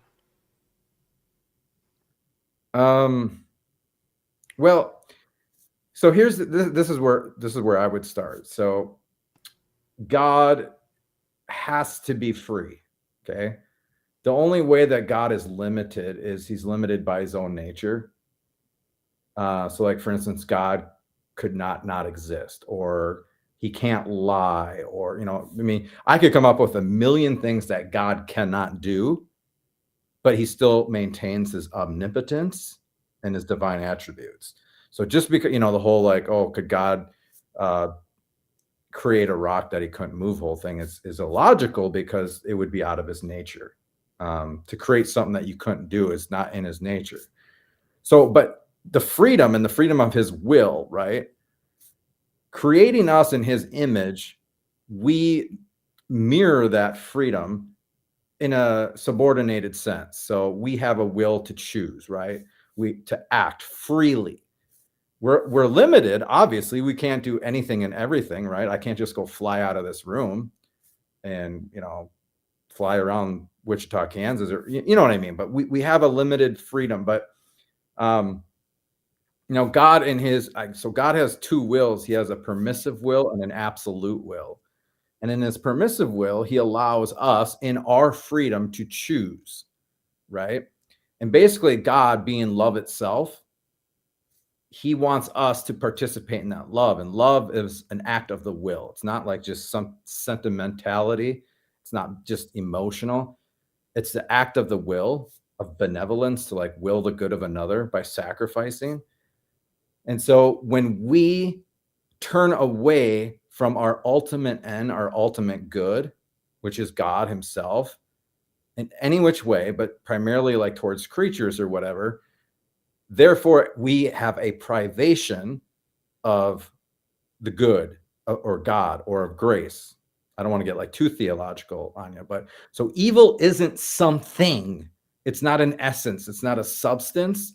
It's a privation. It's a lack of love or a lack of goodness. You know what I'm saying? Okay. So when you, I don't know, I'm just going to say for an example, you're married or whatever, you cheat on your spouse, right? The reason you did that wasn't because it wasn't like you weren't compelled against your will and you made a free choice. There's other mitigating factors on that, but you offended or you kind of the extrinsic created glory of God is there's an injustice there. There's an imbalance there. So like you can't hurt God, you can't offend God, but you lose grace, you lose love, you lose, you know what I mean? And so there's a privation of that. And some people, you know, if like you were to murder somebody, like deliberately with full consent, you would lose all love. You'd have no love. I mean, that's just the way it is. It can be regained, but you'd have no love. Now, why does God allow us? Remember, so the problem of evil, the thing is people always project it back onto God. And I get it, right? He's all powerful. He knows the future. Like, why would he allow us to do this? Why would he create someone knowing that someone's going to go to hell? I get all that. But we're the ones that messed it up, not him. You know what I'm saying? Like, we were the ones who freely chose the lesser good, right? And so God allows that for a greater good to come out of the evil. So my one answer, why does God allow evil? Is so that a greater good can come out of it while respecting our free will and not like compelling or constraining our free will. Okay. I have a few things to say about that. So we might have a disagreement on what benevolence means. To me, benevolence would mean effectuating the best possible world. Would you disagree with that? Not necessarily, but you can get into hypotheticals with that. Like, well, what is the best possible world? Well, No, so we might not know what the best possible world is, but would the world be better if like the H cost, didn't happen? If Nazi Germany didn't happen, would we have a better world if there weren't people who preyed upon children? I think we could probably agree that that would be a better world. So if God is benevolent and he is all powerful and he could understand what a better world would be, it doesn't make sense to me that he wouldn't effectuate the best possible world when a benevolent being would be motivated to effectuate the best possible world, and along with having the power to do so. So if we're not living in the best possible world, but we have a benevolent being that has the ability to effectuate the best possible world, the only logical conclusion would be either God is not omnibenevolent or not omnipowerful or neither. Right. Hey, I'm so sorry. Everyone in my chat is saying that the sound is really bad and like the audio's getting lost. I mean, your audio is good for me. And you can hear me obviously, right? Yeah.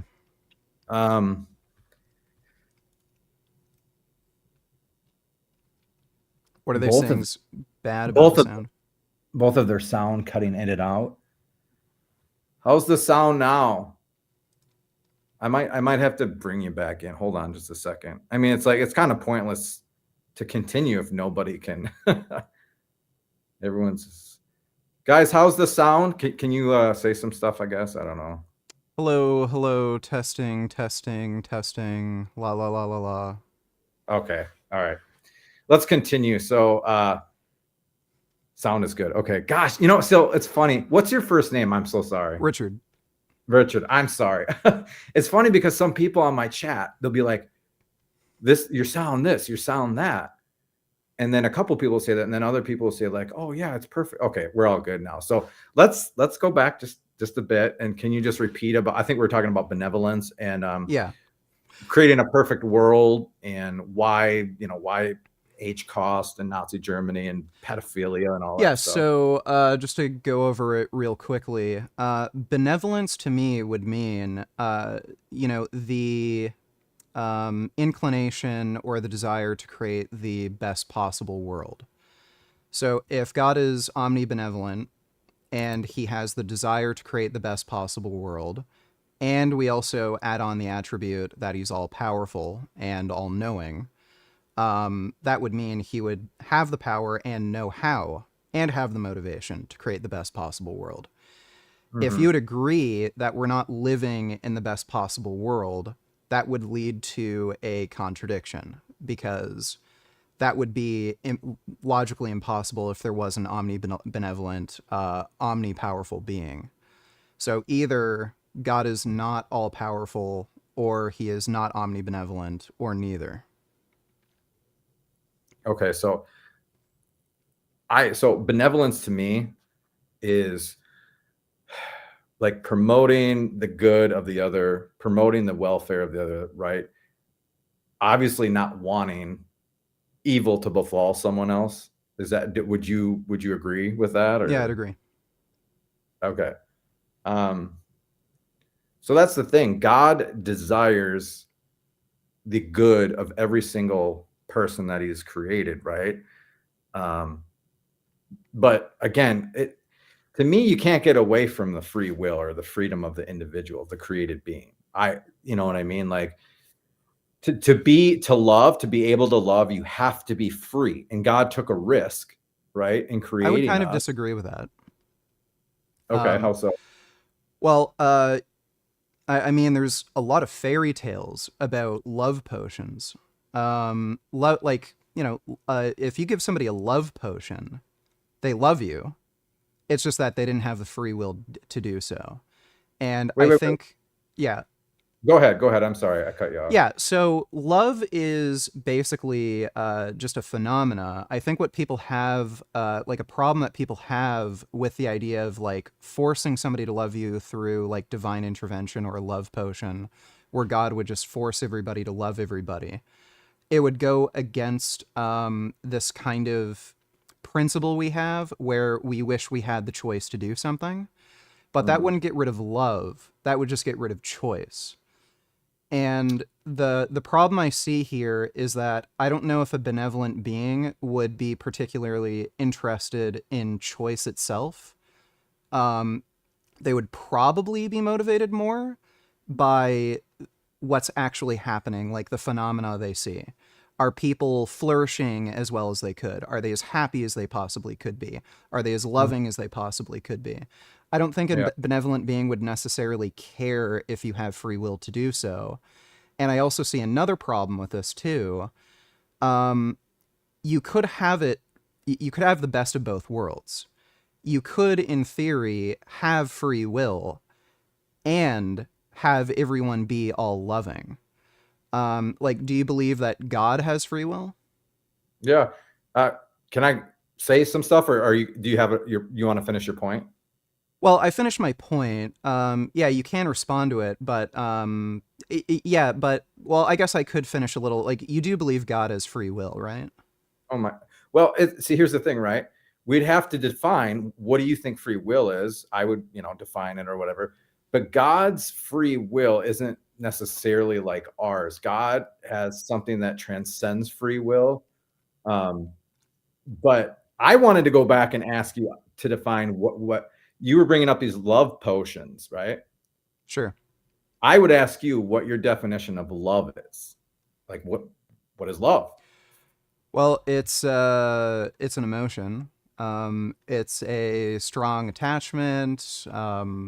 I don't know how to exactly define it. Like, love is what love is, just how anger is what anger is.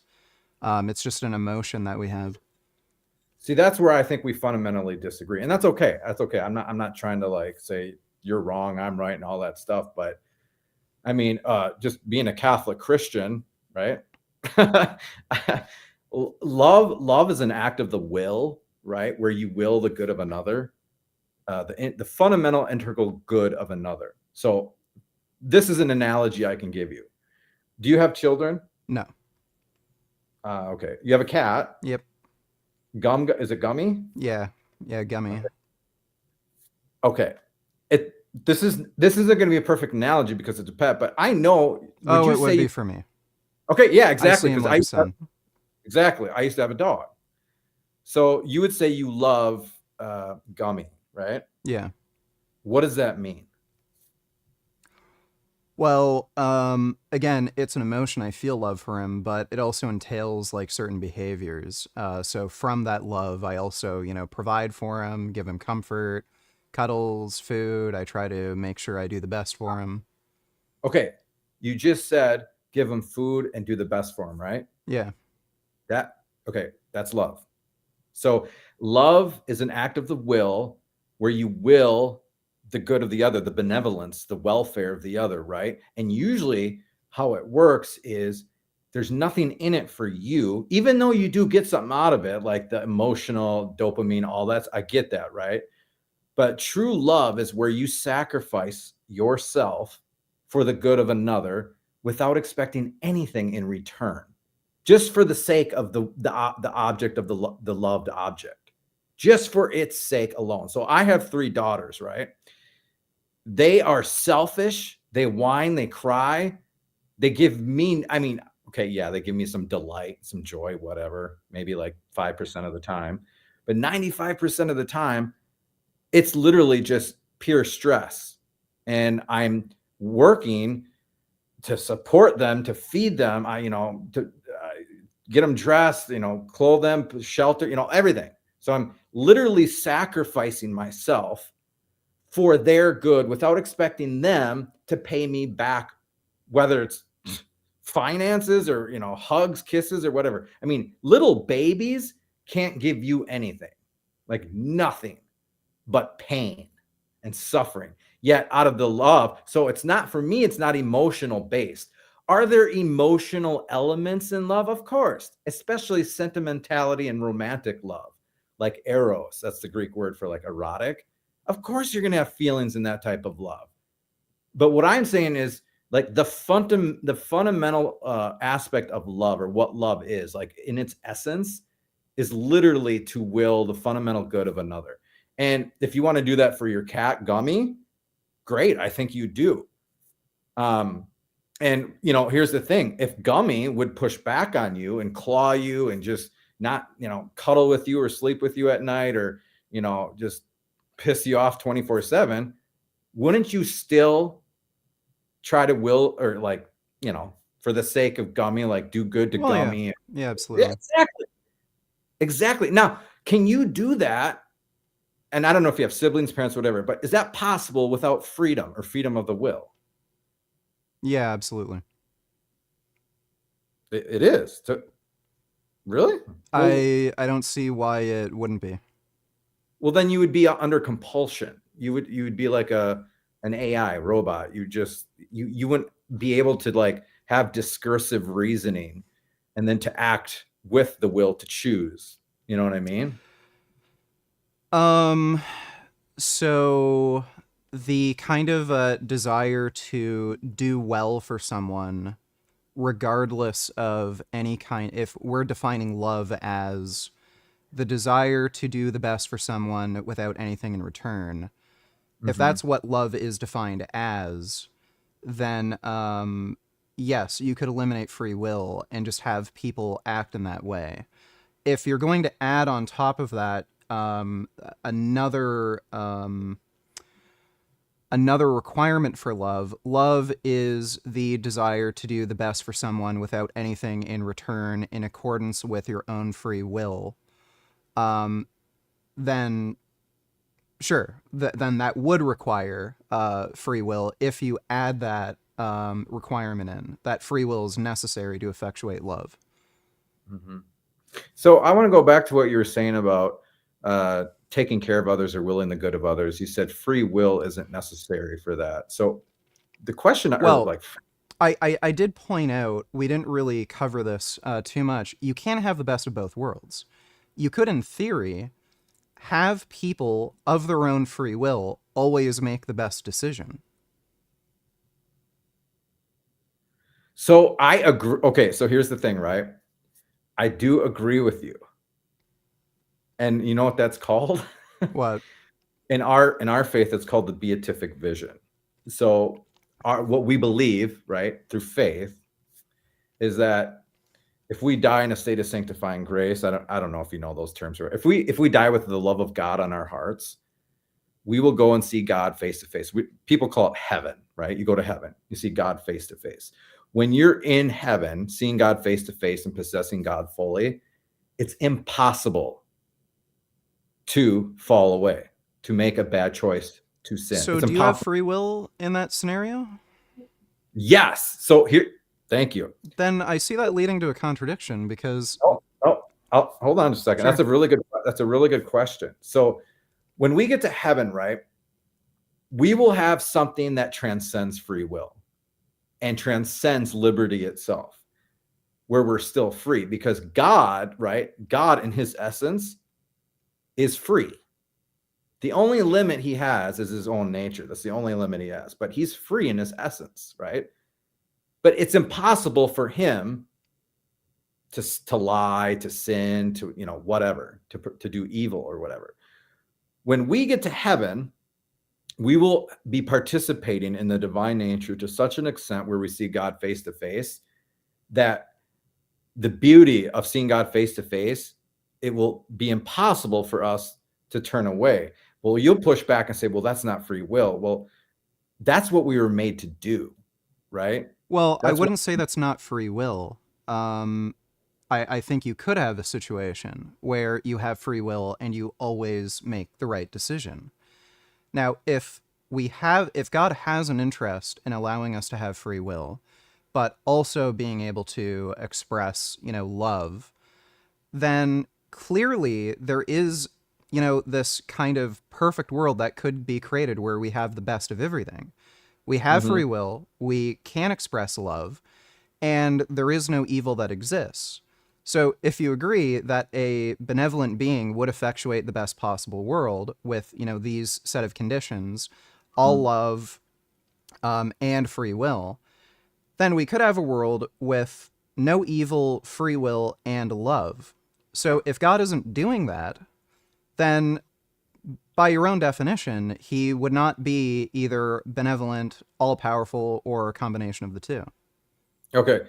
So are you aware, I know you're an atheist, so are you aware of at least the story of Adam and Eve in the garden before they fell? Yeah. Okay.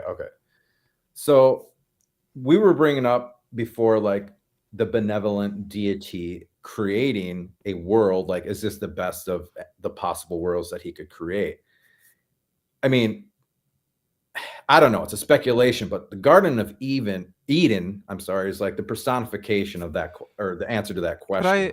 Could I ask you a question? You just mentioned being in God's divine presence allows you to be in a state where you always have maximum love. You don't have any, desire to commit evil. Was Adam and Eve in that situation where they're in the presence? No. Okay. No. Well, what we call the beatific vision is something that, so the angels, and whether you believe in angels or not, whatever. So we believe that there are angels, Piers, spirit, intellect, and will, and then there are human beings, body, soul, right? We both have to go through like a test before we can enter into the presence of the beatific vision, right? So the angels, right, 2/3 of them pass the test, and they are seeing God face to face, and they can never fall. 1/3, Lucifer and those who followed suit, made the choice, right? Free will, made the choice, knowing that they would be condemned for all eternity. They made the choice to turn away from God, and therefore they condemn themselves. But now with us, right, with Adam and Eve, really, which is an allegory for all of us, Adam and Eve didn't have that beatific vision. The angels didn't have that beatific vision. Adam and Eve, though, they were in a different state than we are now. They didn't have concupiscence, right? They had immortality, the preternatural gifts, et cetera, et cetera, et cetera. But they were still given a test or a choice to make, right? And just like the fallen angels, them tempting Adam and Eve, we inherit that privation of grace But God, in his great mercy, sent us a remedy for that, a cure, a redemption for that. But still, in our freedom, we have to accept that and cooperate with him. And then here's the question, right? Why evil? Really, it's for us to become closer to God and to see him more clearly in the beatific vision. Because if the fall never happened, we would just be like Adam and Eve in the garden, per se. I don't know. Would we? Or would we at least enjoy God face to face as much as if we didn't fall? Sorry, that was kind of a lot. Are you drinking there, Coke? Yeah, it's a new orange. It's orange cream Coke Zero Sugar. Orange cream Coke? Yeah, it's new. Is it good? Yeah, it's pretty good. I like it. Not quite as much as the cherry Coke Zero, but it's pretty good. Orange cream. Wow. Okay. All right. I'll have to try that. Do you think that would exist without a God? I'm just kidding. Maybe I'm not. Probably would. I think it does now. Okay. But sorry. Yeah, I didn't mean anything like that. So few things to kind of push back on here. So you're telling me God had this interest in creating beings with this beatific vision. And those beings that choose the beatific vision get to go to heaven, be in the presence of God, and then they never commit any evil. Right. Now, it's still confusing to me that a benevolent being that would presumably want to effectuate the best possible world would create beings that would choose to reject the beatific vision. He would knowingly be condemning billions and billions and billions and billions of people to damnation. I see what you mean. So a couple things. I'm going to give you an analogy and then I'm going to say, so you said condemning, like God's condemning. God condemns no one. I just really, whether you agree or disagree, we don't use that language. We condemn ourselves, okay, by the freedom of our will. God does not condemn anybody. Let me just ask you this, right? Okay, I know you don't have children, but I have 3 daughters. And so analogous to you saying, why would God create billions of people knowing that they would condemn themselves to hell, would be analogous to me saying, why would I procreate with my wife, have children, love them into existence, right? And to love them throughout their whole entire, well, until they get emancipated from our guardian or our jurisdiction or whatever, and then they fall away and into drugs and into prostitution and in all this. Like, I might as well just never had kids. Well, you know what I'm saying? the difference there is you wouldn't be omniscient and you wouldn't know that outcome. Like if I knew that my children beforehand would deny God and be condemned, I wouldn't have kids. I wouldn't have children if I knew they'd become Adolf Hitler. Like, people don't have children knowing their kids could do horrible things in the future, or suffering eternally in damnation. I think if people knew that ahead of time, they just wouldn't have kids because they know they'd be damning somebody to, a horrible, miserable, eternal existence. So yeah, God knowing that ahead of time, that he's creating beings that would deny this beatific vision, and really this seems entirely arbitrary to me that he's just creating this like goalpost that a certain amount of people have to, reach. And then once they reach that goalpost, okay, you get the, I don't know, all the luxuries that you might get in heaven, like the new PS6 or something, or bouncy castle or whatever you want. I don't know what heaven really is, but, great, peaceful, amazing existence. But he's the one setting this goalpost. It seems completely arbitrary to me, knowing that there are some people who aren't going to achieve that goalpost. And he's created these conditions knowing that people are going to, eventually condemn themselves, if you want to put it that way. But again, he's the one setting this arbitrary goalpost at a certain standard. He could set it lower. He could set it higher.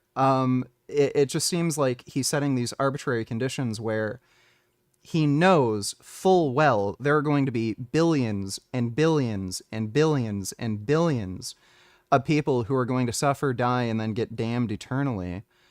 I don't know if you believe eternally. I've talked to some Christians who don't believe like hell is a thing or that it's not eternal. God, has punishments or something that allow people to, get reciprocity and grants forgiveness no matter what.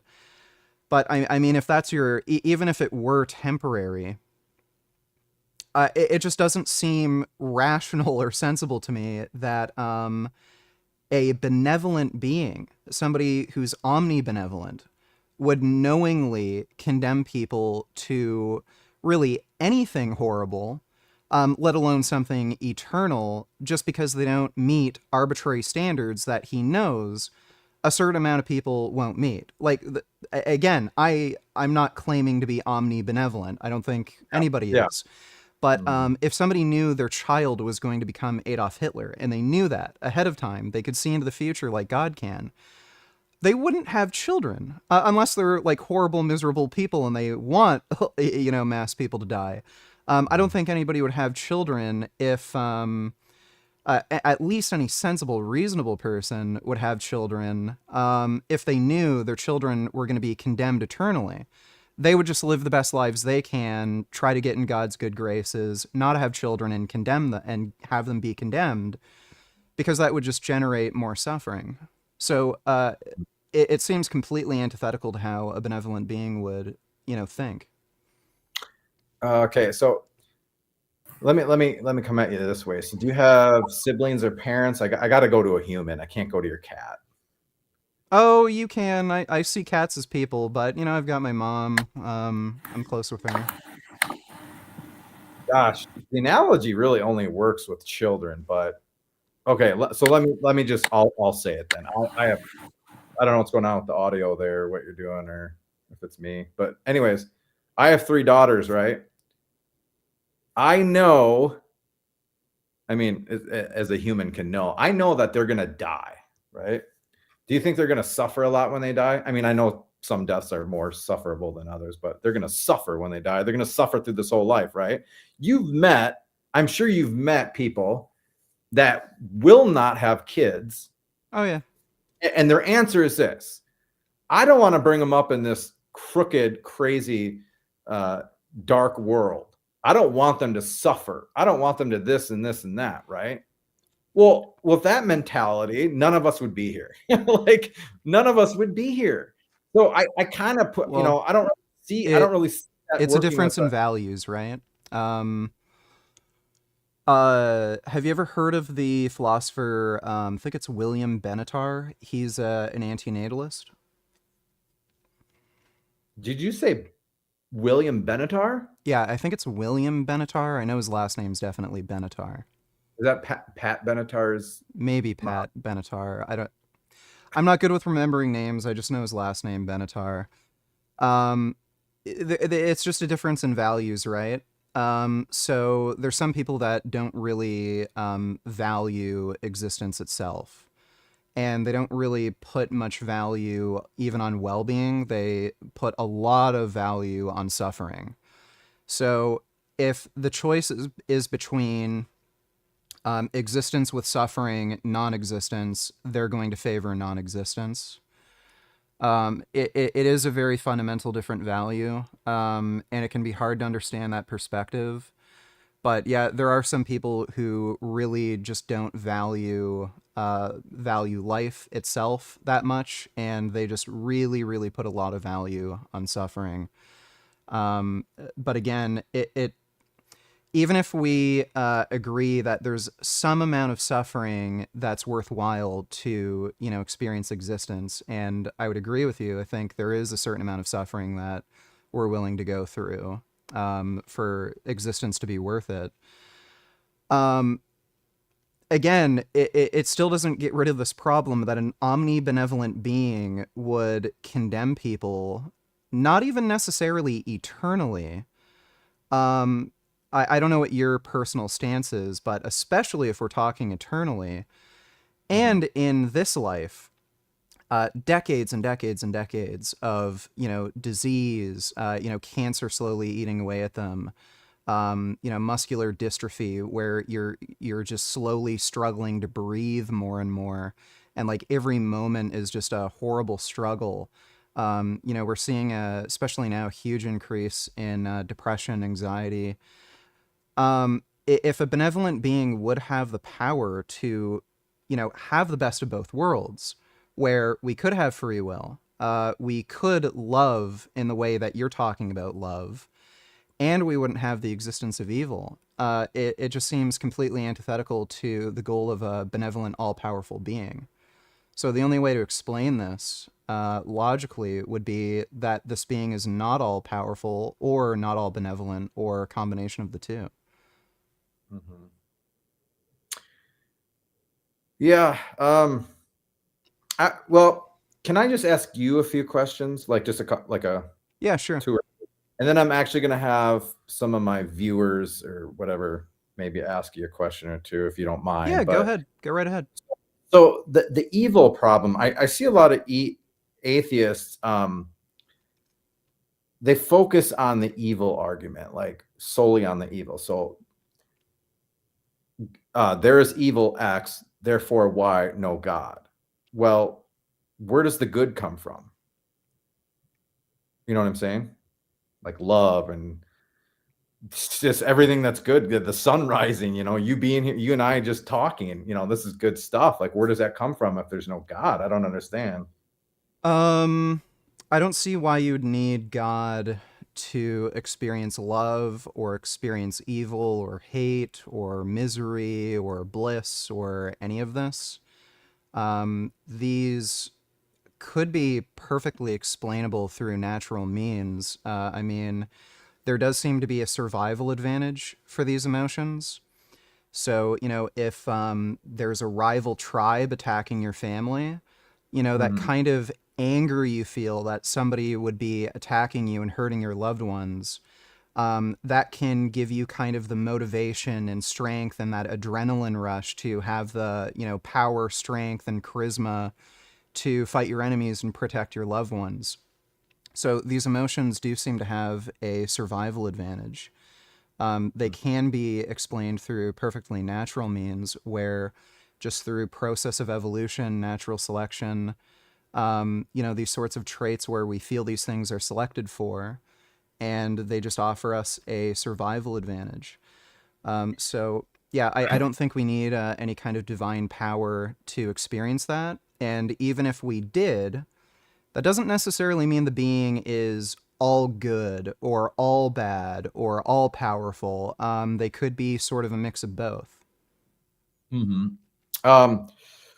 So what gets you out of bed every day? What keeps you going? Like, is there something that motivates you, or is there something that you want to achieve, or is it just like you're gonna, you have your cat, you have your YouTube channel, you drink your Coke, and then it's game over?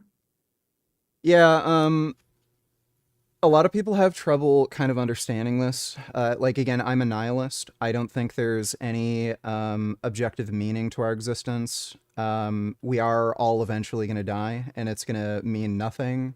You're not going to be able to carry your memories anywhere with you. Any riches or wealth you've developed or relationships, they're all going to be gone. We're all going to be dead.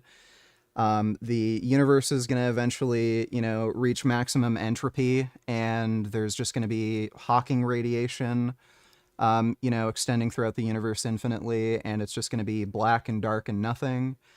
So what would motivate me, knowing that's the future?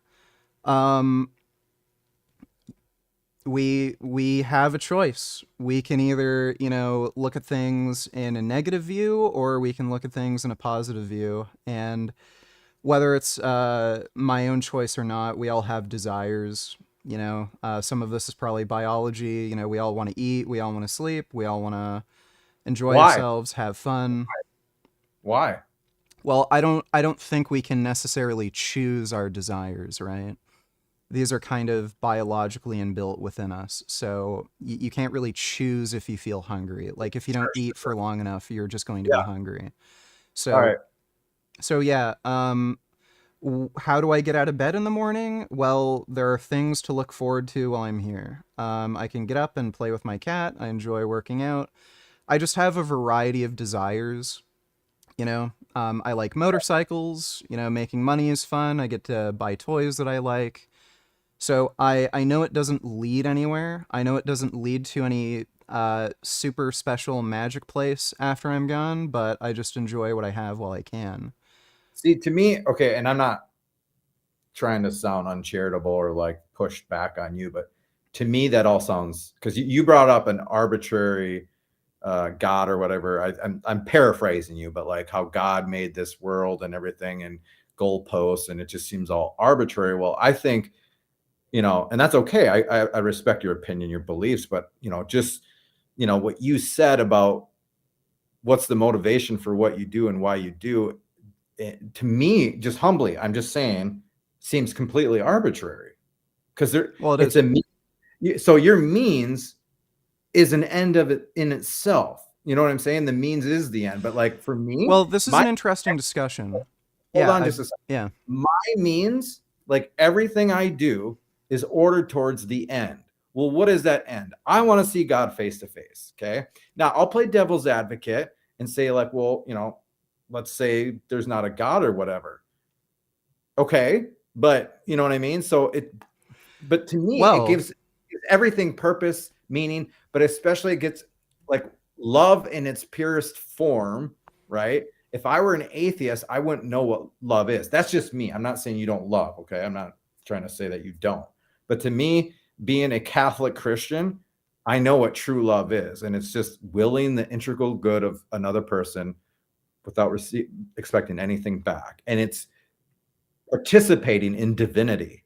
And we've experienced divinity, not in its fullest sense, like seeing God face to face, but we've, I mean, you can deny it all you want, but you're experiencing divine immensity just by existing. I mean, what's holding you together? Like what? Well, I struggled with depression my entire life. As early as I could remember, like my first memories, I had depression. So I'm probably like genetically prone to it.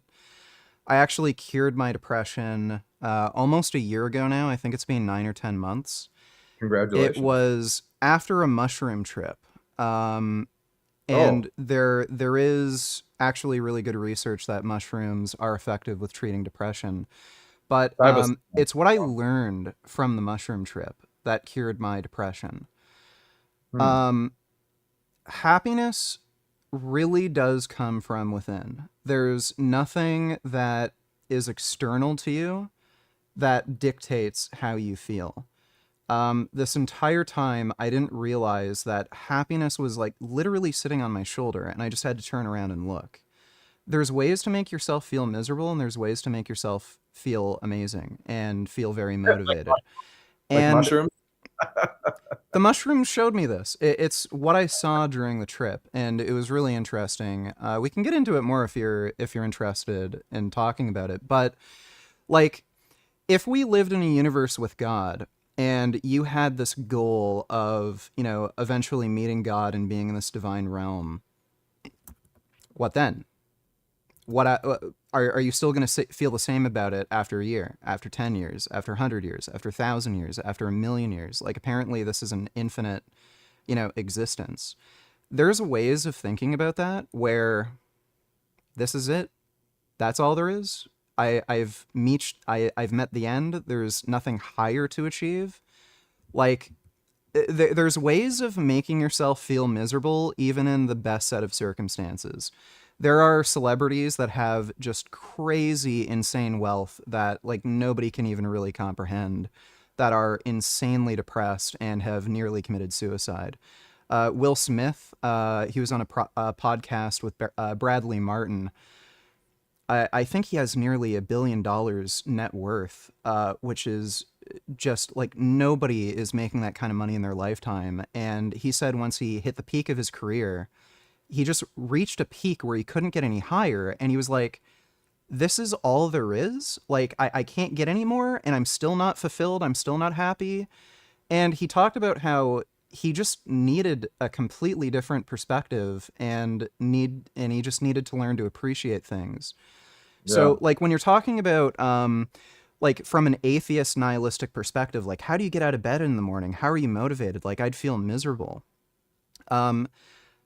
It's I think it's an unhealthy mindset where you think there's something external to you that is motivating you, that will finally, if I get that, I'll finally, get that missing piece inside of me that'll make me happy.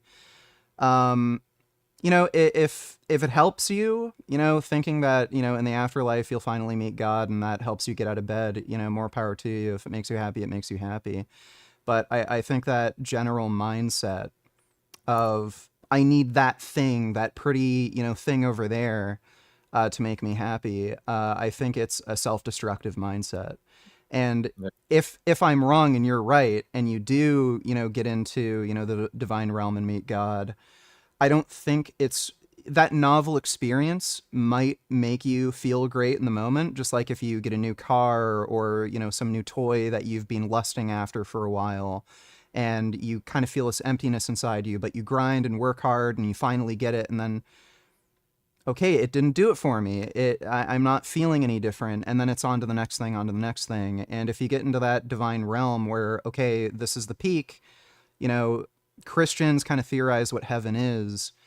And, I think especially in the Islamic faith, they talk about like massive riches, all these women, big parties, all the food you can eat. I don't think Christians have really talked about what heaven is in quite the same way, where in the Islamic faith, they talk about a lot of riches, but whatever it is. Oh, yeah, sorry. Whatever it is, the truth is, like, your mindset is what makes you happy, not, whatever you're going to get. Yeah, good. Yeah, I gotcha. Hey, Richard, I gotta let you go here. It's been so much fun. I appreciate everything you've had to say. A lot of your followers came in my chat and said debate. And so I didn't know what to expect. So I'm glad. You're very respectful, very cordial. I appreciate everything. And I'm glad you came in here. We can do this again another time. Sure. And yeah. And it was great, man. I really appreciate you coming on. All right. Well, thank you. Thanks for having me. Yeah, you bet. I'll check out your channel. It's called Vegan Gains. Yep. Okay. Yeah. And I'll if you want to see tons of cat photos, you can check out my Instagram. I upload lots of photos of Gummy here. My sweet little kitty. Yeah. Do you have a litter box in the house? Yeah, upstairs. See, I can't do the litter box. Like, no, it's not so bad. There's new litters that don't really give off a smell. They're really good with odor protection. Yeah. I use this Purina litter that tests their urine pH. Yeah. So cats are prone to kidney disease. So okay. So the litter changes color depending on their urine. So I use that and it blocks odor really well too. Cool. All right, man. Yeah, that's awesome. Say hi to or give Gummy a scoop of litter for me. Okay. All right, man. Take care. Have a good night. Appreciate you. Yeah, you too. Take care. Yep, thanks. All right, well, that was a nice conversation.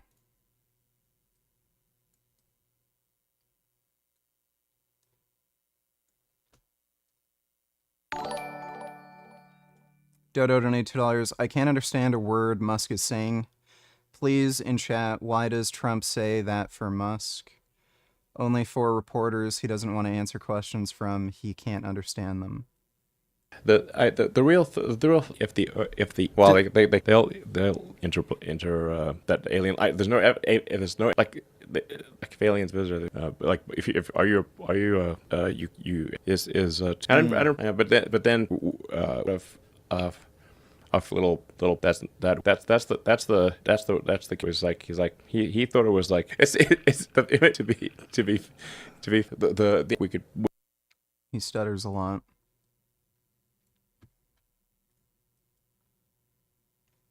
They tried it, then they stopped. That wasn't. They have many different things of hatred. Actually, Elon called me. He said, you know, they're trying to drive us apart. I said, absolutely. No, they said, we have breaking news. Donald Trump has ceded control of the presidency to Elon Musk. President Musk will be attending a cabinet meeting tonight at 8 o'clock. And I say, it's just so obvious. They're so bad at it. I used to think they were good at it. They're actually bad at it, because if they were good at it, I'd never be president. Because I think nobody in history has ever gotten more bad publicity than me. I could do the greatest things. I get 98% bad publicity. I could do, outside of you and a few of your very good friends, it's like the craziest thing.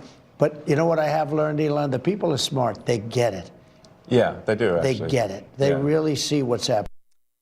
No, the people are dumb. If they were smart, you wouldn't be president. Yes. Yeah. Elon Musk stutters all the time and just says insane nonsense, but for some reason Trump can understand him. But anytime an Indian guy asks him a question, I can't understand what you're saying. Thanks for the donation, Dodo. Seek to undermine. Yeah, let's forget that. Who are just around him to take advantage of him. But I mean, clearly he has these mentally unhinged moments. I'm sure him being as famous and as wealthy and as successful as he is probably doesn't help with that mania. As for rule enforcement on X, I mean, there's a million things that could be said about that. People have had a lot of complaints about Elon coming on. Obviously, a lot of people from the left feel like the platform has gotten a lot more hateful. A lot of people have said that the platform's gotten a lot more spammy. There's a lot more bot activity and everything. Some people on the right over the H-1B fiasco were upset that Elon seemed to be banning people who previously would have been okay because of their political / racial stances, I guess, or whatever. So yeah, it seems like Elon's been having a little bit of trouble getting a handle on how he exactly wants to present X's moderation to the world. Yeah, I mean, Andrew, I interviewed Kanye West a year and a half ago, and he denied having any mental illness, certainly denied having any treatment for any mental illness. And a lot of Jewish people in particular think it's just an excuse, that he just actually is a massive attention seeker. It was the Grammys. He's no longer a kind of, superstar rapper in people's eyes. He's just become this pretty unpleasant troll. And that he was doing all this to suck attention away from the Super Bowl, from the Grammys and so on. What do you think? Where's the truth about Kanye West, do you think? I mean, he's done this before. I mean, he had a meme presidential campaign, right? Yeah. A total meme. Ultimately, some people took it seriously. Most people in the mainstream most certainly did not take it seriously. And yes, it's attention-seeking behavior. Stripping. First of all, this is not the first time this has happened. Remember that his wife also was in controversy because she had a cross on her buttocks, her naked buttocks, and then now she is at the Grammys, and what happens? He literally takes her clothes off, disrobes her. Humiliating, by the way, absolutely humiliating.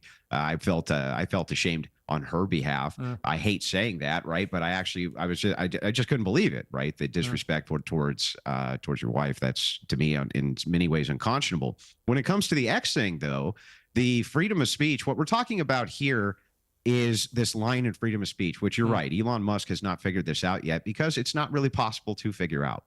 Is it okay, and this is what Kanye West is trying to say, is it okay to post as much, swastikas and I Heart Hitlers and, everything else on this as I want? And if it's not, why isn't it? Yeah. Why can't I? I agree. I thought this was about freedom of speech. He was He's pushing the number, and that drives attention to that account. And in many ways, it could have been a tactical move by Musk to say, well, maybe taking that down is not going to look good on me. And so when the time came when porn came up, he pushed it a little further, right? Okay, they're not banning my account. He's actually letting this go. How do we push the number a little bit further? Then he moves over to, okay, let's post hardcore porn. And then finally Elon Musk says, okay, enough. I tried to do the best I can. So Musk is trying to find this line. Kanye is purposely pushing the line so that he can test the limits of Musk and this free speech on X and try to point out hypocrisy, this kind of thing. But yes, I agree. It's for attention in a big way. I don't think anybody would disagree with that, even his supporters. Yeah. Let's turn to the Trump-Elon Oval Office presser. We've got a shot of this. Some of the things that I say will be incorrect and should be corrected. So nobody's going to bat 1,000. I mean, we will make mistakes, but we'll act quickly to correct any mistakes. So, I'm not sure we should be sending $50 million worth of condoms to anywhere, frankly. I'm not sure that's something Americans would be really excited about. And that is really an enormous number of condoms, if you think about it. Destiny, what did you make of that? Obviously, it's very unusual. You've got the richest man in America standing next to the President of the United States in the Oval Office by the Resolute desk. He's got his kid with him who's picking his nose. It's all a bit random and weird and surreal. However, I did watch it all, and I kept thinking to myself, if I was an average American watching this, hearing what Elon Musk is doing to federal overspending, I'd be cheering him on. I'd be all in favor of this. Yeah, unfortunately, the average American, I guess, or the average person just has no idea how government works or functions. And I guess weird and surreal is just the way to describe now, or illegal, I guess, is the way to describe that this administration has decided to address programs that they don't like. If you want to cut down on waste, fraud, and abuse, I don't think anybody would necessarily have a problem with it, but they keep saying waste, fraud, and abuse when what they mean is programs that I don't like. And they've already taken several almost certainly illegal actions in trying to basically unilaterally dismantle organizations like USAID that have been independently authorized by Congress that the president doesn't have the ability to do, to dismantle unilaterally. And now you've seen TROs coming out from the judiciary that's telling him, hey, you have to stop. There was the one on the federal spending freeze that not only was a TRO issued telling him that you have to stop freezing these funds. Now another judge has said you are violating the TRO. You need to stop this immediately. So I guess if you don't care about the legality or the process and procedure or anything having to do with the structure of government, I guess it's a cool thing. But if you care about like following the law or the rules or maintaining your government, then it would probably be a horrific thing. But Andrew? Yeah, you got this idea. I've heard Destiny kind of talk about this before. When he's saying, okay, these are illegal actions and possibly the court's not going to be able to catch up with these illegal actions. And so Trump is just going to basically continue with what he's considering to be illegal actions.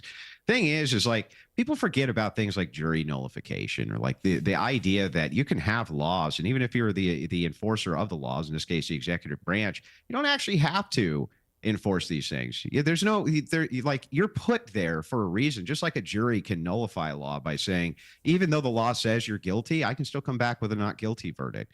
What's happening here is we don't even know what the waste, fraud, and abuse is. And so there's an audit going on, and this is exactly what Musk is doing. They're trying to audit this and get it in front of the attention of the American people to say, look, we don't want condoms for the Taliban. That was 15 million. Promotion of atheism in Nepal for 500,000. French LGBTQ programs in West and Central Africa for $1 million, right? I mean, the list goes on and on and on. $200 million 20 days in. I think that the American people do deserve to know that, and I don't think that they would. By the way, these are incredibly, incredibly small peanuts. Like, you're talking about, budget reductions that are fractions of a percent if they got rid of all of these programs. The two biggest spenders are Social Security and the military. That's the only way to significantly reduce costs. So if they're talking about getting rid of all these programs on the basis of like significant cost reduction, it's not going to do anything. Like, you're talking about like pennies on the dollar. So I think what this is, so this is either two things. They're trying to get rid of some of these programs because they want to do some illegal shit. Like, Pocahontas pointed out that Elon Musk wants to create like some banking system on Twitter.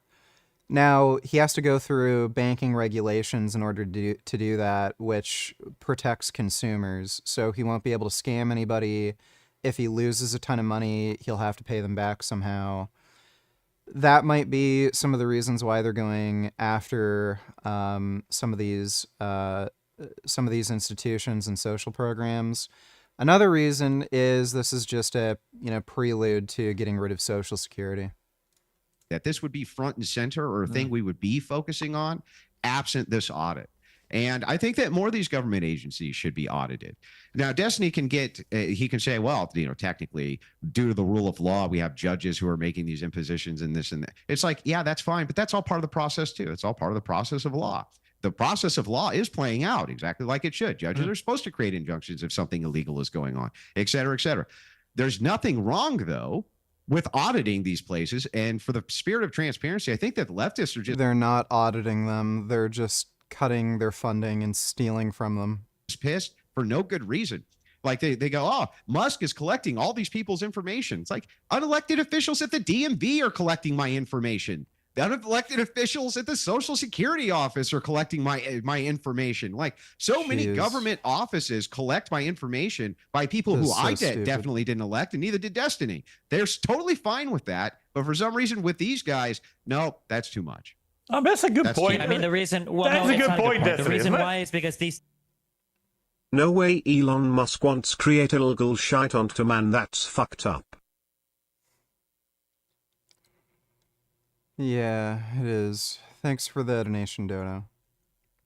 These things have been authorized by law. There's a process and procedure there. The Social Security Administration was created by Congress. There's a process and procedure by which they collect data, and they have a process and procedure by which they store data and who's allowed to access it. Elon Musk is definitionally an unelected bureaucrat who is now part of a shadow government who is going from agency to agency, cutting whatever he decides is necessary. In terms of there being transparency, all of this stuff was already publicly available. They've literally shuttered the USAID offices. What do you mean? They've literally frozen payments from the Treasury. Yeah, shuttered them as in they shuttered them as in they tried to give a mass recall saying all the employees needed to come home, which was stopped by a TRO, by a judge. And now a lot of these programs, there was just recently a report by the head of the Treasury guy who now is fired, who was saying that there's a whole bunch of food and stuff that we've shipped to other countries. It's just going to spoil because now we've cut off funding and money for it. All of these things have just been unilaterally cut by Elon Musk and Trump without any authorization from Congress, despite the fact that Congress was the one that authorized the funds for these programs and authorized these offices and agencies. If you want to remove all of these things, that's fine. If you don't want $500,000 being spent for trans ballets in Nepal for atheists or whatever, that's fine. If you don't want it, then Congress has to defund it. That's the way that this process works. It's not up to the president unilaterally to decide what he likes or doesn't like. That's already been passed hang on. by the Congress. Well, hang on. It's not up to you. That's actually, I was going to say, look, that's not actually correct. He's entitled to do this, and then there can be legal. Absolutely not. Well, hang on. Then there can be legal challenges, and Trump made it clear in the Oval Office yesterday he would accept what a judge said. Now, by contrast, I remember Alexandria Ocasio-Cortez. Yeah, the guy who tried to overthrow the government with an insurrection is going to accept what a judge says. When it came to the Texas ruling in a court by a judge about abortion medication, for example, she said that the Democrats should not accept what that judge had ruled. Right? So why is it one rule? Why is it one rule for Democrats that they can ignore a judge's order with impunity, but when President Trump says, if you want to challenge this, no problem, I would accept the ruling of the judge. Isn't that democracy? What years was AOC the president of the United States? What difference does that make? What does that have to do with anything? Because she's not in the position to do these things. She can give the advice on it. If you wanted me to ask myself, like, she's an elected lawmaker who doesn't want to obey the law. A lawmaker. She's in a different branch of government. She's part of the legislature. We're not talking about the legislature. We're not talking about a random lawmaker right now. We're talking about the president of the United States doing things to intentionally contravene. You can't just say you could break the law. President Biden did the same over student loans. No, he absolutely didn't. When the Supreme Court shut him down in one thing, then he took a different avenue. It was not the same. President Biden did not ignore temporary restraining orders and wasn't issued TROs to stop what he was doing with the loan forgiveness. It's a totally different thing. To say that this is not the same. It's not the same process. It's not the same stuff. I just Vance and other people have said over and over. I'm still responding to Piers. Vance and others have made it clear over and over again. They've quoted the Andrew Jackson quote, and they've said, well, we should just resist the judiciary. It is not part of law and order. It's not part of checks and balances for the executive to say, well, I don't care what a judge says, we'll just do whatever, which is what they're currently doing. And a judge has already said they've done with the TRO that was placed on them, having to do with freezing federal funding. So they've already broken with what the judges are telling them to some extent. And at the end of the day, there's no way to check and balance the executive if they're just going to do what they want to do. You have no checks and balances there. What are men in robes and lawmakers going to walk down and fight with the U.S. Marshals and the FBI? Like, it's not going to happen. Andrew? Yeah, right. Exactly. So there's an issue. What you have is an issue of authority. So Trump he's trying to expand the limits of his office as fast as possible, and I understand why. Last time he was there, they were trying to impeach him from basically day one, made up this phony Russian collusion nonsense. he comes in now. He has nothing to lose. He's going to expand his office as quickly as possible, try to move things as quickly as he possibly can. And most importantly, he doesn't trust the judicial branch. That's what he said himself in his various speeches. I don't trust them to give fair rulings. I don't trust that they're actually there in respect to actual law. He doesn't actually even believe that. So what he's doing is he's expanding as quickly. Hang on, my turn. So he's expanding it as quickly as he possibly can. But he did say that he would abide by the rulings of these judges. He just recently said this, and we don't know what's gonna come of that. Right now, he's expanding this office to try to figure out these audits, this type of thing. I don't see what he's actually done wrong. You're already panicking, but we haven't really had a chance to see what happens if he abides by these rulings, doesn't abide by these rulings. Right. We don't really know that yet. Right. Well, Doge in and of itself is probably a wholly illegal agency. I don't think that Doge even exists. I don't think they have the legal capacity to even do what Trump wants them to do, number one. Number two, bringing up the Russia collusion stuff is funny when the entire foundation for Hunter Biden and Burisma was entirely fabricated. That person's already been convicted by the FBI for lying about the origination for that. And three, Donald Trump was already found to have had people who were working with him collude with Russia. Roger Stone did it, but he was pardoned by Donald Trump, the same way Donald Trump pardoned all 1,600 J6 offenders. The same way that Biden just that were Biden does the whole crime family, right? Pardons the whole crime family. That's fine. Oh, yeah. How many crimes have they committed? The Republicans had like 8 years to investigate them and found nothing. How do you know? You had 8 years to investigate it. What do you mean? How many special counsels? Well, how did we have 8 years to investigate They had nothing. There we go. How did we have 8 years to investigate him from as soon as Biden was in office? They've been investigating this guy, Hunter Biden, over and over and over and over and over again, and they found nothing. That's why the charges we got at the end of the day were for tax fraud. Well, for Joe Biden, they found nothing ever. They've been investigating. Hang on. This isn't going to make your points any better, and I just want to make sure that we can get back to the actual point. Destiny, if none of them have committed crimes, why do they all need preemptive pardons? Yeah, they all need pardons. Because Trump has shown over and over again that he doesn't need crimes to start chasing down people, and the Republicans have no problem hunting people down to try to go on fishing. And the Democrats haven't been doing that to him for the last year. Give me one example. Stormy bloody Daniels. Honestly. Did he break a law? Did he break a law? What also, that wasn't the federal government. That was the state. Are you honestly happy that that's fine. The only time an American hang on, the only time an American president no, I don't care. The only time an American president was ever dragged through a criminal court was over a one-night stand with a porn star 20 years ago. Utterly preposterous. It wasn't over a one-night stand. It was over misappropriating campaign funds and then creating a paper trail. You can, if you don't like the law, that's fine. You've had presidents like Obama waging illegal drone programs, killing thousands of innocent people. They weren't illegal. Why is he not in a criminal court? Illegal as per who? Illegal as per who? Which crimes? What are we talking about? You don't think illegal drone programs are criminal? You can't just say illegal because it sounds... Illegal as per who? Oh, you think they're You just lawful? say illegal because it sounds bad.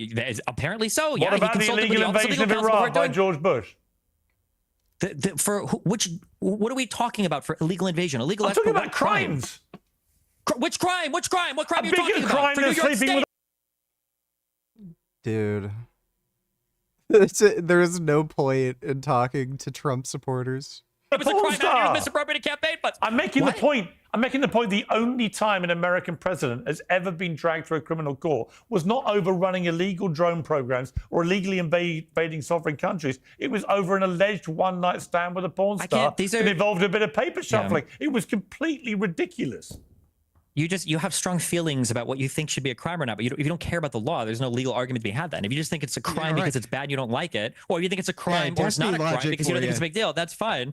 But I mean, like, if you want to have the legal argument, logic for you. As long as bad things are done via the process of law, that's fine. But if you do good things absent the process of law, that's bad. It's like, what are you talking about, man? Yeah, I know. Here's my chain of logic. I know it's hard to follow. If you are a criminal, it's because you've broken a law. Not all bad things are criminal, okay? Not all bad things are crimes. You can think somebody did a bad thing, but they didn't commit a crime. Donald Trump committed crimes in New York State, probably committed crimes insofar as Georgia's concerned, and he's committed federal crimes insofar as the Mar-a-Lago documents case was and the J6 case was. He won't be held accountable for all of that, thankfully, because he's dismissed it. He does everything he can to elude accountability, but those are crimes. If you want to say, I don't like the war in Iraq and that's illegal, illegal as per who? We could talk about the ICJ or the ICC if you want, but that gets obviously way more complicated. No, that wasn't what my point was. My point was crimes.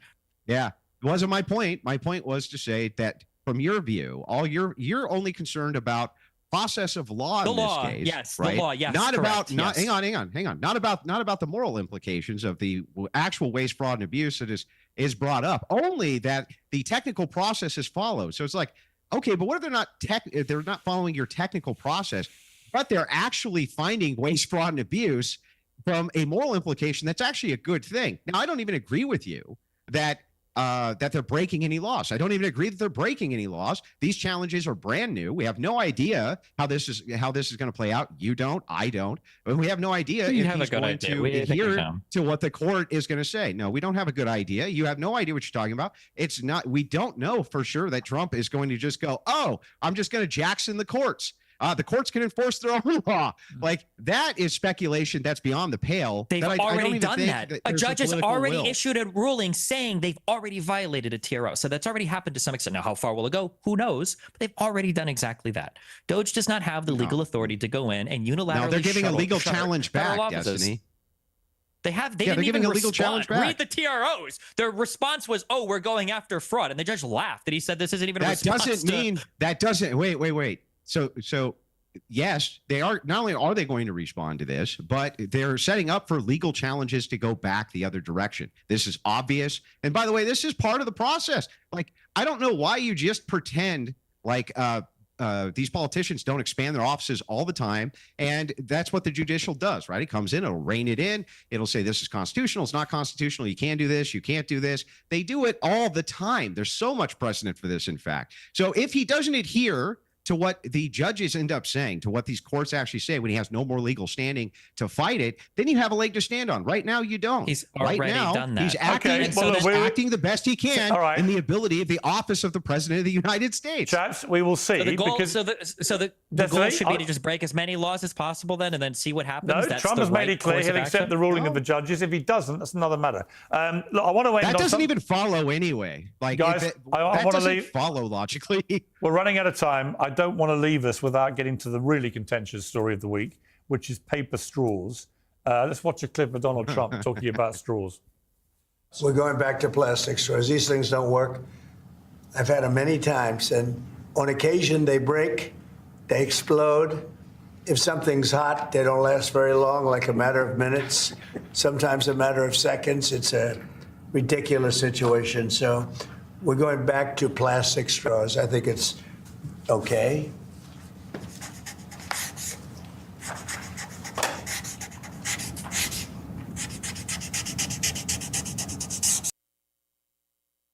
What the fuck is...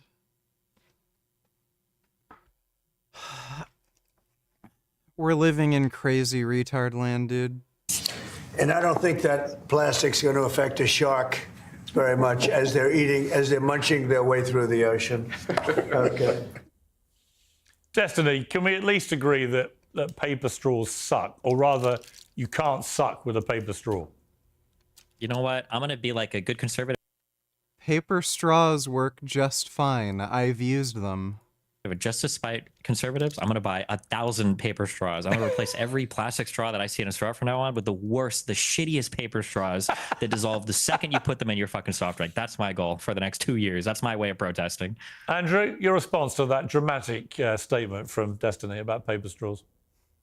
Well, then I have to at least counter with buying 1,000 plastic straws, right? Just to, but anyway, I drank out of these stupid paper straws last time I was in Santa Barbara going to the whatever podcast, and they do suck, and they do dissolve quickly, and everything tastes like cardboard when you drink through these straws. Totally agree. But there's also all sorts of chemicals in them. I'm not even sure that they're safer than plastic. No. And there's a lot of data on this too. Like, they dissolve the drinks into the mouth.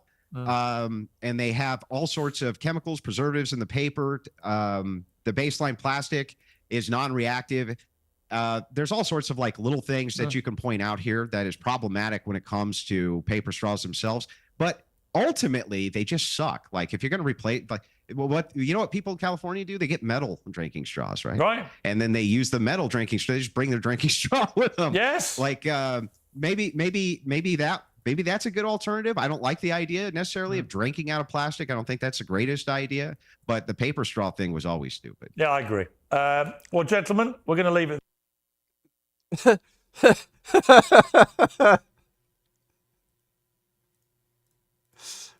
Like, oh my God.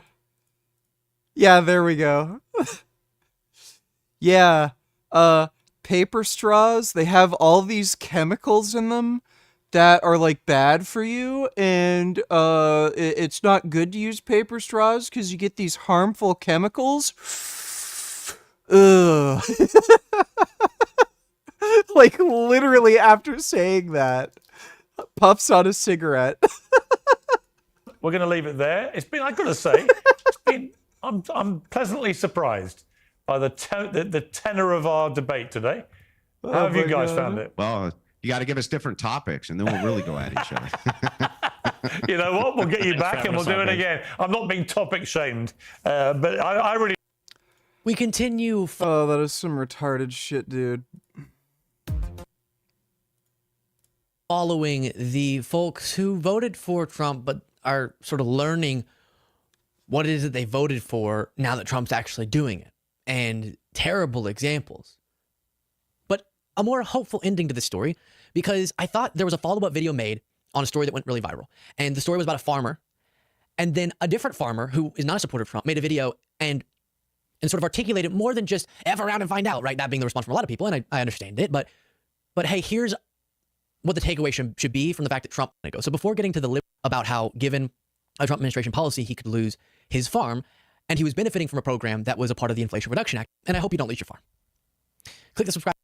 I might lose my farm because of the government. I got in bed with the government. Much love. Chill out tonight if you haven't already. Don't be delusional.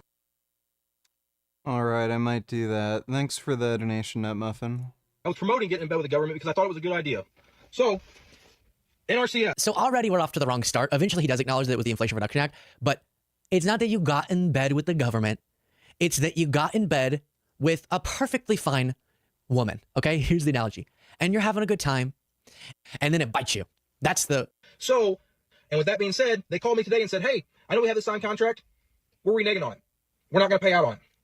What do you mean you're not going to pay out on it? So I got all this stuff bought, and whenever I install it, you're not going to pay out. We had this contract. I made business decisions based on this contract. I might lose my farm because of the government. Right, so that kind of gives you a quick, it was a longer video, but he engaged in agreement. I agree with the uplifting of our farmers, and he took advantage of it. I'm happy for him, but it was a Biden-era policy that then the Trump administration is saying we're not going to make good on. He then did a follow-up video. I need your help to save my farm and many other farms. I want to give you guys... And I just need to say something. This is not relevant for our podcast listeners, but I just went and found the first video of him doing this follow-up. The Trump dancing in the corner, which was clearly someone doing a little mockery, I think, is not something that I did. I didn't do that. Give you guys an update on what we figured out with our contract through NRCS. So to give you some backstory, if you haven't watched the previous video, please go out, watch that previous video I've got on there. We are possibly going to lose our farm if NRCS doesn't hold up their contract with us on the EQIP program. So the reason that they're not able to hold up the contract is our EQIP program, which is cost sharing on fences, waters, a well, and some seedings, was funded by the Inflation Reduction Act. Because of the executive orders, there's a pause or a freeze on the funding through the Inflation Reduction Act, and they're not able to pay out on the stuff that we completed or anything going forward. But the issue I have is I've already done a bunch of the work, already paid for the material, already paid for the labor, so I'm out all that cost, and I use my farm operating expenses in order to do those projects, because per contract, I knew that I was going to get cost sharing refunds on the stuff once completed, but now that it's completed, they're saying that they're unable to provide the funds because of the freeze on the Inflation Reduction Act funds. So I reached out to a couple different senators and Congress people. So I reached out to Ann Wagner's office. I have not. And he goes on to the actions he's trying to take to make this right. But it's not, he should do that to put pressure on particularly Republicans, to put pressure, pause on who? And my goodness, could you get a better name for a farmer than, and I say this with all the respect, Will Westmoreland. No way Elon Musk wants to do legal stuff on Twitter. That is fucked up. Yeah, he does. Thanks for the donation, Dodo. Is that a stage name? Also, everybody says in the comments, Project 2025, didn't you read that? That's his platform. Hey, Skylar, my name's Will Westmoreland, and I'm a farmer down in Southwest Missouri. And I just... Westmoreland? Sorry, we'll talk about... I'm not done with talking about that. Probably disagree with each other on everything political, but there's a very specific reason why people are getting upset with you, and I wanted to explain that to you if you'd be willing to listen to an older guy kind of walk you through the process. Now, I'm not an FAFO guy because I know what's going to happen to poor people, the elderly, children, single moms, and over 250 million people every night around the world that go to bed hungry. And FAFO, if you're not familiar, is F around and find out. And it's what people say when they're saying, well, you voted for this, you deserve it. If the American farmer and rancher is run out of business because of Trump's policies. And that's what I want to explain to you tonight if you'll listen to me. I also wanted to let you know I sent you a private message. And if you ever want to get on the phone and you want to talk about the issues that Trump is forwarding that are bad for agriculture, I'd be willing to do that, and I'd be willing to listen to your arguments as well. I also want to let you know that I've been a political consultant for over 30 years. I want to be right up front about that. I do that in addition to farming. And I want you to know a lot of younger people don't know, and I don't mean that in a condescending way, but more of an educational way. A lot of younger people don't know that right-wing talk radio and news, the pundits, the talking heads, and right-wing talk radio, et cetera, have been working for over 40 years to develop in rural people exactly the kinds of ideas that you have in your head, that all politicians are crooks, that they're all the same, that you can't trust traditional media, that anything you hear that comes out of Washington, D.C. or New York or the New York Times or CBS News, that it's all a lie. And they did this on purpose, and they started with Ronald Reagan. We used to have what's called a fairness doctrine in this country, where if you were a radio station or a television station and you were using the public airwaves to present a message, we had a fairness doctrine where you were required by law to share the other side of the story. And President Ronald Reagan... And I hope it's okay. I'm going to play more of this than I normally play.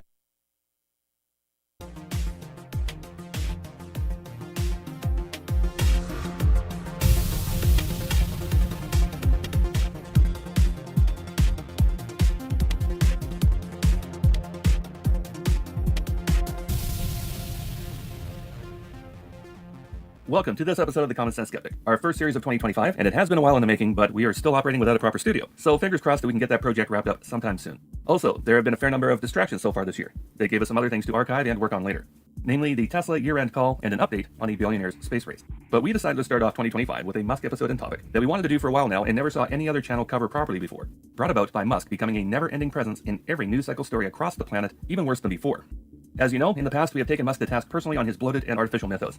First, 4 years ago in our top-ranked two-part series debunking Elon Musk in January of 2021, and then again by dissecting his TED Talk from October of 2022 in a 5-part series that went through every single claim that Musk made to TED Talk host Chris Anderson, covering most, if not all, of his companies. That's a nice tease. All right. That was just prior to Musk being forced to go through with his Twitter acquisition by the same judge that refused Musk his outrageous self-authored Tesla compensation package in January of 2024, and again in December of 2024. After a series of events we covered in our special Robin Denholm episode, as well as their June 2024 AGM vote, changed absolutely nothing about the original ruling. Kathleen St. Jude McCormick is one Delaware chancellor that really has no time for Musk or his legal shenanigans, of which there seems to be no end. And same too with the Tesla board members, including Denholm, who were just ordered on January 8th of 2025 to return a combined total of $1 billion in cash and stock options because the chancellor found that they too had been enriching themselves a little too generously at the expense of the Tesla shareholders, who do not receive and have never been awarded a dime in dividends. There's no denying that, for better or worse, 2024 was a huge year for Musk. He started the year off losing his self-authored mega billion-dollar compensation package with the Tesla share price sitting at $237 and change. By April, before the AGM, it would drop to about $147. Then in July, of course, Musk declared for the leading presidential candidate in the November election to make sure that not even a federal election could go by without having his face in the photos. After the July assassination attempt in Pennsylvania, Musk attached himself to Trump the way a remora does a shark. And using that mega association, Musk rode the Tesla stock price on that populism wave up to a new short-lived all-time high of $488.54 in December of 2024, 2 weeks before Christmas. Accompanying his newly found right-wing political bent, Musk's antics on Twitter became more and more disturbing over the course of the year. Increasingly, Musk's acerbic personality traits came to the surface. And people who supported Musk, especially those on the left of the political spectrum, who had thought that Musk was an ally of theirs due to his self-declared love of humanity and desire for a clean energy future, on top of his declaration that he voted Democrat in 2020, they became aware of, and more sensitive to, facets of Musk that they hadn't paid attention to before. They began to see his cruelty, his pettiness, and his vindictiveness. They saw his God complex, including his pathological dual needs for not only acceptance from, but reverence among his legion of fans. In other words, they began to see all the things we've identified in him for over 5 years now. Incongruities between promises and reality pointed out with receipts in our debunking series. Mental issues laid out clinically in our Is Elon Musk a Psychopath episode. Their eyes were beginning to open, but the newly awakened were asking the question, what changed? Why did Musk become this insufferable asshole? The fact is, he has always been an insufferable asshole. But isn't it amazing how much abuse you'll tolerate when a particular asshole is on your side of the political or ideological fence?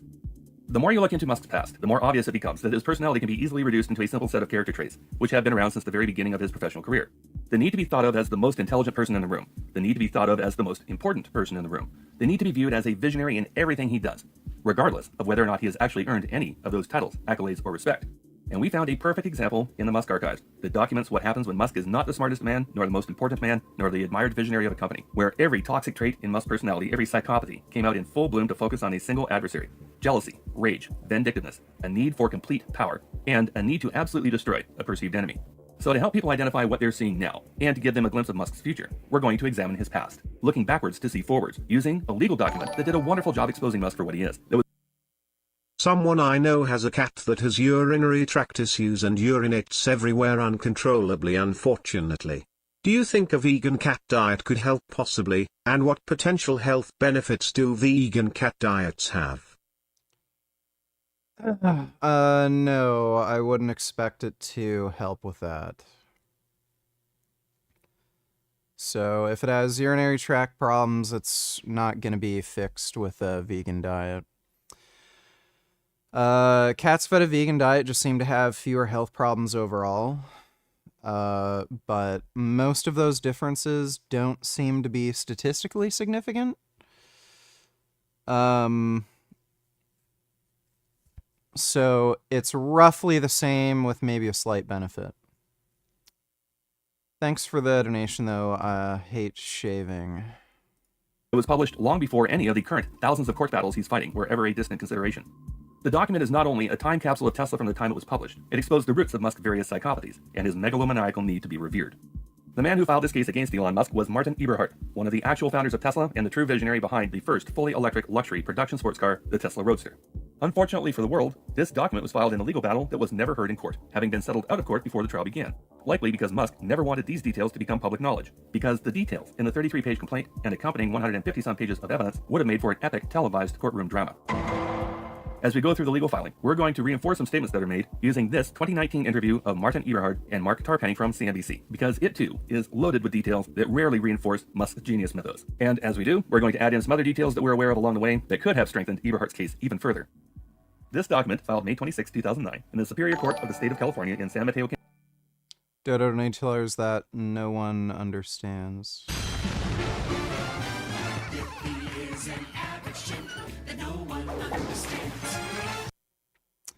Chemicals are bad, VG. 100 me developed toxins, demonstrated a 5-point IQ drop. Chemical industry. 35% increased childhood cancers, birth defects in males. Neurological.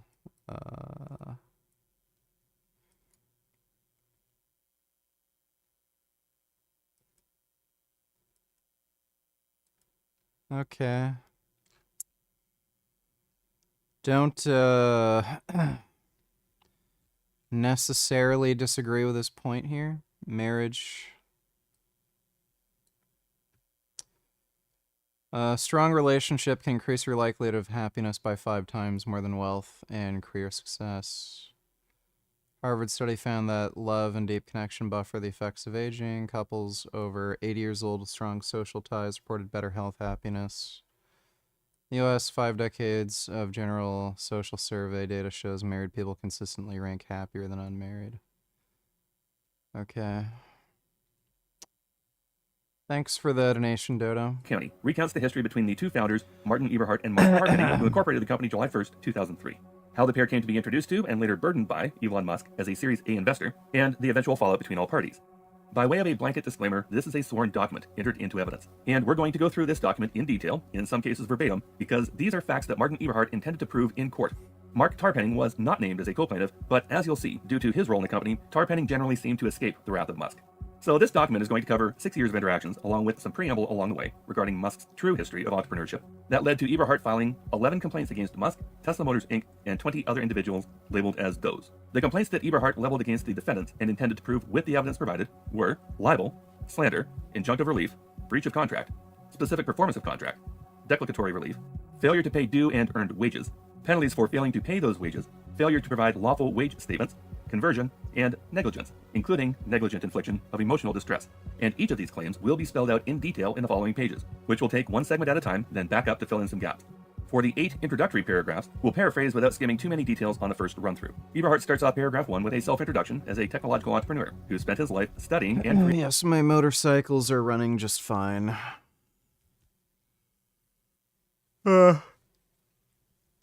Haven't used my V-Strom all winter, because it just snows too much, but I've been using my sidecar. Innovating technology to improve human society and the environment. Eberhard, along with his friend and business partner, Mark Tarpenning, originally founded Tesla as a partnership in January of 2002, with the goal of reinventing the electric car.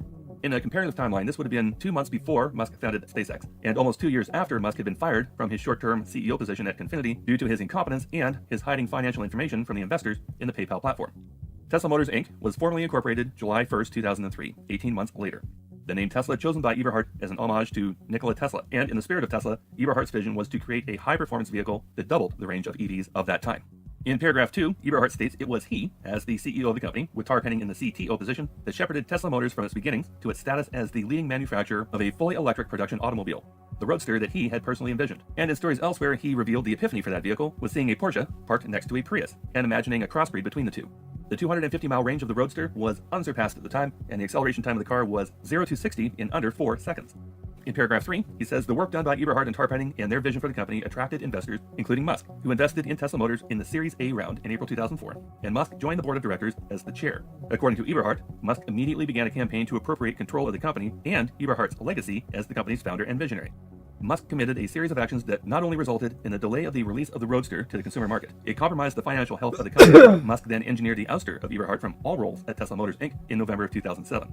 In paragraph 4, while Musk was pushing Eberhard out of his own company, Eberhard continued to act in the best interest of that company and fully cooperated with the transition process in the hopes that his vision for the company would be realized. Musk wasn't satisfied just taking over the company, he then made it his mission to take ownership of the idea behind the company. Then Musk, through Tesla Motors, publicly defamed and disparaged Eberhard at every opportunity and through widely distributed media outlets. Musk's intent was to build up his personal reputation at the expense of Eberhard's in the media, throughout the auto industry, and among the customers, employees, and investors of the company. In paragraph 5, Eberhard informs the court that Musk has set out to rewrite the company's history, portraying himself as the sole founder or creator of Tesla Motors by falsely accusing Eberhard of being principally responsible for the production delays and the company's financial instability. This is Musk projecting his own actions onto Eberhard, then falsely stating that Eberhard deceived and made misrepresentations to the board of directors during his tenure at Tesla Motors. Eberhard continues on to say that these actions were remarkable, but, and this part is key to the episode, they are also part of Musk's broader personal history of misrepresentation, his educational degrees and professional affiliations being symbolic examples, and of the extent of his involvement with other companies such as PayPal. In paragraph 6, on top of Musk doing his damnedest to ruin Eberhard's reputation, the company also managed to trash Eberhard's own historic Roadster, the car he envisioned. Eberhard had a written contract with the company to receive the second Roadster off the line. As the car's creator and visionary, company founder and CEO, Eberhard was supposed to have received the first car off the line, but Musk helped himself to that vehicle, then shot the damn thing into space. Eberhard's contracted car, second off the line, for which he paid $100,000, was also denied him, and we discovered during the legal proceedings during the Solar City trial that this one-of-a-kind Founder Series car was given to Musk's friend Antonio Gracias instead of delivered to Eberhard, a vehicle that would carry an intrinsic collector's value several $1 million higher than the purchase price. When Eberhard finally did receive a Roadster, that vehicle was delivered after it had been smashed into the back of a truck by a Tesla Motors employee during a so-called endurance test on the 101 highway. Paragraph 7, on top of the defamation and the delivery of a wrecked car, Tesla further breached the duties to Eberhard by refusing the company's founder his severance pay and stock options, which were agreed upon at the time he separated from the company, further violating several state laws protecting former employees from the wrongful withholding of wages. And in paragraph 8, the final introduction paragraph, cites Eberhard's vision of the company as one that would behave responsibly and respectfully in bettering the world, the environment, and the economy. Yet Musk and Tesla defamed Eberhard and were derelict in their contractual obligations to the Tesla Motors founder. Eberhard states that in his zeal to appropriate Eberhard's legacy, Musk and the other defendants instead sullied Tesla Motors' integrity and blemished Tesla Motors' reputation and prosperity. Little did he know, this would be a small taste of things to come. But now that we're through the introduction, we get into the meat of the case, where the points we've heard about get fleshed out, and the supporting evidence gets referenced. Under parties and jurisdiction, this section simply spells out who the parties are and why the case has been brought before the San Mateo Court, and in paragraph 14, cites the applicable civil codes and labor codes under which these claims fall. Part 3 moves into the factual allegations, starting with Section A, Eberhard founded Tesla Motors and invented the Tesla Roadster. Paragraph 15 states Eberhard is a technological entrepreneur, and he spent his life learning about and creating technology to improve society and the environment. Although Eberhard does not mention it here, we're going to add that Martin Eberhard is a legitimate electrical engineer, earning a Master's of Science from the University of Illinois Urbana-Champaign in 1984, after obtaining a Bachelor of Science in Computer Engineering in 1982. We will also point out that Musk does not have either such credential. Eberhard co-founded and founded 2 companies prior to Tesla, namely Network Computing Devices in 1987, after working for Weiss Technology for 4 years, and in 1997, he and Mark Tarpenning founded Nuvo Media. Their primary product at Nuvo Media was the Rocket Book, the first ebook with secure internet delivery of content. Eberhard served as chairman and CEO of that company until Gemstar TV Guide International bought the entire company in the year 2000 for $187 million. Maybe some of those points would have been good to include at that point. Moving on. In January of 2002, after having his Porsche epiphany, Eberhard enlisted his longtime business partner, Mark Tarpenning, to create an electric vehicle startup. Eberhard worked for 18 months to extensively research what caused electric vehicles to fail in the past, and used his master's in electrical engineering to develop a properly built electric car. With their concept car fleshed out, the partners incorporated Tesla Motors in July of 2003, placing Eberhard in the CEO position with Tarpenning taking the CTO title.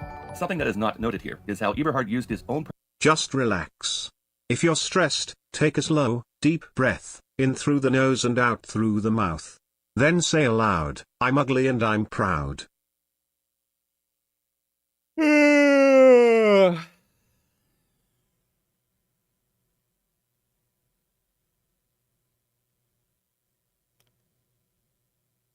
Uh,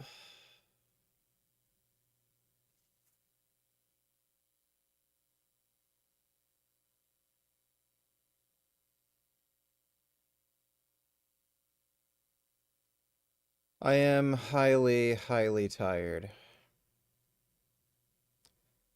Thanks for the donation, though, Chill Muffin.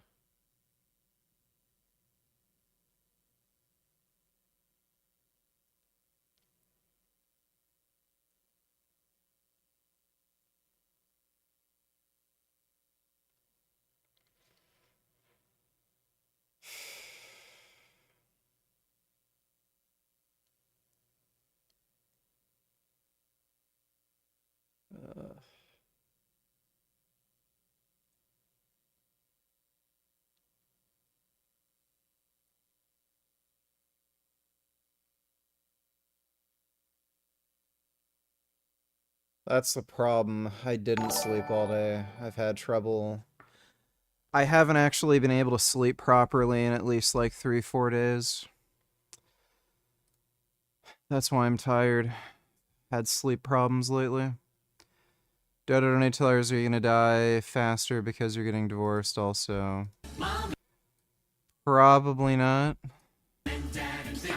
Always giving him command. The chicks and fleas up in those trees are calming down instantly. By his magic little lance with every wish. Yeah, thanks for the donation, Dodo. Anonymous donated $2. 3 good Jason Blaha videos. Please watch in entirety. They're short. Alright.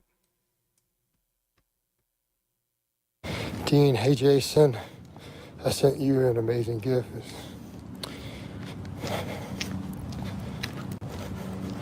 Hey Dean, that is extremely inappropriate. So,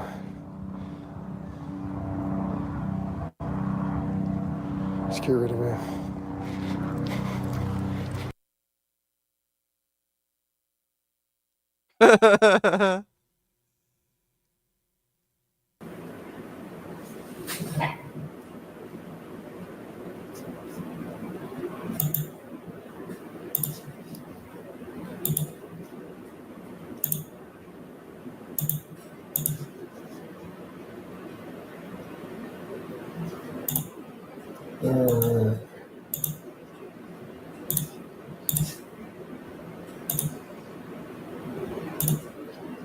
So,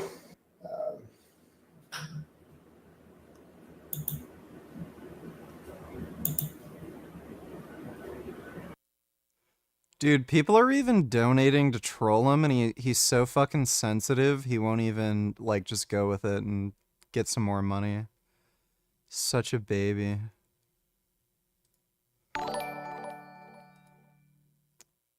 Wheel, maybe you would like to end this stream early, VG, if you are so tired. Yeah, I might. I'm, very, very tired. This is my gum-gum. There he is. There he is right there. And see his little toes. This is also my gum-gum. This is also my gum-gum. This is also my gum-gum. This is my gum-gum, of course. And this is also my gum-gum. This is all gum-gum. Thanks for the donation, Dodo. Sorry.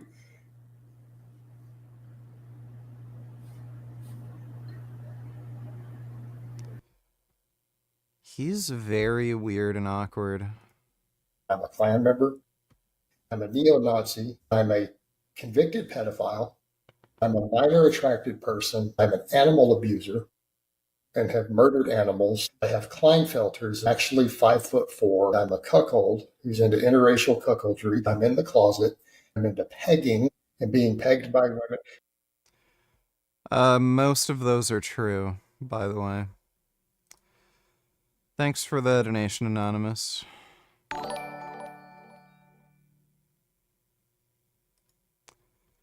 Dodo, donate $2. Read the comments. These people would seriously let a asteroid hit Earth because they love Trump and Republican policies so much. Mansion-sized asteroid has a 1 in 50 chance of hitting Earth the next 8 years, and it might be a bad time to reduce spending on science, just saying. Only Terrence can fix this. Maybe if we spent less time advocating for gender reassignment. Yeah, right. Also, would you wish for... What would you wish for if you had fairies? Every wish they grant, 'cause in reality they are his odd primates, fairly odd primates. Let's see, I'd wish for everyone to be vegan.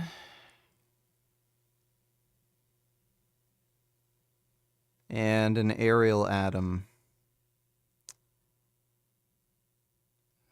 I think that's what I'd wish for if I had fairies.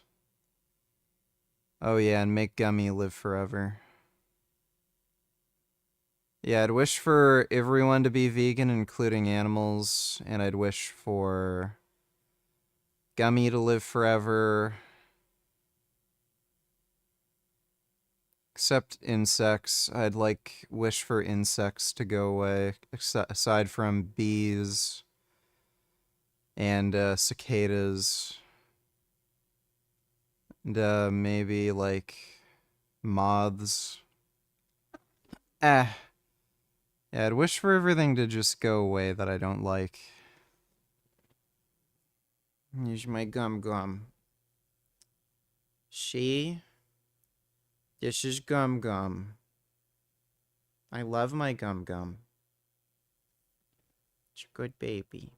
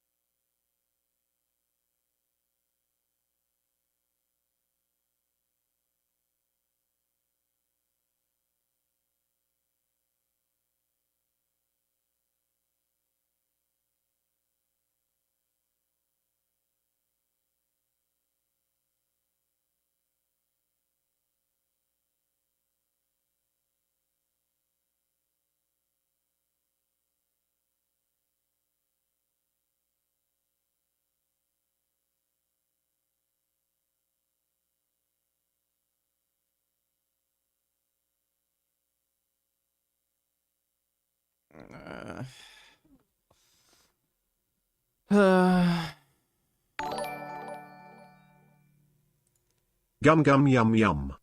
But look. Oh my god, that's a nice kitty.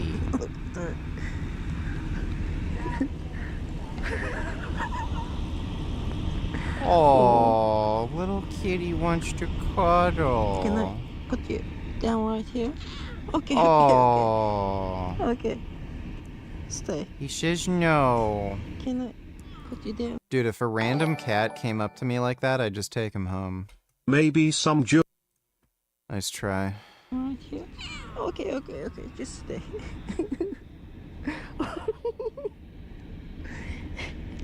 Are you hiding? In my armpit. Can I put you down? Oh, kitty. Okay. Don't be mad at me. She's Take him. He has chosen you. Take him. I'm just gonna hold you.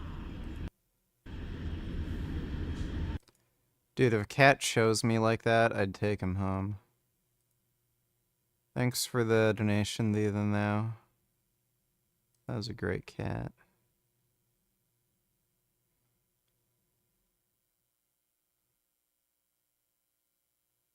Fuck. I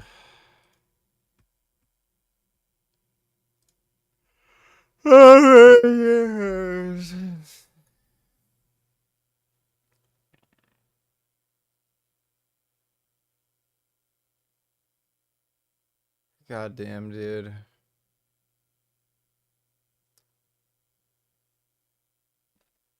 I don't think any of you understand how fucking tired I am. I'm so tired. I'm like, I want to eat a pizza. Oh, god damn it. I'm fucking tired.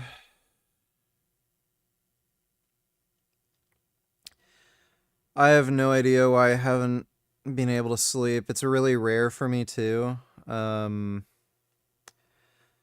Normally I have a very easy time getting to sleep. Blaha looks so old. If you had to guess how old he is. Yeah, get fucked.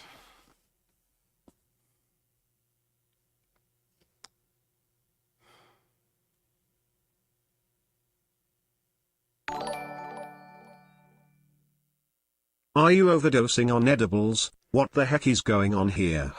No, I'm not. I just haven't been able to sleep in the last few days. Thanks for the donation, though, even though. Oh, it's so bad. Yeah, like, I've had sleep issues since ending my diet, and, I don't know if there's something that happened from after I was finishing dieting that's still affecting me, but it's been bad for the last few days.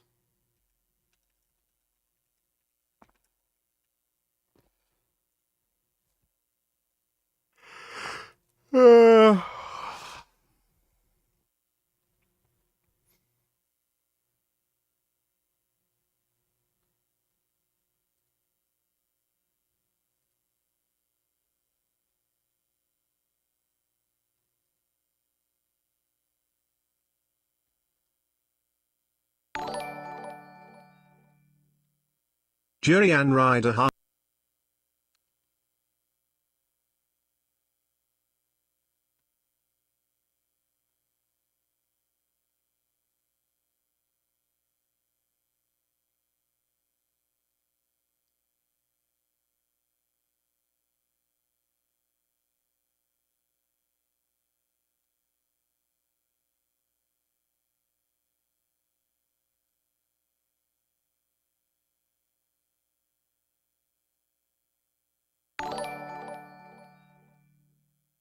You might just want to end the stream now, VG, since you are so tired.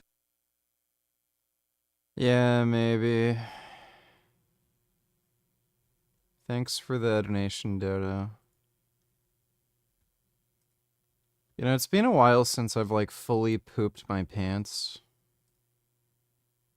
Like, I've had diarrhea and a little bit squirted out, but I've never, like, actually crapped my pants in I don't know how long.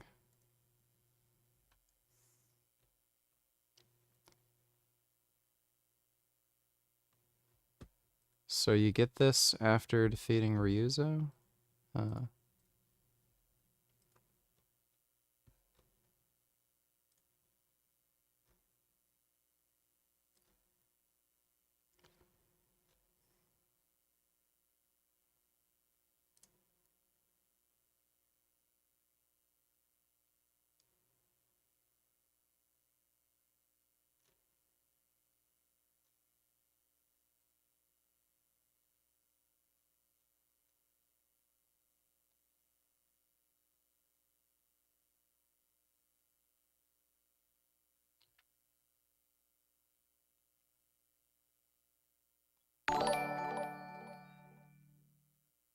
It's been a while since you slept on stream. Can you just stay on stream but fall asleep? I will donate very wholesome messages. Leave donos on and you will wake up with $1,000 made. do it. Yeah, I know exactly what you're gonna fucking donate. Fucking jackass. Gum Gum, no. Oh my god! Fuck.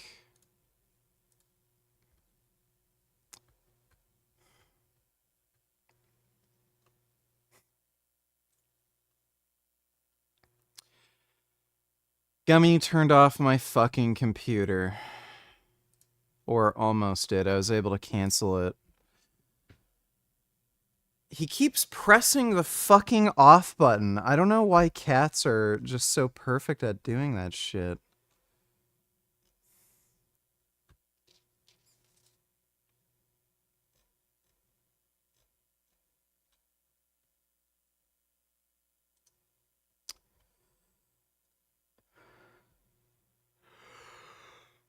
Oh, crap. Fuck shit. Alright. I'll tell you what I'm gonna do. I'm gonna go upstairs. I'm gonna take a shit. I'm gonna grab a drink. And then I'll play, Ghost of Tsushima, I think. I don't know. Should I? Maybe I should just go to bed. I have no idea. I'm too tired to think. I'm gonna take a nap and then think about what I'm gonna do.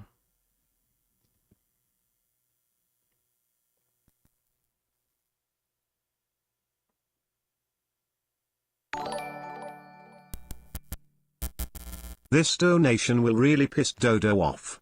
Also, try eating fat before you go to bed. Oh my goodness. Oh. Oh my god, so sentient. Yes, just go to bed, VG. I don't know. I also don't know why my... Is that you, Gum Gum? Gummy, what the hell are you doing? I don't know. Thanks for the donation, 21st Savage. Or, I mean, Dodo. Nice try, dipshit. Hi.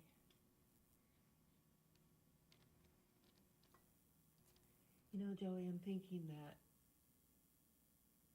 I need to monetize you. You know, put Oh my god, you can see the sentience right there. you on YouTube and see if I can earn some Holy money to pay for your shit. cat food. A $300 bill last week hit me right in the stomach.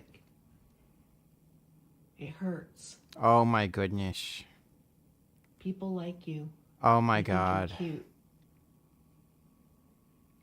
They like looking at you. They like your eyes. They like your personality. They like it when you look at the camera. Oh my god, Joey's so handsome. Why are you not looking at the camera? What are you doing? Joey, what are you doing? Oh, I'm talking about how I want to monetize you. And this is your response. Good evening, VG.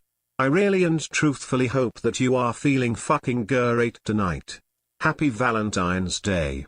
Anywho, if this comes out of Trump's mass deportations, then I'm all for it, lol.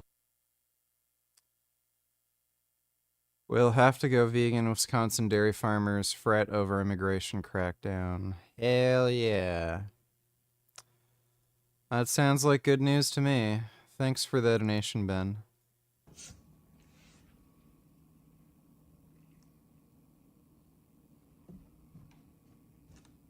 Yeah, do the scratch. Oh my god, he's scratching. Yeah. Good boy. Oh, Good wow. boy. Look how pretty you are. This cat is so beautiful. What is he doing? He is not even acting like Joey. Oh my What are goodness. you doing?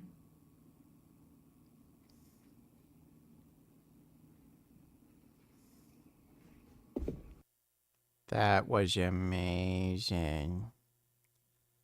Thanks for the donation, even now. Alright, I'm gonna try taking a little nap.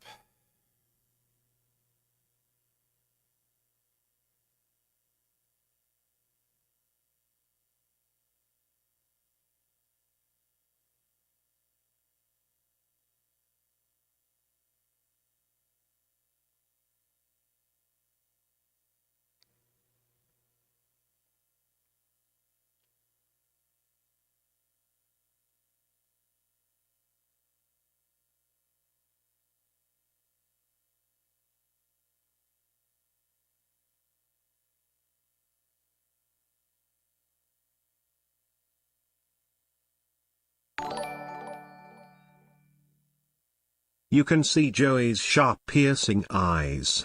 They're beautiful. Like Jerry Ann Ryder's. If you look at Jerry Ann Ryder's rapist. Shut up.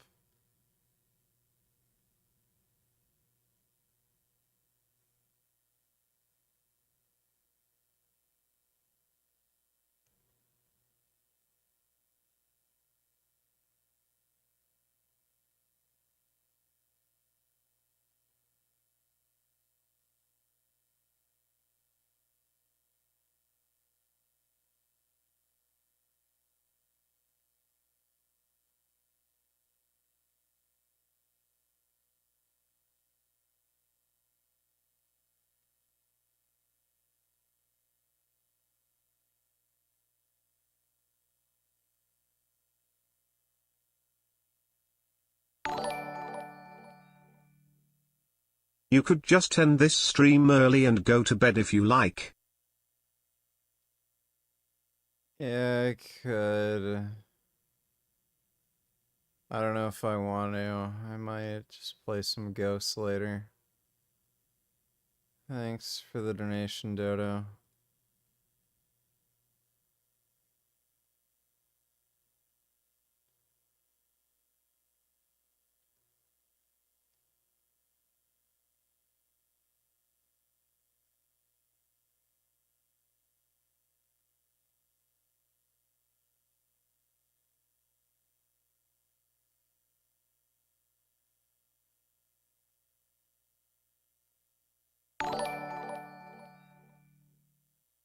Gummy jump on Richard's lap so he gets his hand off his. Yeah, nice try, dipshit.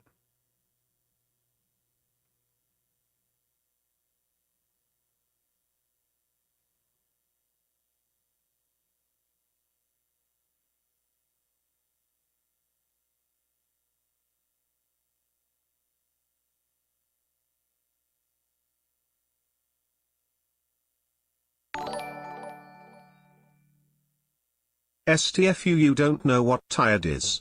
I've been falling asleep all over the place and still don't feel refreshed. Gay week.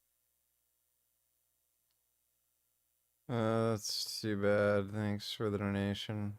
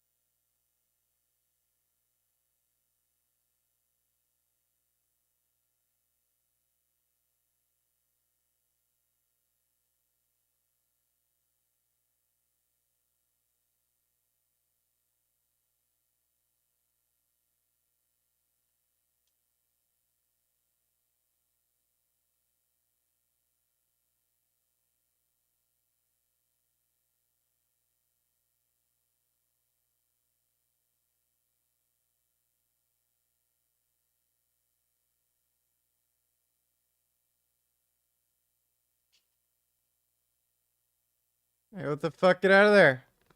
No. No. Ouch. Ouch.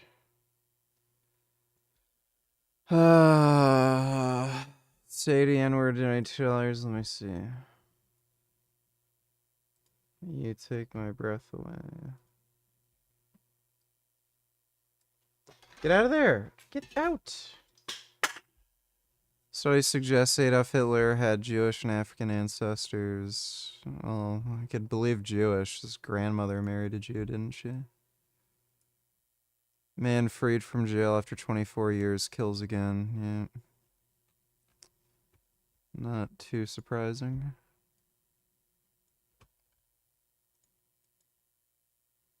And all I can keep saying in my head is that, like, America does not deserve black culture. Like, black culture is too good for America. America does not appreciate it. America just steals it and colonizes it and uses it as their own.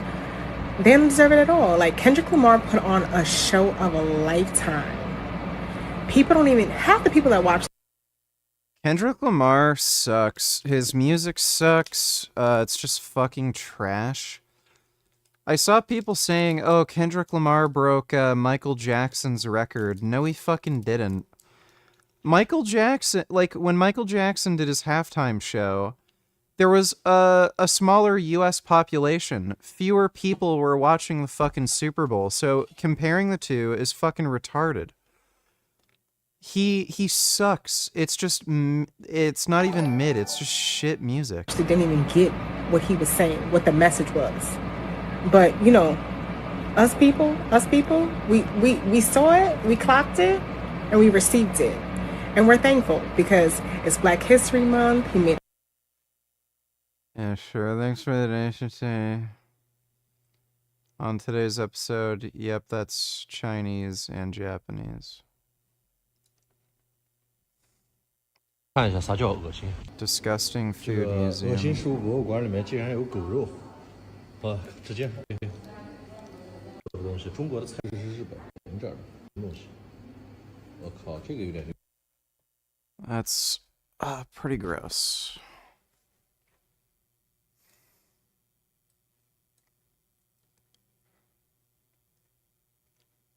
That is really gross.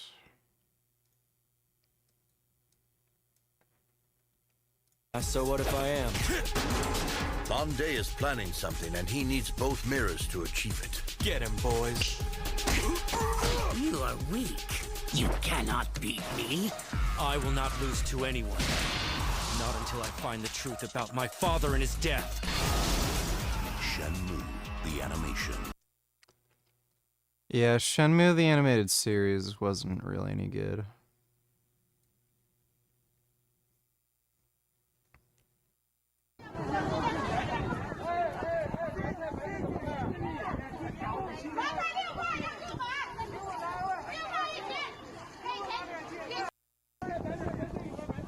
Gummy, get the fuck off my computer. Gummy, get down.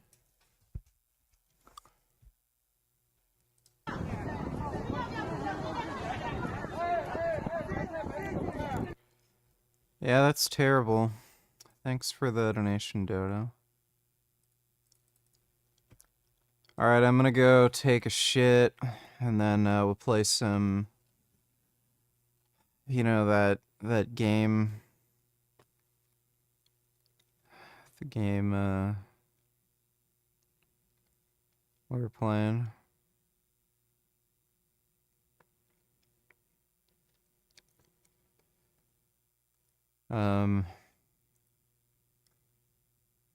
Yeah, you know what, fuck it, I'm just gonna go to bed. I'm too tired. Hope you guys had fun. Big thanks to everybody who donated on Streamlabs. Really appreciate it. Hope you enjoy your Valentine's Day. And I am going to sleep. Get off! Oh my god! Get off! No! Alright, sweet